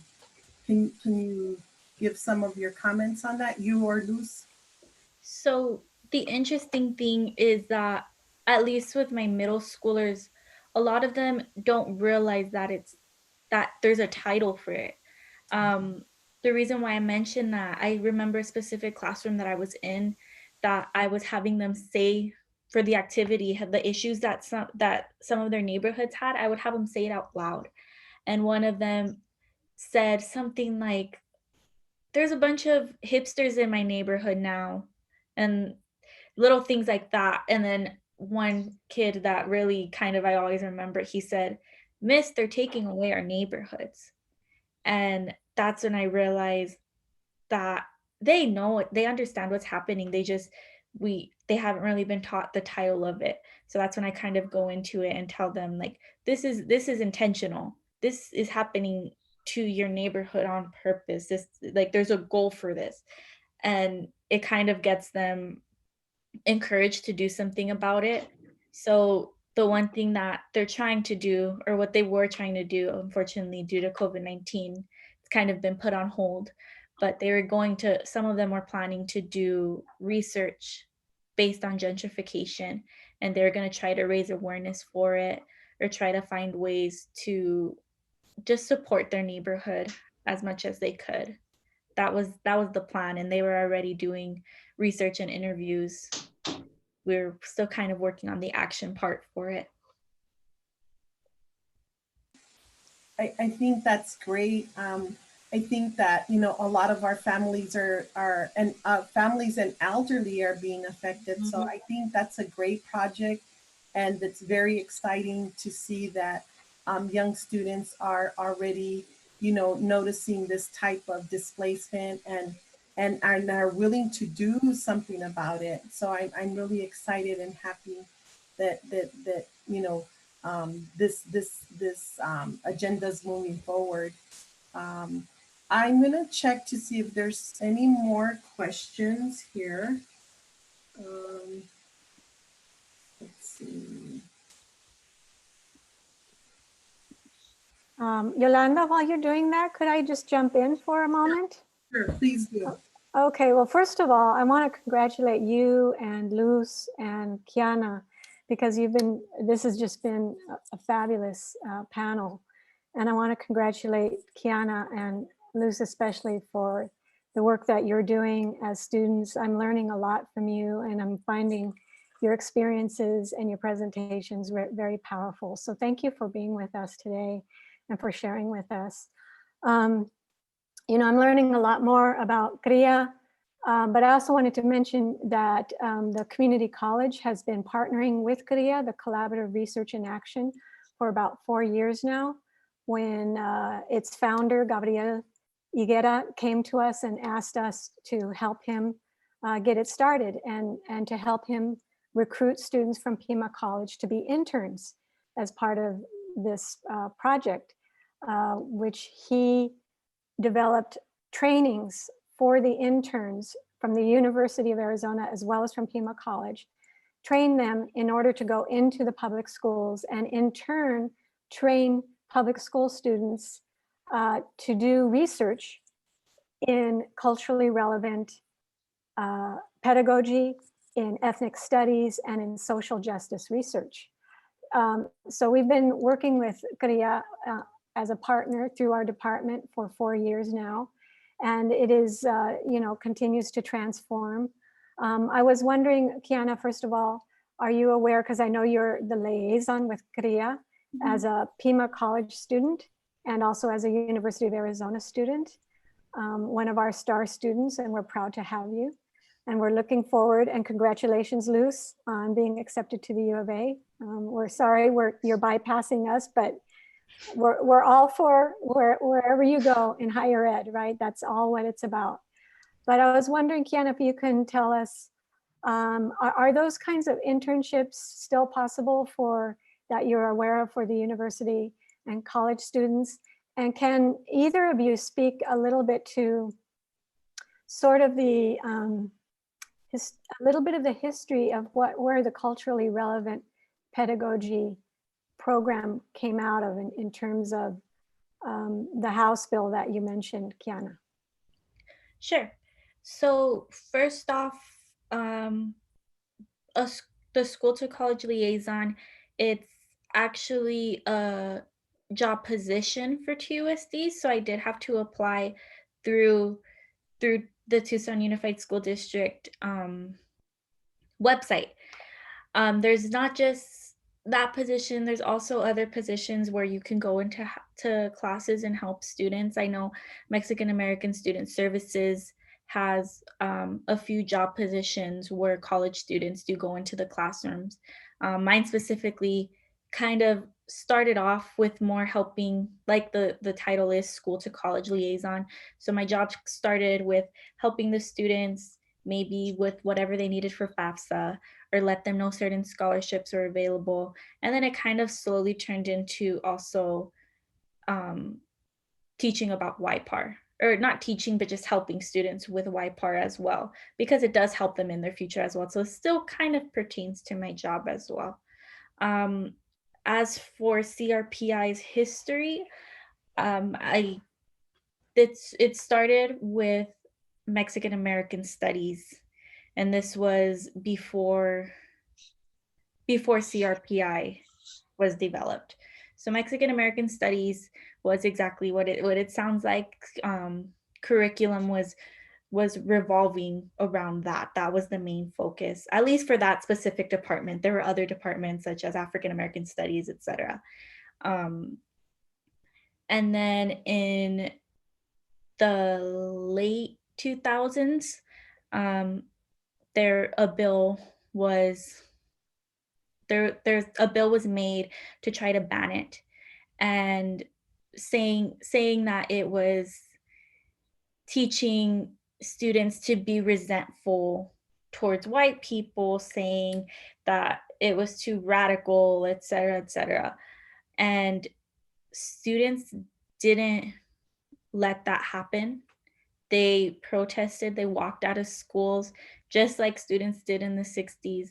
I remember even being a kid and watching the news and seeing these. I remember being in awe of how heroic they were. They chained themselves to the school board, calling themselves the student board, protesting that they don't take away their rights to an education. Unfortunately, the bill was passed and Mexican American Studies was taken away. However, in 2017, it was ruled unconstitutional, and CRPI kind of was built on the debris of that. So they started from scratch again, and they found a way to still give students the hope that they thought they had once lost. So now students are able to take classes once again that kind of they feel they have relation to. They feel that they feel represented in that manner.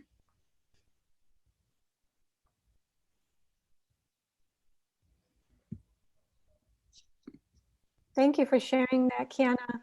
Luz, I was wondering, I know you're a bit of a younger generation, a bit from Kiana, but were you affected by that history of repression of freedom of education and the educational programs that had been built up over years, and as a matter of fact, as a result of desegregation orders, because Tucson was found to be a segregated school system. What was the impact of that on you, or did you feel that at all? I don't really recall, or at least in my community, maybe I was too young to remember. I do remember in my elementary school, we had the families protested because I think they were trying to shut down the school. I really don't know. I can't remember why. I think it was not enough funding. It was a very low income community, and so was the school. So the beginning years, we didn't have a lot of access to materials that we needed, or we didn't have the privilege that other schools had. So yeah, I think definitely now, especially in high school, like we're very much more privileged. We don't go through a lot of the same struggles that some of our seniors or people, that they went through in the early 2000s, things like that. Yeah, I don't really recall. I have a question for you, Luz. I know one thing that I remember from being from Pueblo was the type of community we had. So I wanted to know, how has specifically Pueblo, besides obviously school being canceled, been affected by COVID-19, and what have they been doing to ensure that you all feel prepared? So recently, once the city encouraged us to stay in quarantine. What the school did was they passed they had an agreement to distribute laptops to as many families as they could. They even included Wi-Fi if the family didn't have Wi-Fi. They also have weekly food meal pickups for families that are in need. They still have some services open to us. They have like the current social worker we have, she's still available. We still have family services. 1 minute. Things like that. They're definitely listening to us more.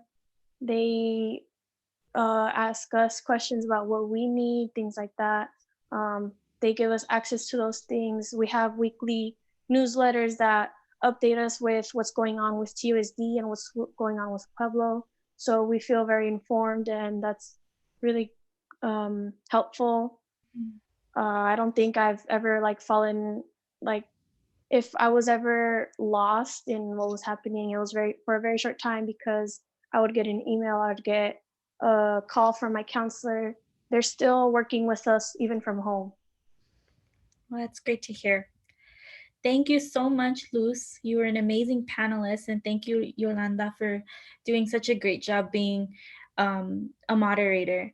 Now I'd like to take the time to ask to please donate to the EGTS Student Scholarship and events by going to pimafoundation.org/EGTS, where you can also purchase some of our beautiful EGTS t-shirts. The images will be on the slideshow that will be shown after this. All the proceeds go to student scholarships and programs, such as today's summit, and the website will also appear on the screen during break. I also wanted to notify the audience that registration entitles them to notification of the recording, certificate of appreciation, and opinion surveys after the event. You can register at tinyurl.com/2020 EGTS Virtual Summit. Again, the website will appear during the break. Now, please stay tuned for the next panel, Migration, Detention, and Deportation at the U.S.-Mexico border, with Isabel Garcia, Gloria Negrete Lopez, and Alicia Garcia, coming up in 10 minutes. Thank you.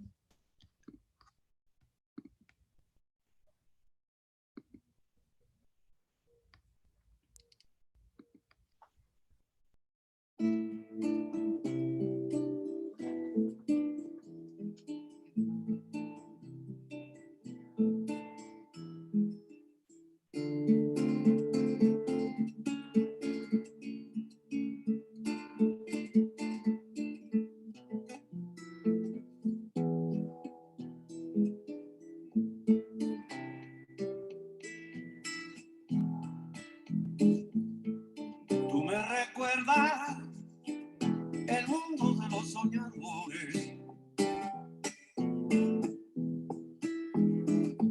del mundo que nos separa del mar si es de noche. Tú me recuerdas sentada ciertos sentimientos que nunca se sabe qué traen en las alas, si vivos o muertos, si vivos o muertos.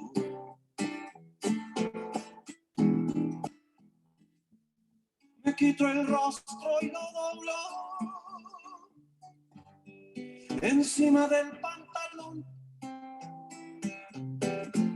Si no he de decir tu nombre, si ajeno se esconde, no tiene expresión. Suelen mis ojos tener como impresos tus sueños risueños.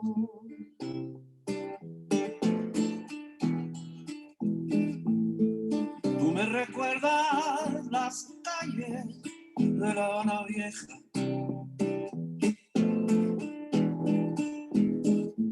su catedral sumergida en su baño de tejas.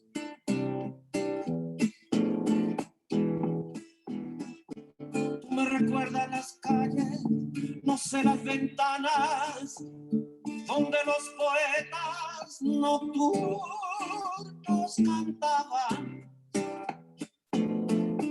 amor a La Habana, amor a la casa.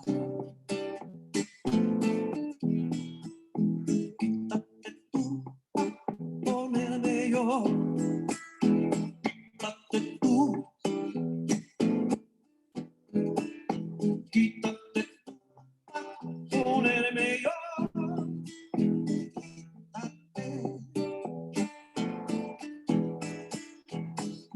Un gato se está peinando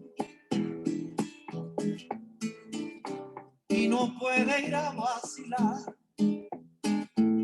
No tan pronto está de fiesta juvenilino, tiene que echar a correr. Esto no es bueno, mi amigo. Oye, qué lío se va a formar cuando tu gatita sepa que te fuiste a parrandear, que a su gata le cuenta, que a su gata le cuenta, no es nada más que un ratón, en cualquier malla sale un ratón, oye, en cualquier malla. Échale semilla a la maraca pa' que suene, échale semilla a la maraca pa' que suene,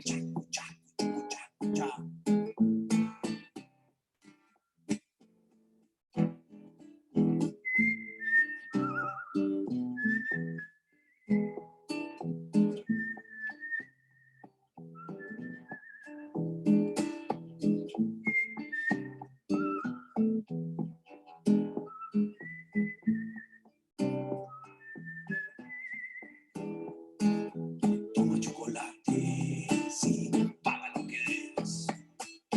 Toma chocolate, paga lo que debes. Toma chocolate, paga lo que debes. Toma chocolate, paga lo que debes.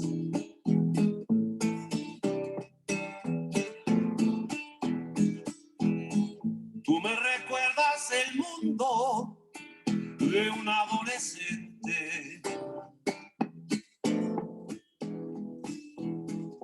un seminiño asustado mirando a la gente,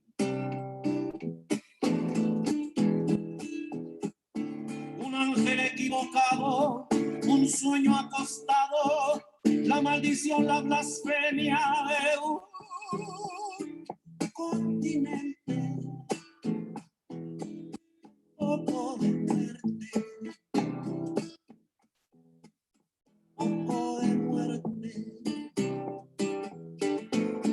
un poco de vida también, un poco de muerte. Y eso por ti, sí, se lo deja por ti, sí, cree en ti.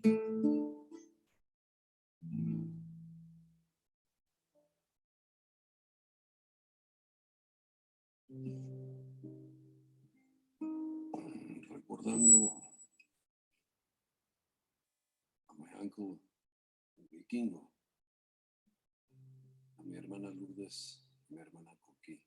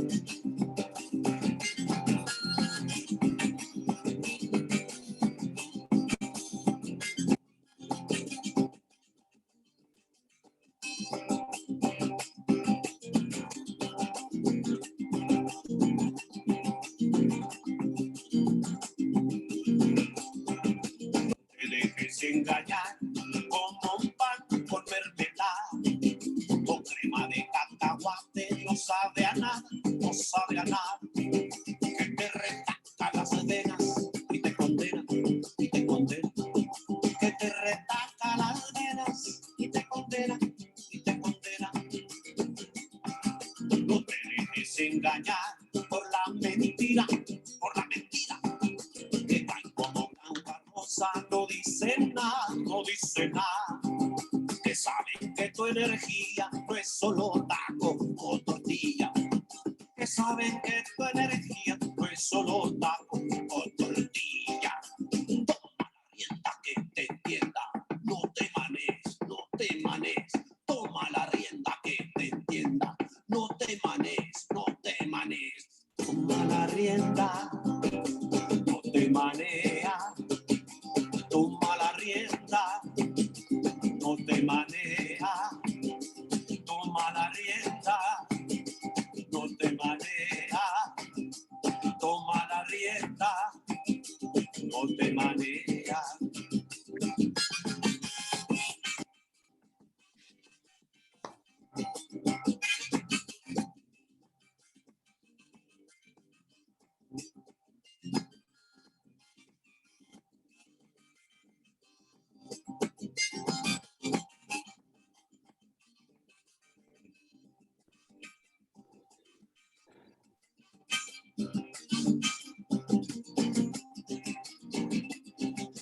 Vota, vota, vota por quien te espera en las urnas, que no te lleva a la guerra, porque te espera,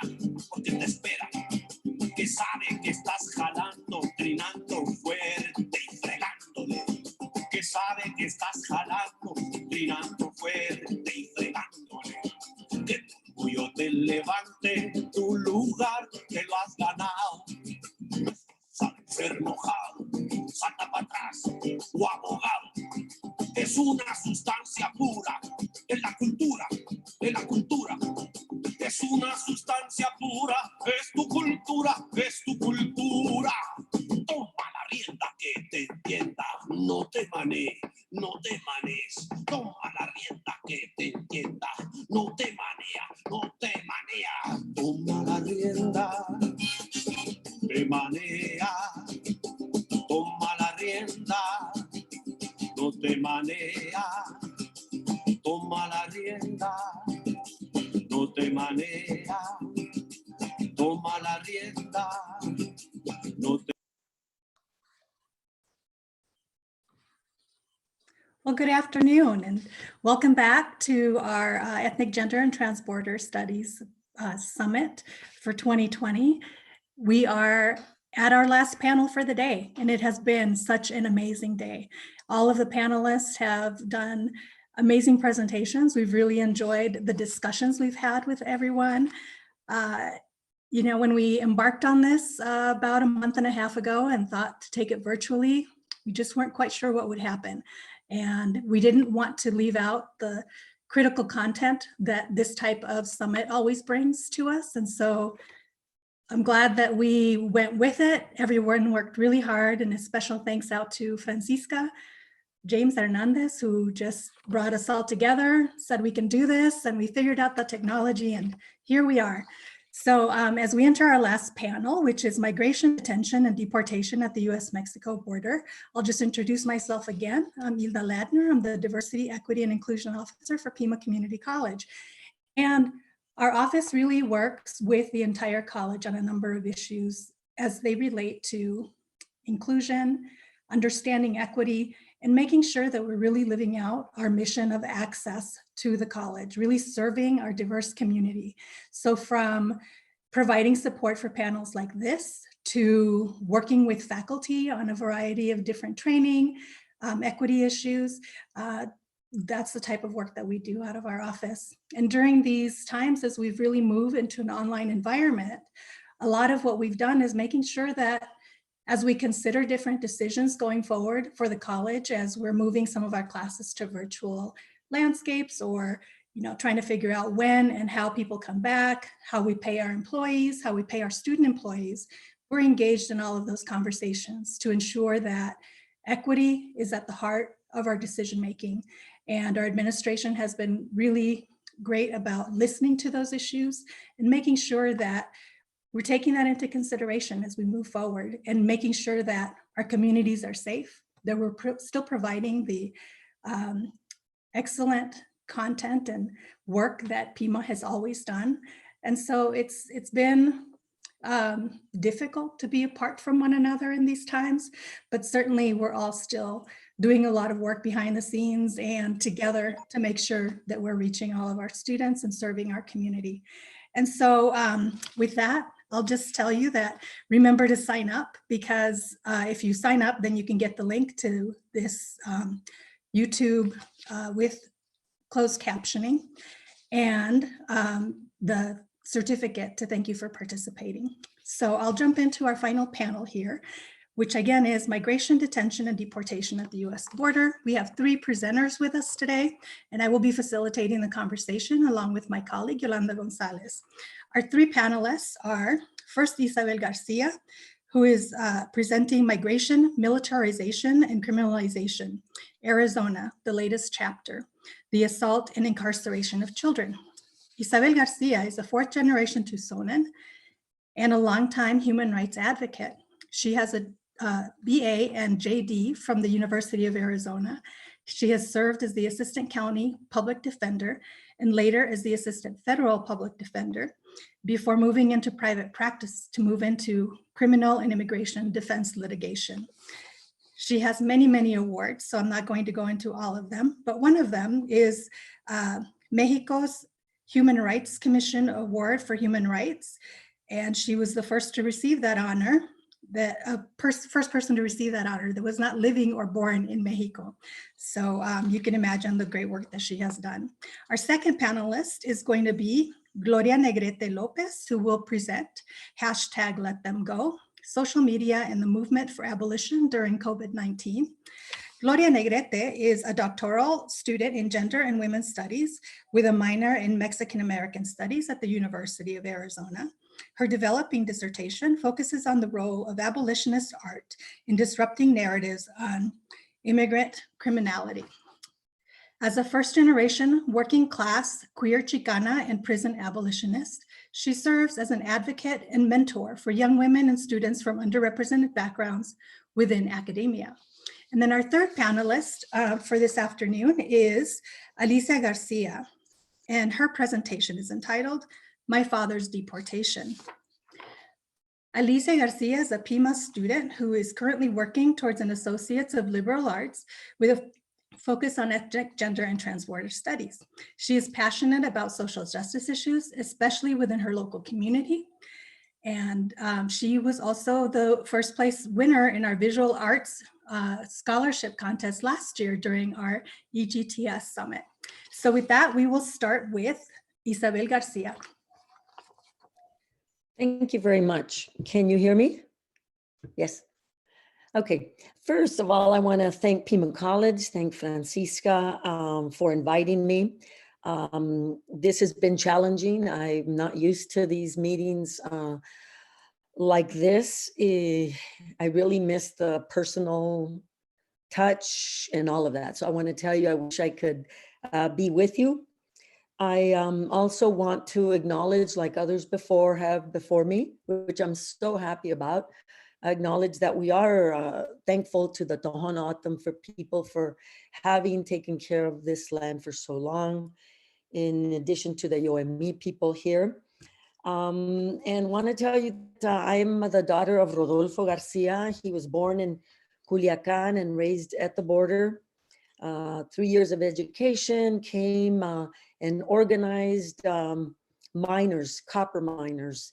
And so we lived through 7 strikes. On my mother's side, Carmen Garcia, she was born here, her mother was born here, and her mother was born here. And you can imagine the racism that she lived. And so I find myself really, again, too, very privileged to be here. The topic I picked really is too broad for a small presentation. Migration, militarization, criminalization would take a long time. But I do want to begin by saying that I was really happy to have heard your initial panels that really cemented what we lack in this country, and that is history. We're not taught history, how this land was founded by the genocide of indigenous people, land grabs. We're not taught the history of slavery and post-slavery structures. We're not taught the history of labor, and we're not taught the history of immigration. And so that's why we are where we are because of all of those. And so I don't have time to go through all of the history, but I think it's very important that we put ourselves in a historical context every single time we look at this, because we have to ask ourselves, what is the foundation, right? Why have people migrated into this country? And look at what US role plays in that, whether it is the land grabs and the invasion of Mexico. After that, it became very clear that the border was heavily militarized, and Mexicanos were primarily looked at for their labor, right? They became then braceros. We see all of that, the dependence on Mexicanos as the cheap labor in this country. We also can't forget the wars in Central America, what we've done in Guatemala, in El Salvador, Honduras, what we continue to do, our war on drugs, and our role in creating all of this migration. And so here we are. A lot of people believe that we began to see this child separation in 2018, when we had Trump as a president. And it's really important to know that it's not true. That under Obama, we had many, many, many young unaccompanied children also detained, right? We have to understand that our immigration history has been really based on economic needs, on capitalism, and globalization is simply the last phase of our latest phase of capitalism. But we have to understand that entire context before us. And so we can see that during the Bracero program, we saw over 2 million people come and cross. And then we begin to see the real hardcore militarization of the border. Why? Well, because of globalization, because we had free trade agreements. We didn't need as many workers here. Technologically speaking, we were also improved. And so we begin to see a further militarization of the border. And so I want to go straight into Operation Streamline, because we don't have a lot of time. All of us are very familiar with the concept of deportations. I mean, Obama, deported over 2 million people. So we all understand that horrible process. And it's one that the Supreme Court says you're not losing your liberty, so you don't even have a right to an attorney, something that we're fighting here with a campaign of justice for all. But in any event, that's a civil administrative proceeding. What we're talking about with Streamline is a criminal proceeding. United States of America versus Isabel Garcia. That is the title of the page. And we have been criminalizing immigrants for illegal entry and re-entry for over 2 decades. We have dramatically increased all of that, right? And the consequences are huge, right? The human consequences, a lot of asylees are caught up in Operation Streamline. So let me talk about it a little bit. In 2019, we had the highest level of prosecutions, 106,312 cases of criminal prosecution. Do you know that illegal entry and re-entry represent the most prosecuted cases in the entire country, not just the border where we have Streamline, but across the country, it's the most highly prosecuted. And we, under Democrat administrations, have agreed to increase that. And so I need for you to understand what in fact it is. Title 8 of the US Code, Section 1325, makes it a crime, a misdemeanor, to cross or attempt to cross or lie when you're crossing the border, punishable by a fine and 6 months in prison. And then we have 8 U.S.C. Section 1326. That is a felony, and it prosecutes you not only for a recross, but for being found in the country after having been deported. That was a very specific change in the legislation to impact Mexicanos, because families who had faced deportation would come back, and that is a felony. And so combined, we have the most prosecuted along the border. We have a program called Operation Streamline. It was started in Del Rio, Texas in December of 2005. a place where I started my legal career in Texas and Del Rio. They built a brand new prison. And sure enough, when you build a prison, what do? You're going to fill it up. And so they began this process called Operation Streamline. I'm a criminal defense attorney, and we have a lot of problems in our criminal process. It's racist. There's a lot of class that's very problematic. However, in Operation Streamline, you don't even follow a process. You have an initial appearance where you're told what your charges are, what your bail will be. Do you have a lawyer? The next phase is you go into an arraignment. They review your case. You're indicted. You do legal research. You go to trial. All of it's individual. And guess what happens in Streamline? It's 70 people that are prosecuted en masse. They're chained from their ankles to their waist to their wrists when they walk into court every single day. 70 people at 1:30 every single day in the Tucson court.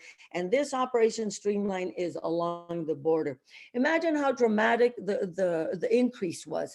In 2017, it was still after Obama really dramatically increased these prosecutions. But in 2017, we had over about 54,000 cases. In 2019, over 106,000 prosecutions. And so in 1 or 2 hours, all 70 people are prosecuted. You get more justice in a speeding ticket in an inferior court, because when you leave, not only do you leave with a criminal record, but you're precluded from obtaining other benefits in the future. People who are stuck in asylum and seeking refuge are caught up in the system. Even the Office of Inspector General ruled that we were violating international law by having people incarcerated in this manner.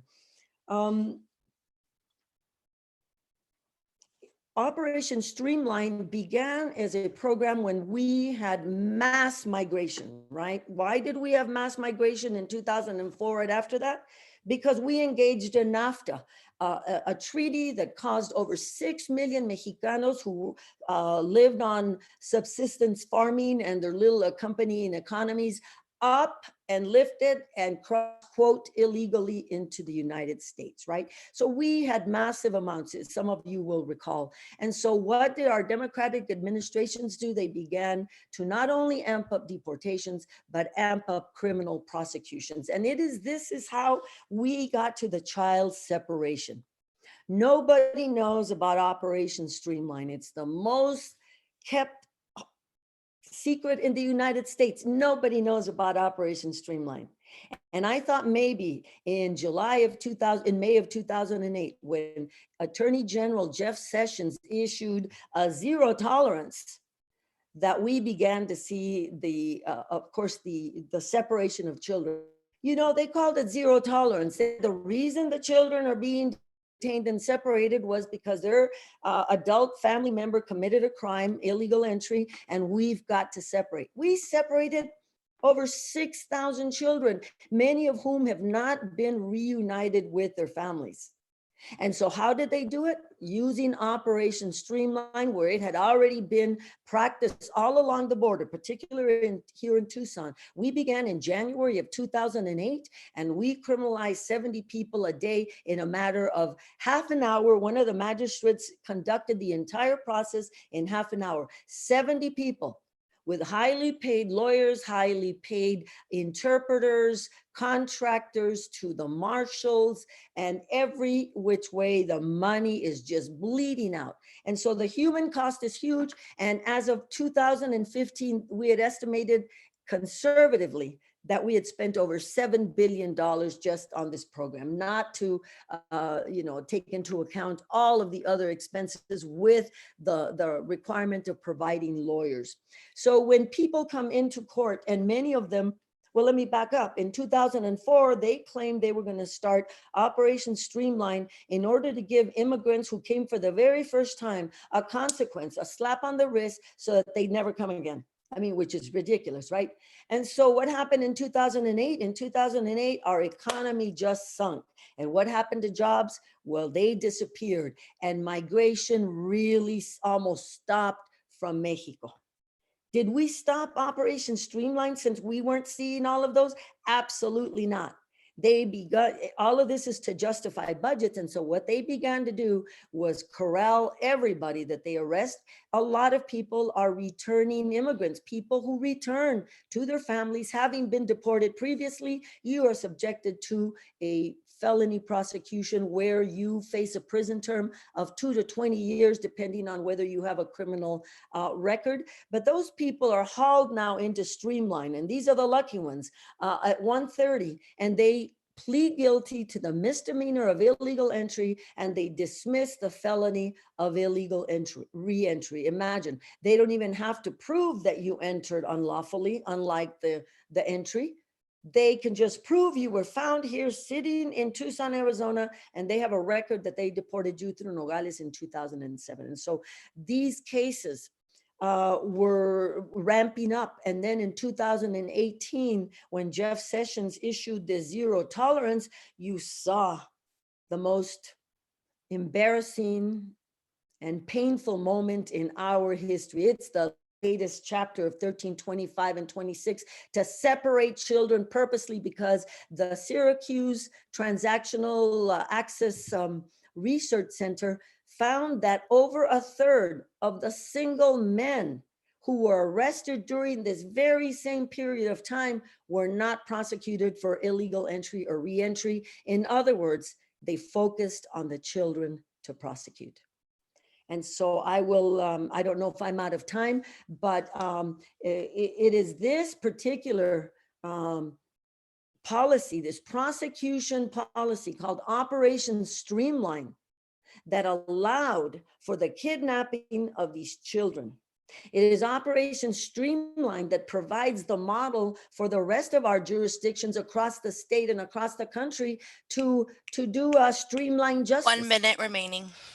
To do streamlined justice. And so not only is it a horrific program that is so costly, but it's degrading, and really it's part of our consequence delivery system that we established. When we established Department of Homeland Security, we established this thing called the consequence delivery system. We know what that is. It's a criminal kind of system, right? Incarcerate people, punish people, and make it difficult for them. We really call this consequence delivery system a policy of death, because you're either biologically death, people ambiguous death, you're never found, or the social death where you are deported and your children have to grow up separated by thousands and hundreds of miles. That is a social death too. And so Operation Streamline is but a part of this consequence delivery system. Thank you. Isabel, thank you so much for that. Yet another critical and important perspective, from historical perspective and what is happening currently, around immigration issues here at our border. So now I'm going to turn it over to Gloria Negrete Lopez to do her presentation. And again, I remind you that you can post questions on our YouTube stream for after our panelists. Gloria. Hi. Hello, everyone, and good afternoon. Hola y buenas tardes a todos. Thank you so much for that introduction, Hilda, and thank you so much to the organizers of the summit and to all those volunteering and working behind the scenes, Francisca, Marcos, and so on and so on. Before I get started, I, like many in this summit today, I want to acknowledge that I'm speaking today from Tucson, Arizona, the traditional territory of the Tohono O'odham Nation, as well as the Pasquayaqui tribe. I also want to thank Bambi Salcedo for her keynote remarks today and for guiding us all in a moment of mindfulness to ground us and to remind us of the difficult work being done and what we must continue to do for our collective liberation, and that includes our trans brothers and sisters. I am honored to be in such an esteemed panel and such an esteemed group of panelists today. I'm even more delighted to be speaking in a community college setting. As a proud transfer student, it was there in my community college of Fullerton College that I saw professors that looked and that sounded like me. And it was also there that I decided to embark on an academic journey to become an educator and professor. And as a doctoral candidate in gender and women's studies here at the U of A, I am one step closer to reaching that goal. And so I had a PowerPoint, but I think I'm just going to stick with my written remarks. So my presentation today is titled, Let Them Go, Social Media and the Movement for Abolition During COVID-19. It is impossible to ignore the way that the coronavirus or COVID-19 global pandemic has completely shifted our understanding of the terms health, healing, infection, and vulnerability. Despite the collective feeling of chaos and uncertainty, there are, on the other hand, moments of clarity that have risen during this pandemic, reinforcing racial and class inequalities. These inequalities are exacerbated even further if we think about the most vulnerable in our society, such as those people in jails, prisons, juvenile and immigrant detention centers. This presentation will focus on two activist hashtags, Let Them Go and Free Them All, as a symbol of a changing narrative around caging, incarceration, and detention that comes from an abolitionist commitment to envision a different world. The goal of this talk is to discuss the current activist organizing efforts happening locally here in the state of Arizona, happening nationally, and more importantly, virtually, that insist on the liberation and freedom for all. The following questions serve as guides for this presentation. What is the role of social media activism in our current health crisis? How does Let Them Go and Free Them All map the movement for decarceration in the US? And why is abolition such an important idea in this current moment? Social media played a very important role in creating and archiving spaces of consciousness raising, as well as shining a light on the activist practices and organizing work done by and for communities engaged in creating futures where criminalization and caging are non-existent. Activism has changed in the current COVID-19 pandemic, and it in turn has shifted protests and manifestations to become more accessible. Protests and manifestations have resulted in calls to action where groups and organizations have urged their followers to participate in a variety of activities to draw attention to the inequitable realities of a global pandemic. Many of these activities range from signing petitions, circulating information, organizing protests outside of detention centers and prisons, to calling and emailing specific individuals in positions of power, such as the ICE field director, governors. What was once critiqued as apathetic, we are now living through a reconfiguration of digital activism that reminds us that this work is necessary and invaluable. As many disability rights advocates and scholars have taught us, that accessibility is necessary and needed at all times, regardless of a global pandemic or not. Social media accounts, Instagram and Twitter have played an important role in critiquing the prison and detention industrial complex. Here, I am thinking of the important work of the collective Thoughty Organizer based in Los Angeles and the social media pages of the hashtag Keep Aleph Free Deportation Defense Campaign, that are constantly making abolitionist interventions through transmedia mobilization that critiques immigrant rights narrative. Along with Arizona-based groups Puente Arizona and Transqueer Pueblo, these social media accounts are brief snapshots of the consciousness raising that is happening on social media on a daily level that is changing narratives around criminalization. The accessibility of abolitionist literature and sharing allows audience to not only be passive observers, but to engage in what Sasha Constanza Chalk terms transmedia mobilization. According to the anthology By Any Media Necessary, New Youth Activism, transmedia mobilization functions as a tool that not only expands the participation of entails, but it also requires co-creation and collaboration. Digital activism plays a crucial role in our current moment, and as scholars convene virtually here today, I think it is important that we pay close attention to the consciousness raising work happening digitally around the issue of prison abolition. In the current COVID-19 pandemic has shifted daily life and has forced many of us to shelter at home and to adopt the practice of social distancing, whether through city or state ordinance. Although many are practicing these public health guidelines, it is evident that these policies presume that the entire US population has access to housing with enough space to stay 6 feet apart, and that everyone has running water in order to cleanse their hands. All these assumptions point to the fact that spaces like jails, prisons, and detention centers house a large number of people with chronic illnesses and make it impossible to social distance. We are seeing effects of this clearly as a record number of cases emerging from prison and detention centers all over the US. According to the Prison Policy Institute, there are 2.3 million people in prisons, in jails, and detention centers in the US. And I find it necessary, much like our previous speaker, Isabel Garcia, who reminded us of the criminalization of migrants, but I want to turn to definitions of crime and criminalization to remind us all that one is not born a criminal, but rather becomes one through policy, through laws enacted that turn activities of survival into pathologized crimes.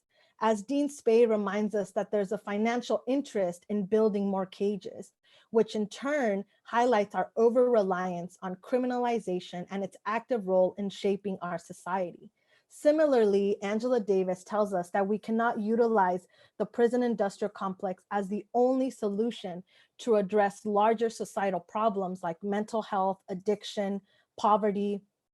And Dylan Rodriguez shows us that prisons are a regime of violence, of domination, of terror in American society designated to go after Black, non-Black, Indigenous, displaced, and working class communities.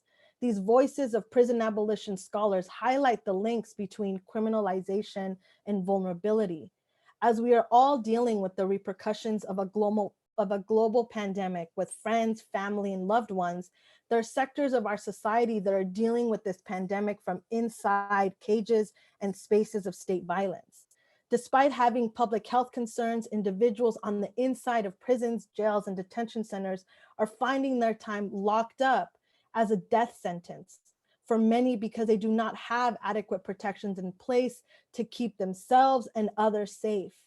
For example, Immigration and Customs Enforcement is still surveilling, is still conducting raids, and is still kidnapping our community members. Although non-essential businesses have shut down, we must ask ourselves, is ICE and law enforcement really an essential business? Furthermore, why are they continuing the work of caging individuals during a pandemic?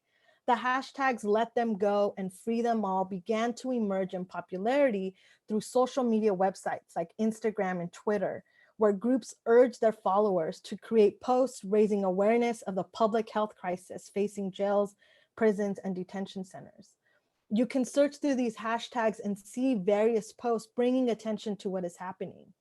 The Instagram account Support Don't Deport reminds us that community pressure is the only way we will liberate and free our loved ones still in cages.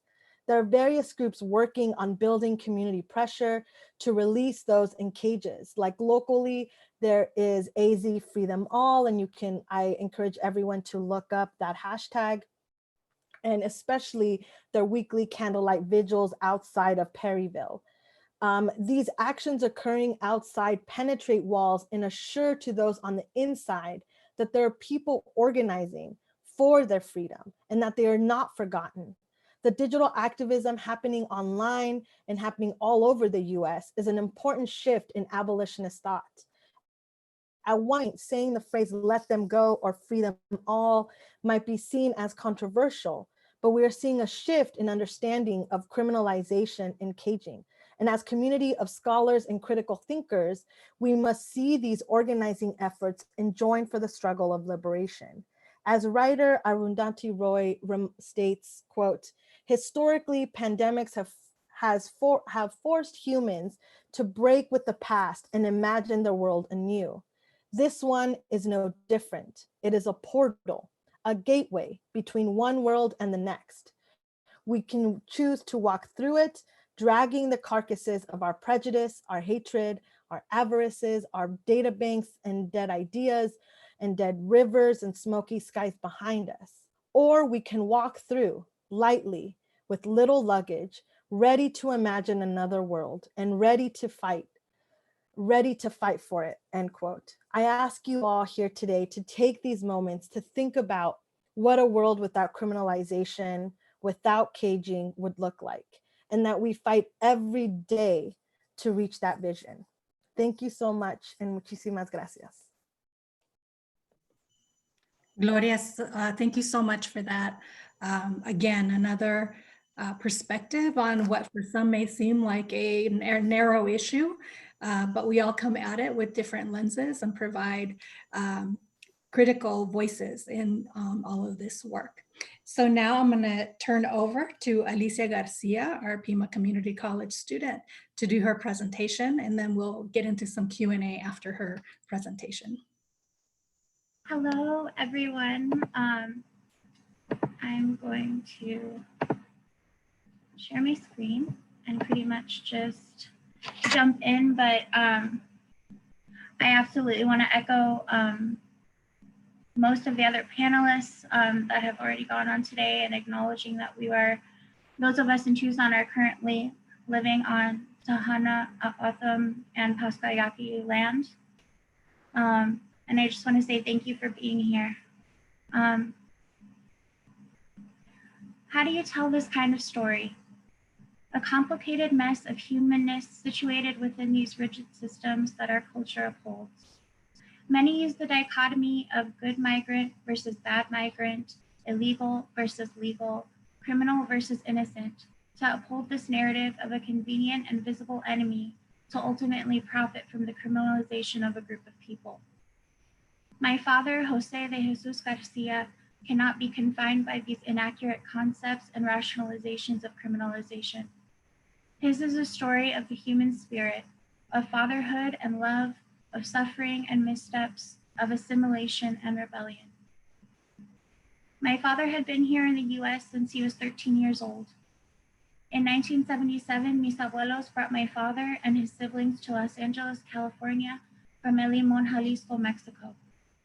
My dad and his siblings grew up in East LA during the late 70s and 80s. As an undocumented family trying to survive in this unfamiliar place and culture, they faced many struggles. Even with the odds stacked against them, my abuelos found work and their children went to school. My dad made it to his sophomore year in high school. Like many marginalized students in LA at the time, and even to the present, he was not given equitable education and was most likely criminalized within the school system. Despite this, my abuela, my father, and his siblings immersed themselves into the Chicano movement and participated in organizing and protesting with their community. My father also got involved with gangs and developed a substance dependence, which he would struggle with his whole life. I see both of these truths, organizing and gang culture, as survival mechanisms for the reality in which my dad was living. And I wish I could tell him that I'm proud of him for all of it.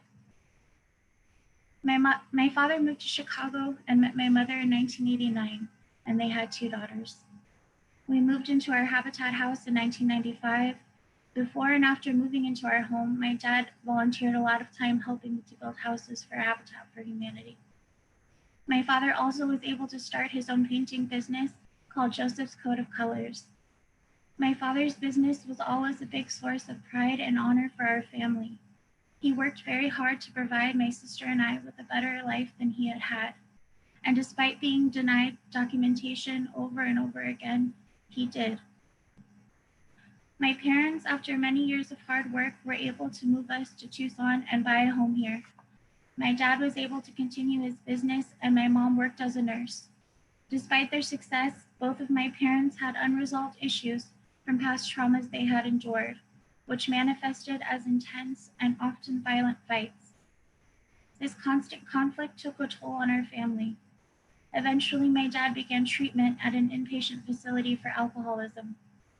He spent 90 days there, and by the time he came out, my mom had relapsed after 15 years of sobriety and had all but checked out of our lives. My dad returned home and my mom was gone, suffering her own mental breakdown, and it shattered him. He relapsed. In the midst of this turmoil, my dad became manic, trying to find my mom and fight for her to come back. When he was able to find her, fighting for her became fighting with her, and his anger boiled over. And on one such occasion, my mom felt she needed to call the police to intervene. He was arrested, and I may never know why this was an arrest instead of a de-escalation, or why this arrest led to deportation, but the political climate at the time most likely affected this outcome.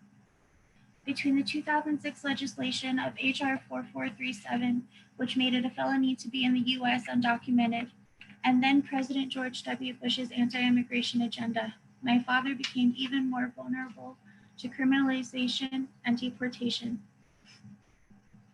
My dad was deported in December of 2008, something he had anxiety and nightmares about for many years. Before his deportation, he was held at Aloy Detention Center for a month, which is something I am just learning about now because I was isolated from what was unfolding and that my parents were not present physically or otherwise. Learning that my dad was held at Aloy specifically is a painful discovery because of its reputation as an inhumane and dangerous detention facility. And I would urge everyone listening to become more aware of what is happening at Aloy. At the time my dad was deported, I was 16 and my sister was 14 years old. And despite the fact that CPS had already been notified by our school that we were being left on our own, our well-being was never considered by the state. I saw my father once before they deported him at the Pima County Detention Complex in Tucson. We spoke through a TV screen. He was then taken on a bus and dropped off at the Nogales border. He knew no one and he was alone. Thinking about all my dad went through without the support of his family breaks my heart. Recently, I have been able to read some letters that he wrote while he was incarcerated. And even through all of the mental, emotional, and physical turmoil he was enduring, most of his writing focused on wanting to be home, to take care of us, and to be a better person. Even after he was deported, whenever we would speak on the phone, he would tell me, "Don't worry, mija, I'm okay." But the pain in his voice was apparent. When my dad was deported, I felt completely lost. I felt all alone. My familial foundation had crumbled around me. My sister and I were left to finish high school on our own, but I did not finish on time. If you knew me, you would know the deep shame I felt about not graduating with my peers. But the truth is, I spent my senior year being ridden with anxiety, worrying about whether my dad was okay, alone in another country, with basically nothing, or whether my mom would come home, and whether either of them were safe. School was no longer a priority. This anxiety affected me in many ways. Most nights I was not able to sleep without the lights on or without getting up every hour to check for a car coming up the driveway. And although I am the older sister and I tried my best to fill this role in my parents' absence, many times my little sister would have to comfort me.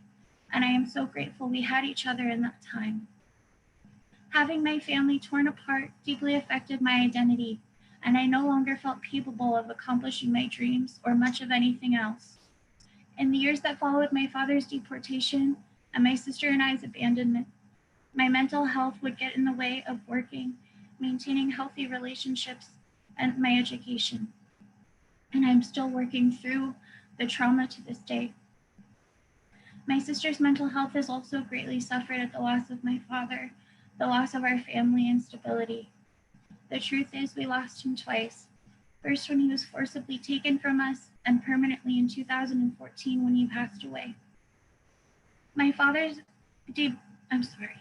being deported was a hemorrhaging wound, born from incision after incision of criminalization, a severing of the family to undercut the community. I share this story to humanize my dad and our family, something that feels so strange for me to have to do, but I do it because society has criminalized him. And as a society, we don't recognize those who are criminalized as worthy.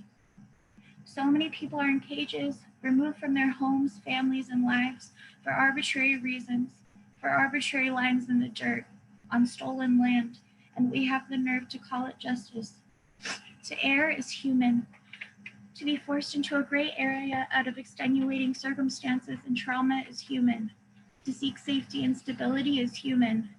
But undocumented people cannot make mistakes, cannot draw attention, have to be on their guard, and often don't have the resources to take care of their mental health or otherwise. This extends to their loved ones too. When we first moved to Tucson and had to deal with increased Border Patrol presence and checkpoints, we began to have my dad practice the phrase, "I am an American citizen." With his thick East Los Chicano accent and with Spanish being his dominant language, we laughed together about how silly that phrase sounded because he was trying to sound white. This is a bittersweet memory, one where we asked my father to abandon his roots, to contort himself into what we were taught was a more palatable and unsuspicious version of what it means to be American out of fear for his safety. But you are never really American if you're brown, right? You're always from some other place, conveniently forgotten in the history books, always other and not the standard, even though the first people of this land look exactly like my father. This is not a story of a good or bad undocumented person. This is the story of my father's life, which includes his criminalization and his mistakes. Let us build a moratorium to the good immigrant versus bad immigrant concept and all versions of that concept across criminalization so that the stories and voices in our communities can finally be heard and considered in full. I'd like to end with a poem that I wrote after my father's passing that centers a photo that I took after his deportation. And is really just a way to help me remember him. My father's hands, I can see them clearly, details my mind fails to transcribe, imprinted on my memory, yet forever lost to time. My father's hands were a vehicle of metamorphosis, perpetually bringing about existence. They painted, they worked on La Carrucha, they drew, they wrote, they planted, they watered, they toiled, and conjured growth from the dry desert dust. They held me one at a time. When I was first born, he said, they took turns, I was so small. They could be heavy and full of rage, exploding outward like his screaming, pleading voice. They could be delicate, feed a baby, hold my face between them while he tell me, mi hija tan hermosa. My father's hands were dark so that the soil could recognize them. Brown like his mother, brown like his father, and all of his ancestors. I burned copal and they are with me. My father's hands were worn, rough, cracked, scarred, tiny green tattoos drowning in melanin, faded by the years of digging through sun-scorched earth, fighting past everything. Nails flattened and yellowed as if a hammer had hit each finger. Turn them over, much lighter. One deep line, one on each hand, in between thumb and pointer, stretching down to where wrist becomes hand. He would ask me to push at it in hard circles to relieve the pain, each adorned with a single copper bracelet for the arthritis. They smelled like Vaporu and the oil he ran through his hair. My father's hands were bigger than the world that thought it could decide their worth. They hold a jacket over my mother's head in the pouring rain. They guide us through a jungle. They tie shoelaces. They cook huevos rancheros on Saturday mornings. They cook carne on the grill, elote on the grill, tortillas on the grill, cebollitas on the grill, y todo demás. They cut open the aloe vera for my sunburn. They eat nopales out of the can. They flip through radio stations while they drive me to school, to work, to my friend's house. They let me take the wheel of his turquoise pickup truck up and down our street until my mom got mad. They hold a beer in the shed, secretly killing all of the work they had done. They become flighty, dance this way and that in a silly, awkward way until they fill with rage again, because they hold something I will never know about, a healing wound torn open by pride understanding manhood in a way that leaves no room for softness towards the self, machismo. I take a photo of my father's hand resting gently across the back of the driver's side seat. I cannot forget them. I believe there was magic in my father's hands. Thank you.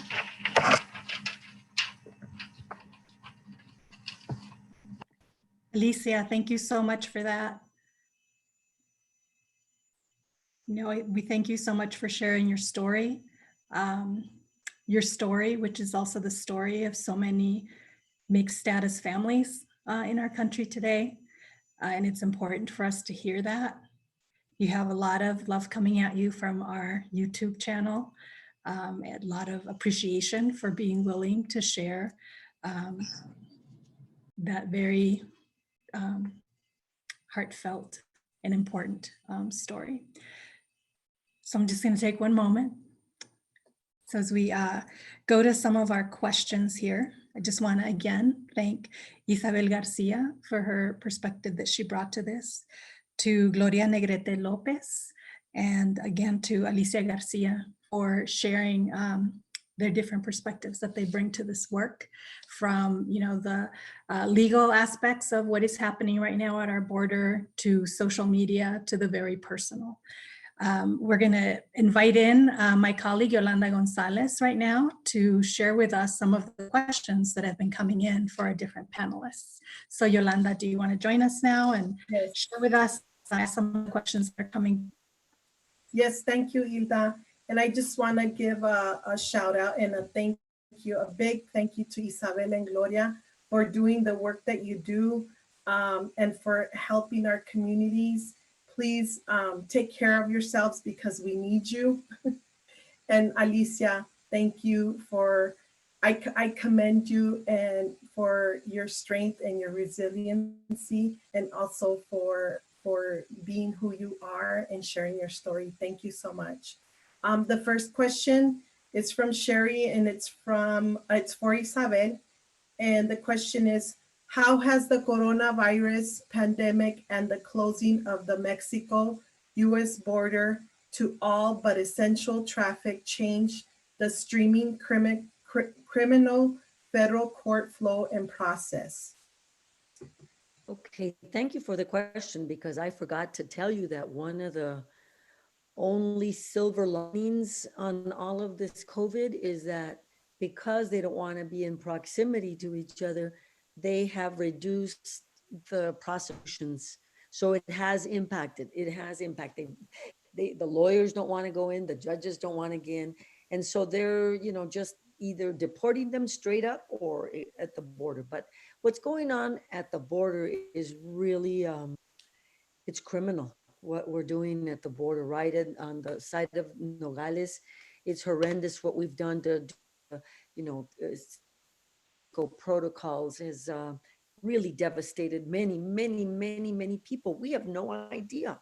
You just go to Nogales or anyone along the border, the suffering is incredible. There's abuse, women are being attacked, children don't have enough food. I mean, we've created a nightmare, a human rights crisis along this border with Mexico. Thank you for your answer. Do we know how many children are still separated from their families?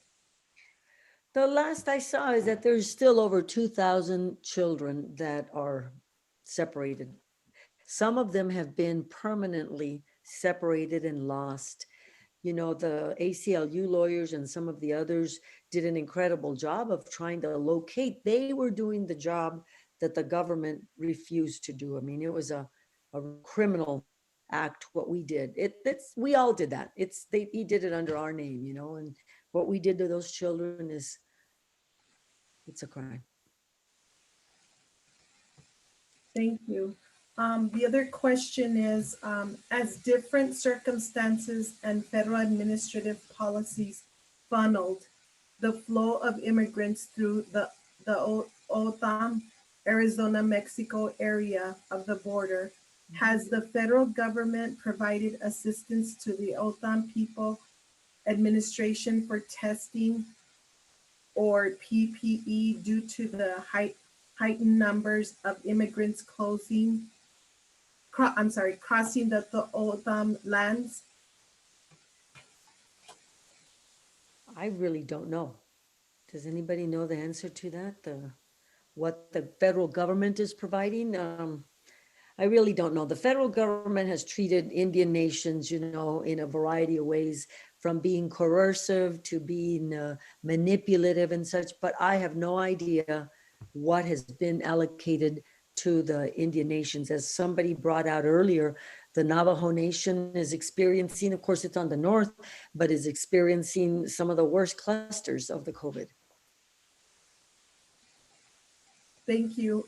The other question is from Araceli, and she would like to know, is Operation Streamline still working?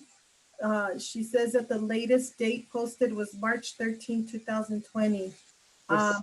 So was it happening with all the people from the date to now? No, they stopped it. Like I said, they've paused it. It's one of the only good things about this COVID, but you know, they're not going to give it up. The structures that they built in order to continue this are too huge. You know what I mean?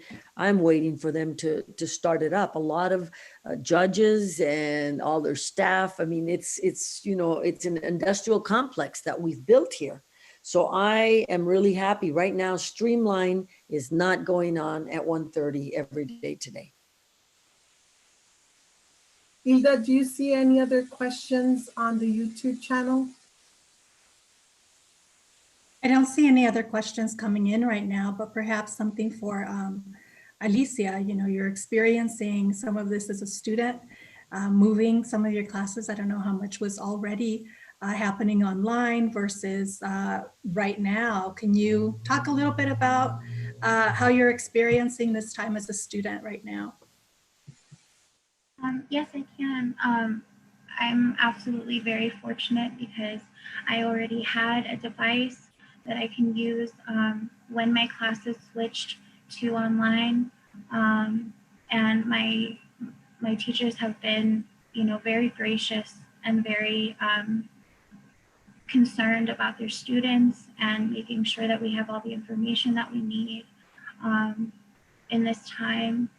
It's absolutely stressful. It's absolutely difficult to continue with classes as normal, business as usual, because it's not. But I absolutely do feel fortunate myself that I have the resources to continue to attend classes online, and that my teachers have been so great.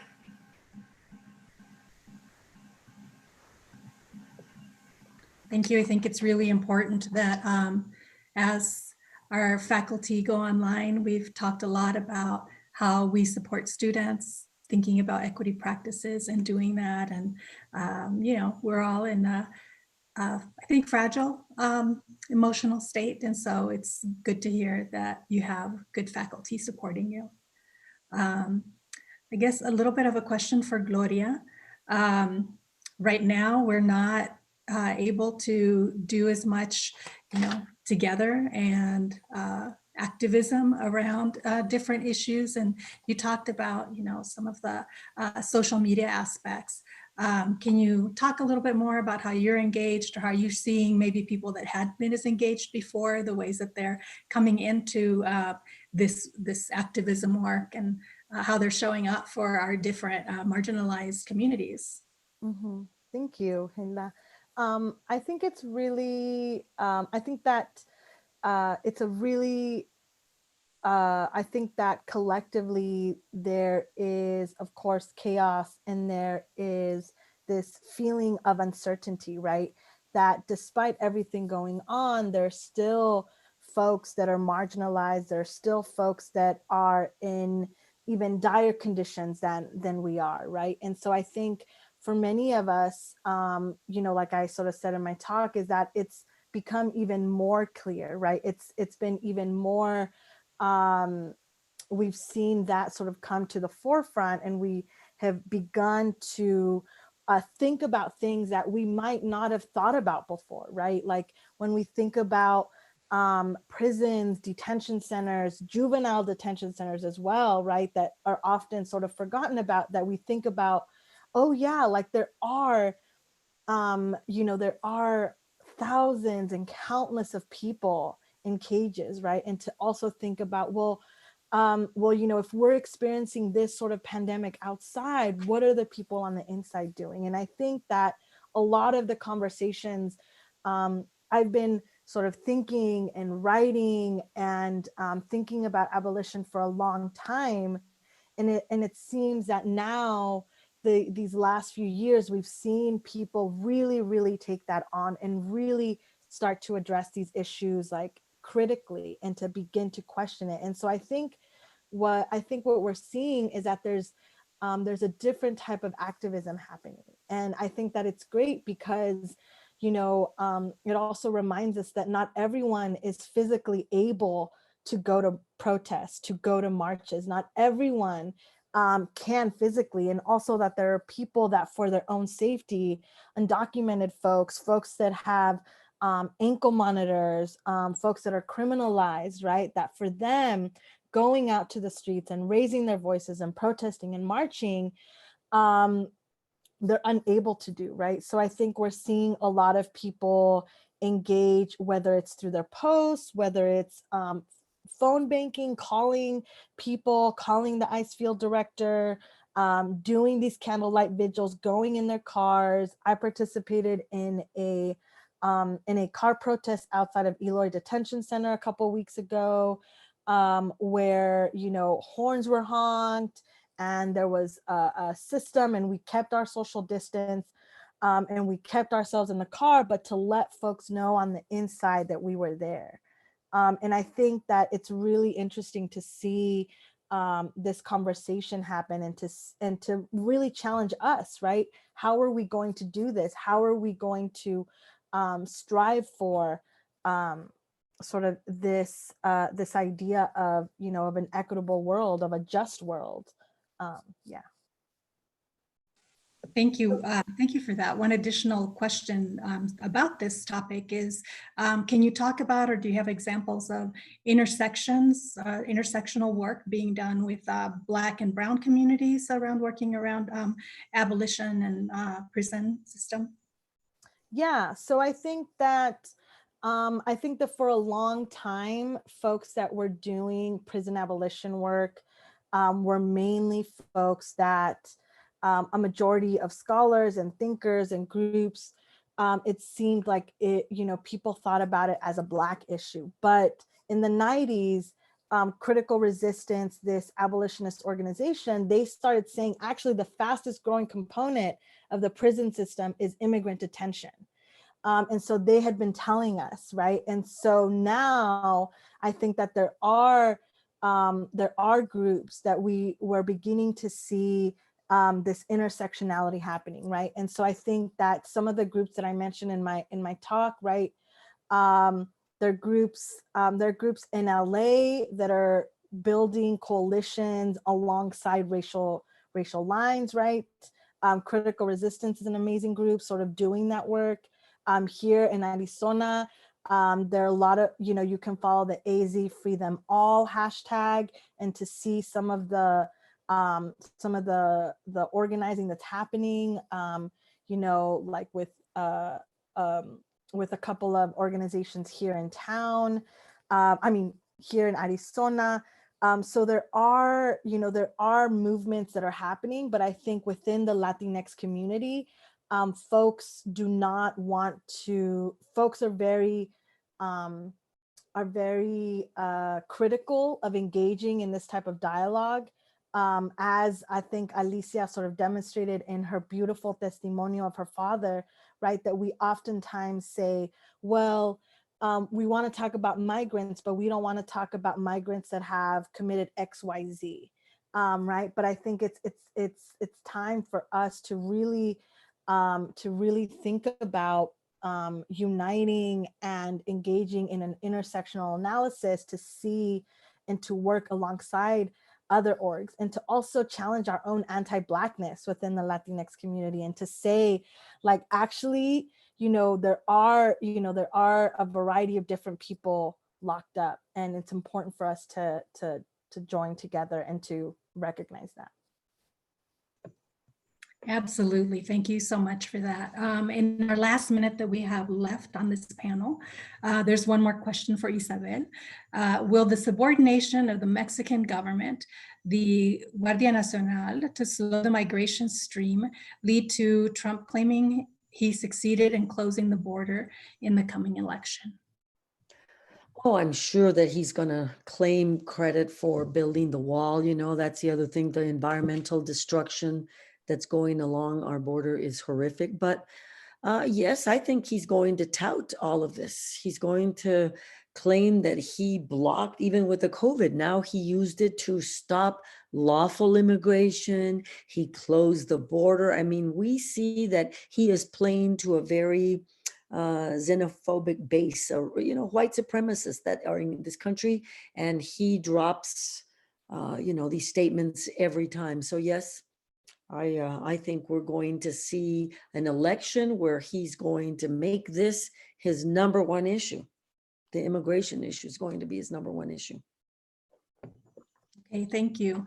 And thank you to our panelists. That concludes this part of our program. And as we go to close out, I just want to again thank the panelists here in this program, but also throughout the day, from Bambi Salcedo, our keynote speaker, to the various speakers throughout the day. It has been a wonderful conversation with a lot of different perspectives and bringing history and current events into our conversation right now. So I'm really excited that we were able to do this today, and so proud to have been part of this with all of my colleagues and with all of you. So to close it out, I am going to invite my boss and who I think is, the heart of Pima Community College, our provost. She's Dolores Duran Cerda, serves as the provost and executive vice chancellor at Pima Community College, where she leads and oversees all academic and student affairs areas of the college, while focusing on student success, community engagement, and diversity. She's a seasoned educator that has 20 years of comprehensive and increasingly responsible college level institutional administrative leadership experience. So to close us out today, Dr. Dolores Duran Cerda. Thank you. Good afternoon. Buenas tardes. Can you hear me? Okay. Well, it's such a pleasure for me to be here with all of you. It's been an incredible day of discussion of such critical topics that surround our community and our hearts. And I'd like to thank EGTS, the department, for all the hard work they've done. I saw it when it was just a seed, when we planted the seed, and then it grew into a seedling, and now it's flourishing, and now it's going to be un árbol de la vida.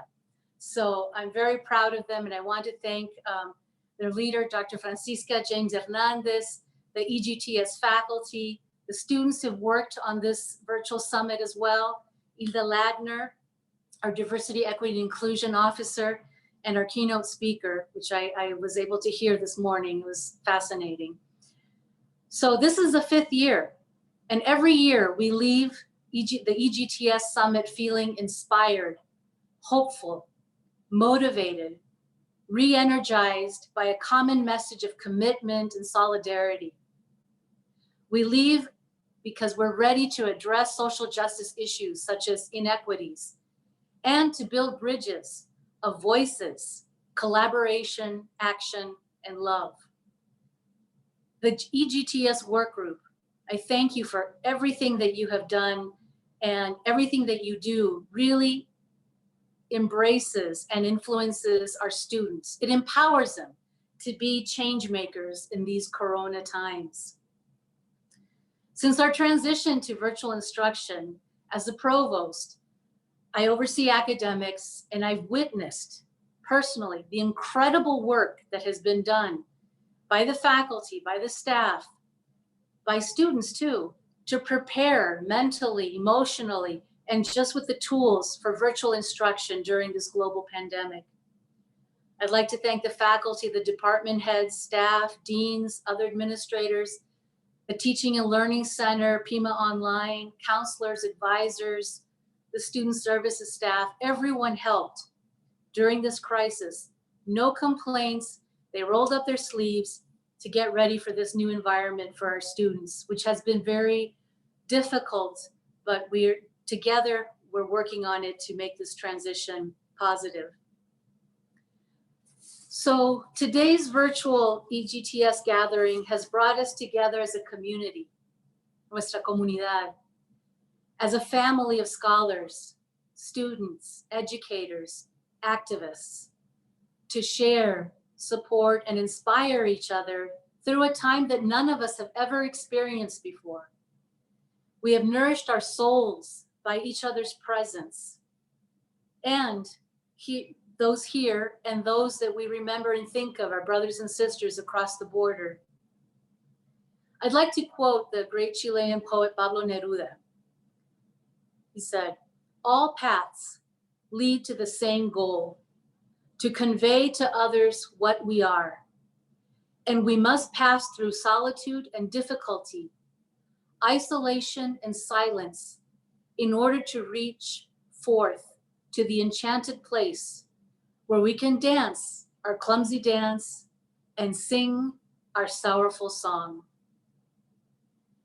As you know, we will not be able to return to the pre-corona times, but let us make today and the future an opportunity to weave a new, beautiful, multicolored, multi-textured tapestry that embraces all of humanity, nature, and love.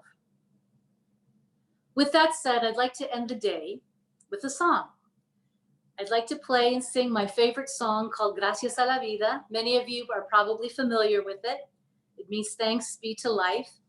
And it's by the Chilean poet, singer-songwriter, Violeta Parra.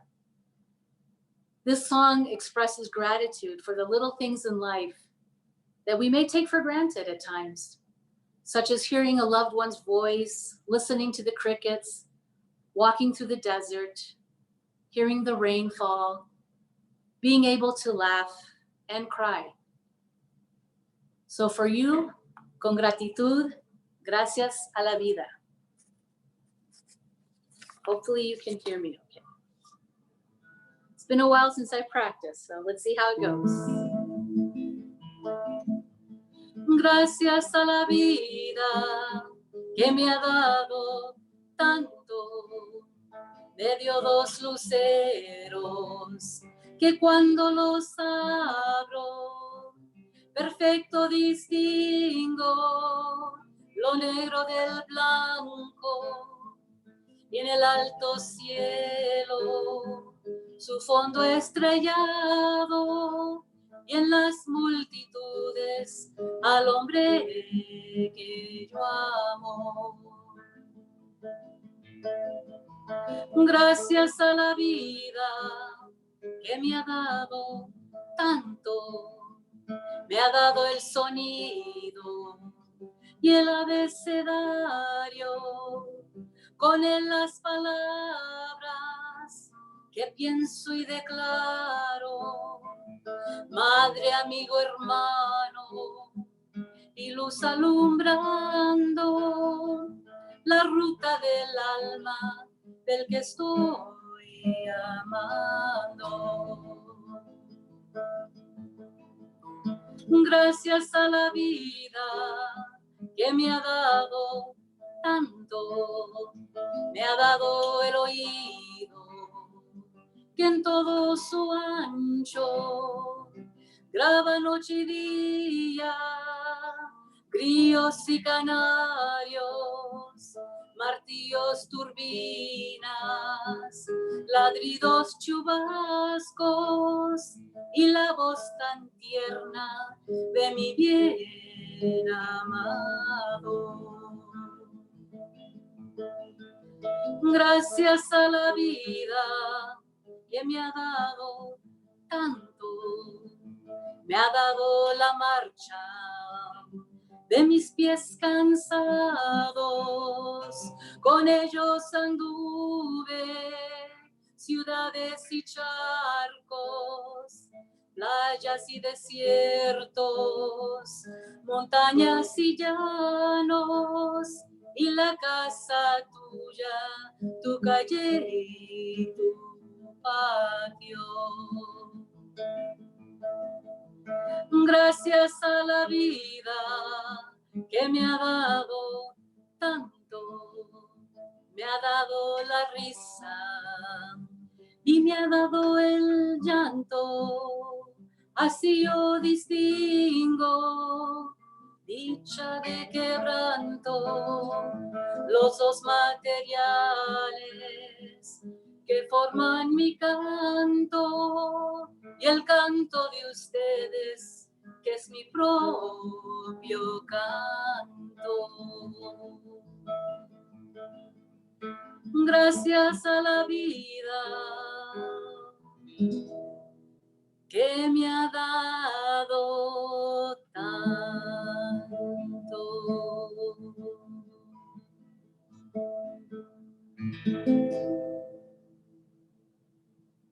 Muchas gracias a todos. Thank you. Bravo, Dolores. Thank you so much. That was You're such very welcome. That was such a gift for all of us. I just love that song and I love it when you sing it. So thank you. Thank you for being with us here today, Dolores, because you are very much a heart of the college. And as you mentioned, you've been with ethnic, gender, and transborder studies before it was, you were one of the semillitas, one of the mini semillitas when you were on faculty and Yes. taught Mexican American studies. Exactly. So you've been with us for a very long time. And we know that along with the chancellor and Dr.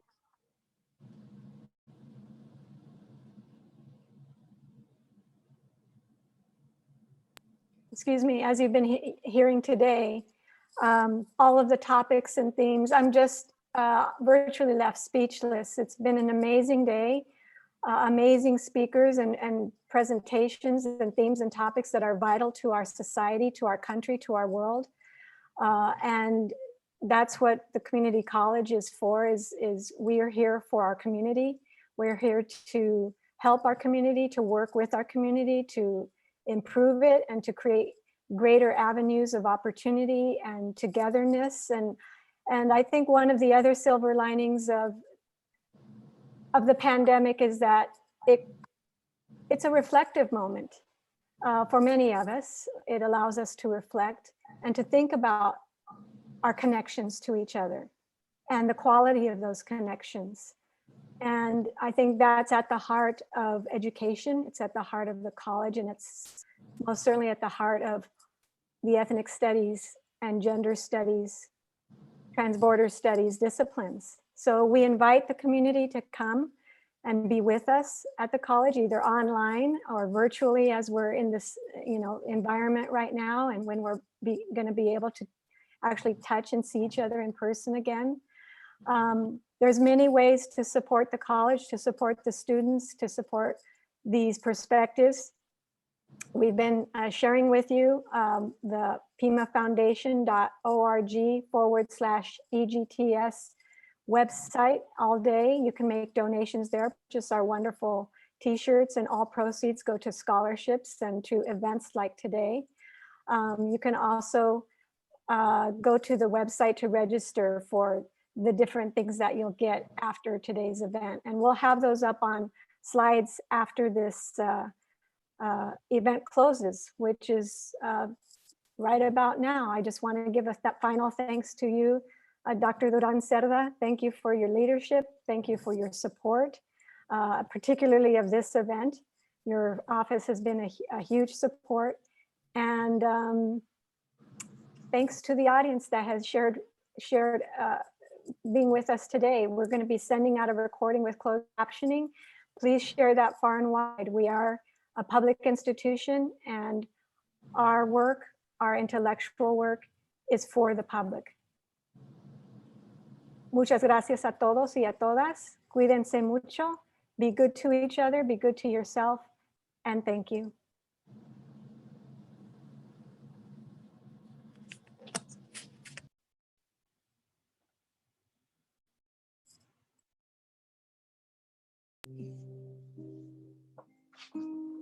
Recordando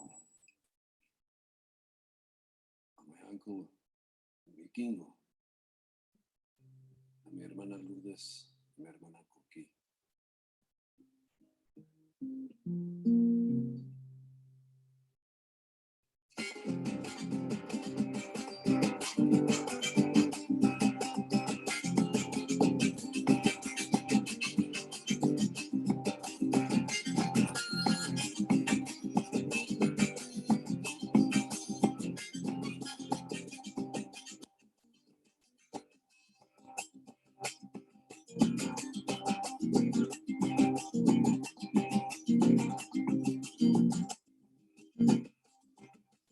Te dejes engañar como un pan con mermelada, con crema de cacahuate, no sabe a nada, no sabe a nada, que te retaca las venas y te condena, y te condena, que te retaca las venas y te condena, y te condena. No te dejes engañar por la mentira, por la mentira. Que cae como blanca rosa, no dicen nada, no dicen nada. Que saben que tu energía no es solo taco o tortilla. Que saben que tu energía no es solo taco o tortilla. Toma la rienda que te entienda, no te manees, no te manees. Toma la rienda que te entienda, no te manees, no te manees. Toma la rienda. No te manea, toma la rienda, no te manea, toma la rienda, no te manea, toma la rienda, no te manea.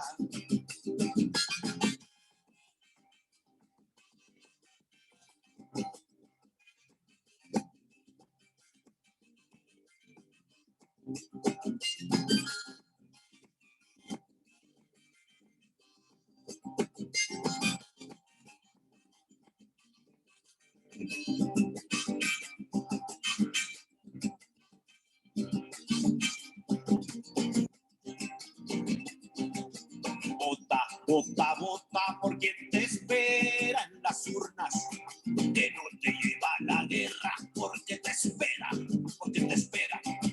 que sabe que estás jalando, trinando fuerte y fregándole, que sabe que estás jalando, trinando fuerte y fregándole, que tu orgullo te levante, tu lugar te lo has ganado. No es cosa de ser mojado, salta para atrás o abogado. Es una sustancia pura en la cultura, en la cultura. Es una sustancia pura, es tu cultura, es tu cultura. Toma la rienda que te entienda, no te manees, no te manees. Toma la rienda que te entienda, no te manea, no te manea. Toma la rienda. Te manea, toma la rienda, no te manea, toma la rienda, no te manea, toma la rienda, no te manea, toma la rienda, manea, toma la rienda, no te manea.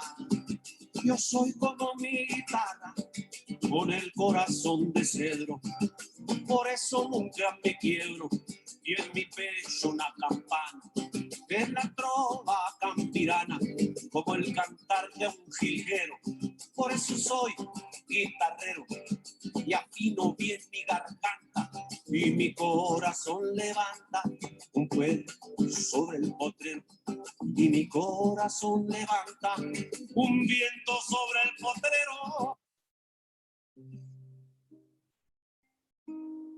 Recordando a mi uncle pequeño. A mi hermana Lourdes, mi hermana Joaquín.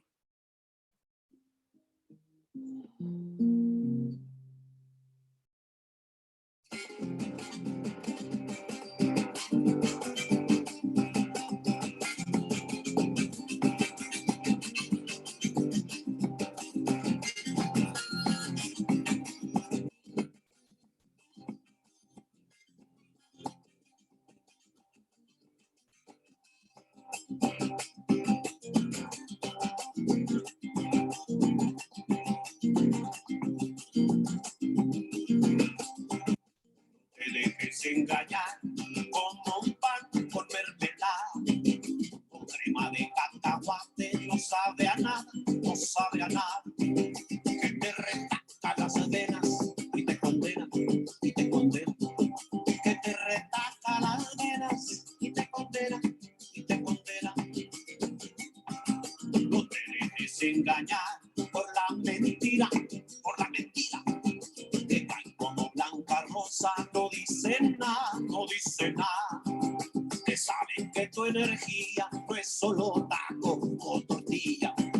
Que saben que tu energía no es solo taco o tortilla. Toma la rienda que te entienda, no te manejes, no te manejes. Toma la rienda que te entienda, no te manejes, no te manejes. Toma la rienda, no te manea. Toma la rienda, no te manea. Toma la rienda, no te manea. Toma la rienda, no te manea.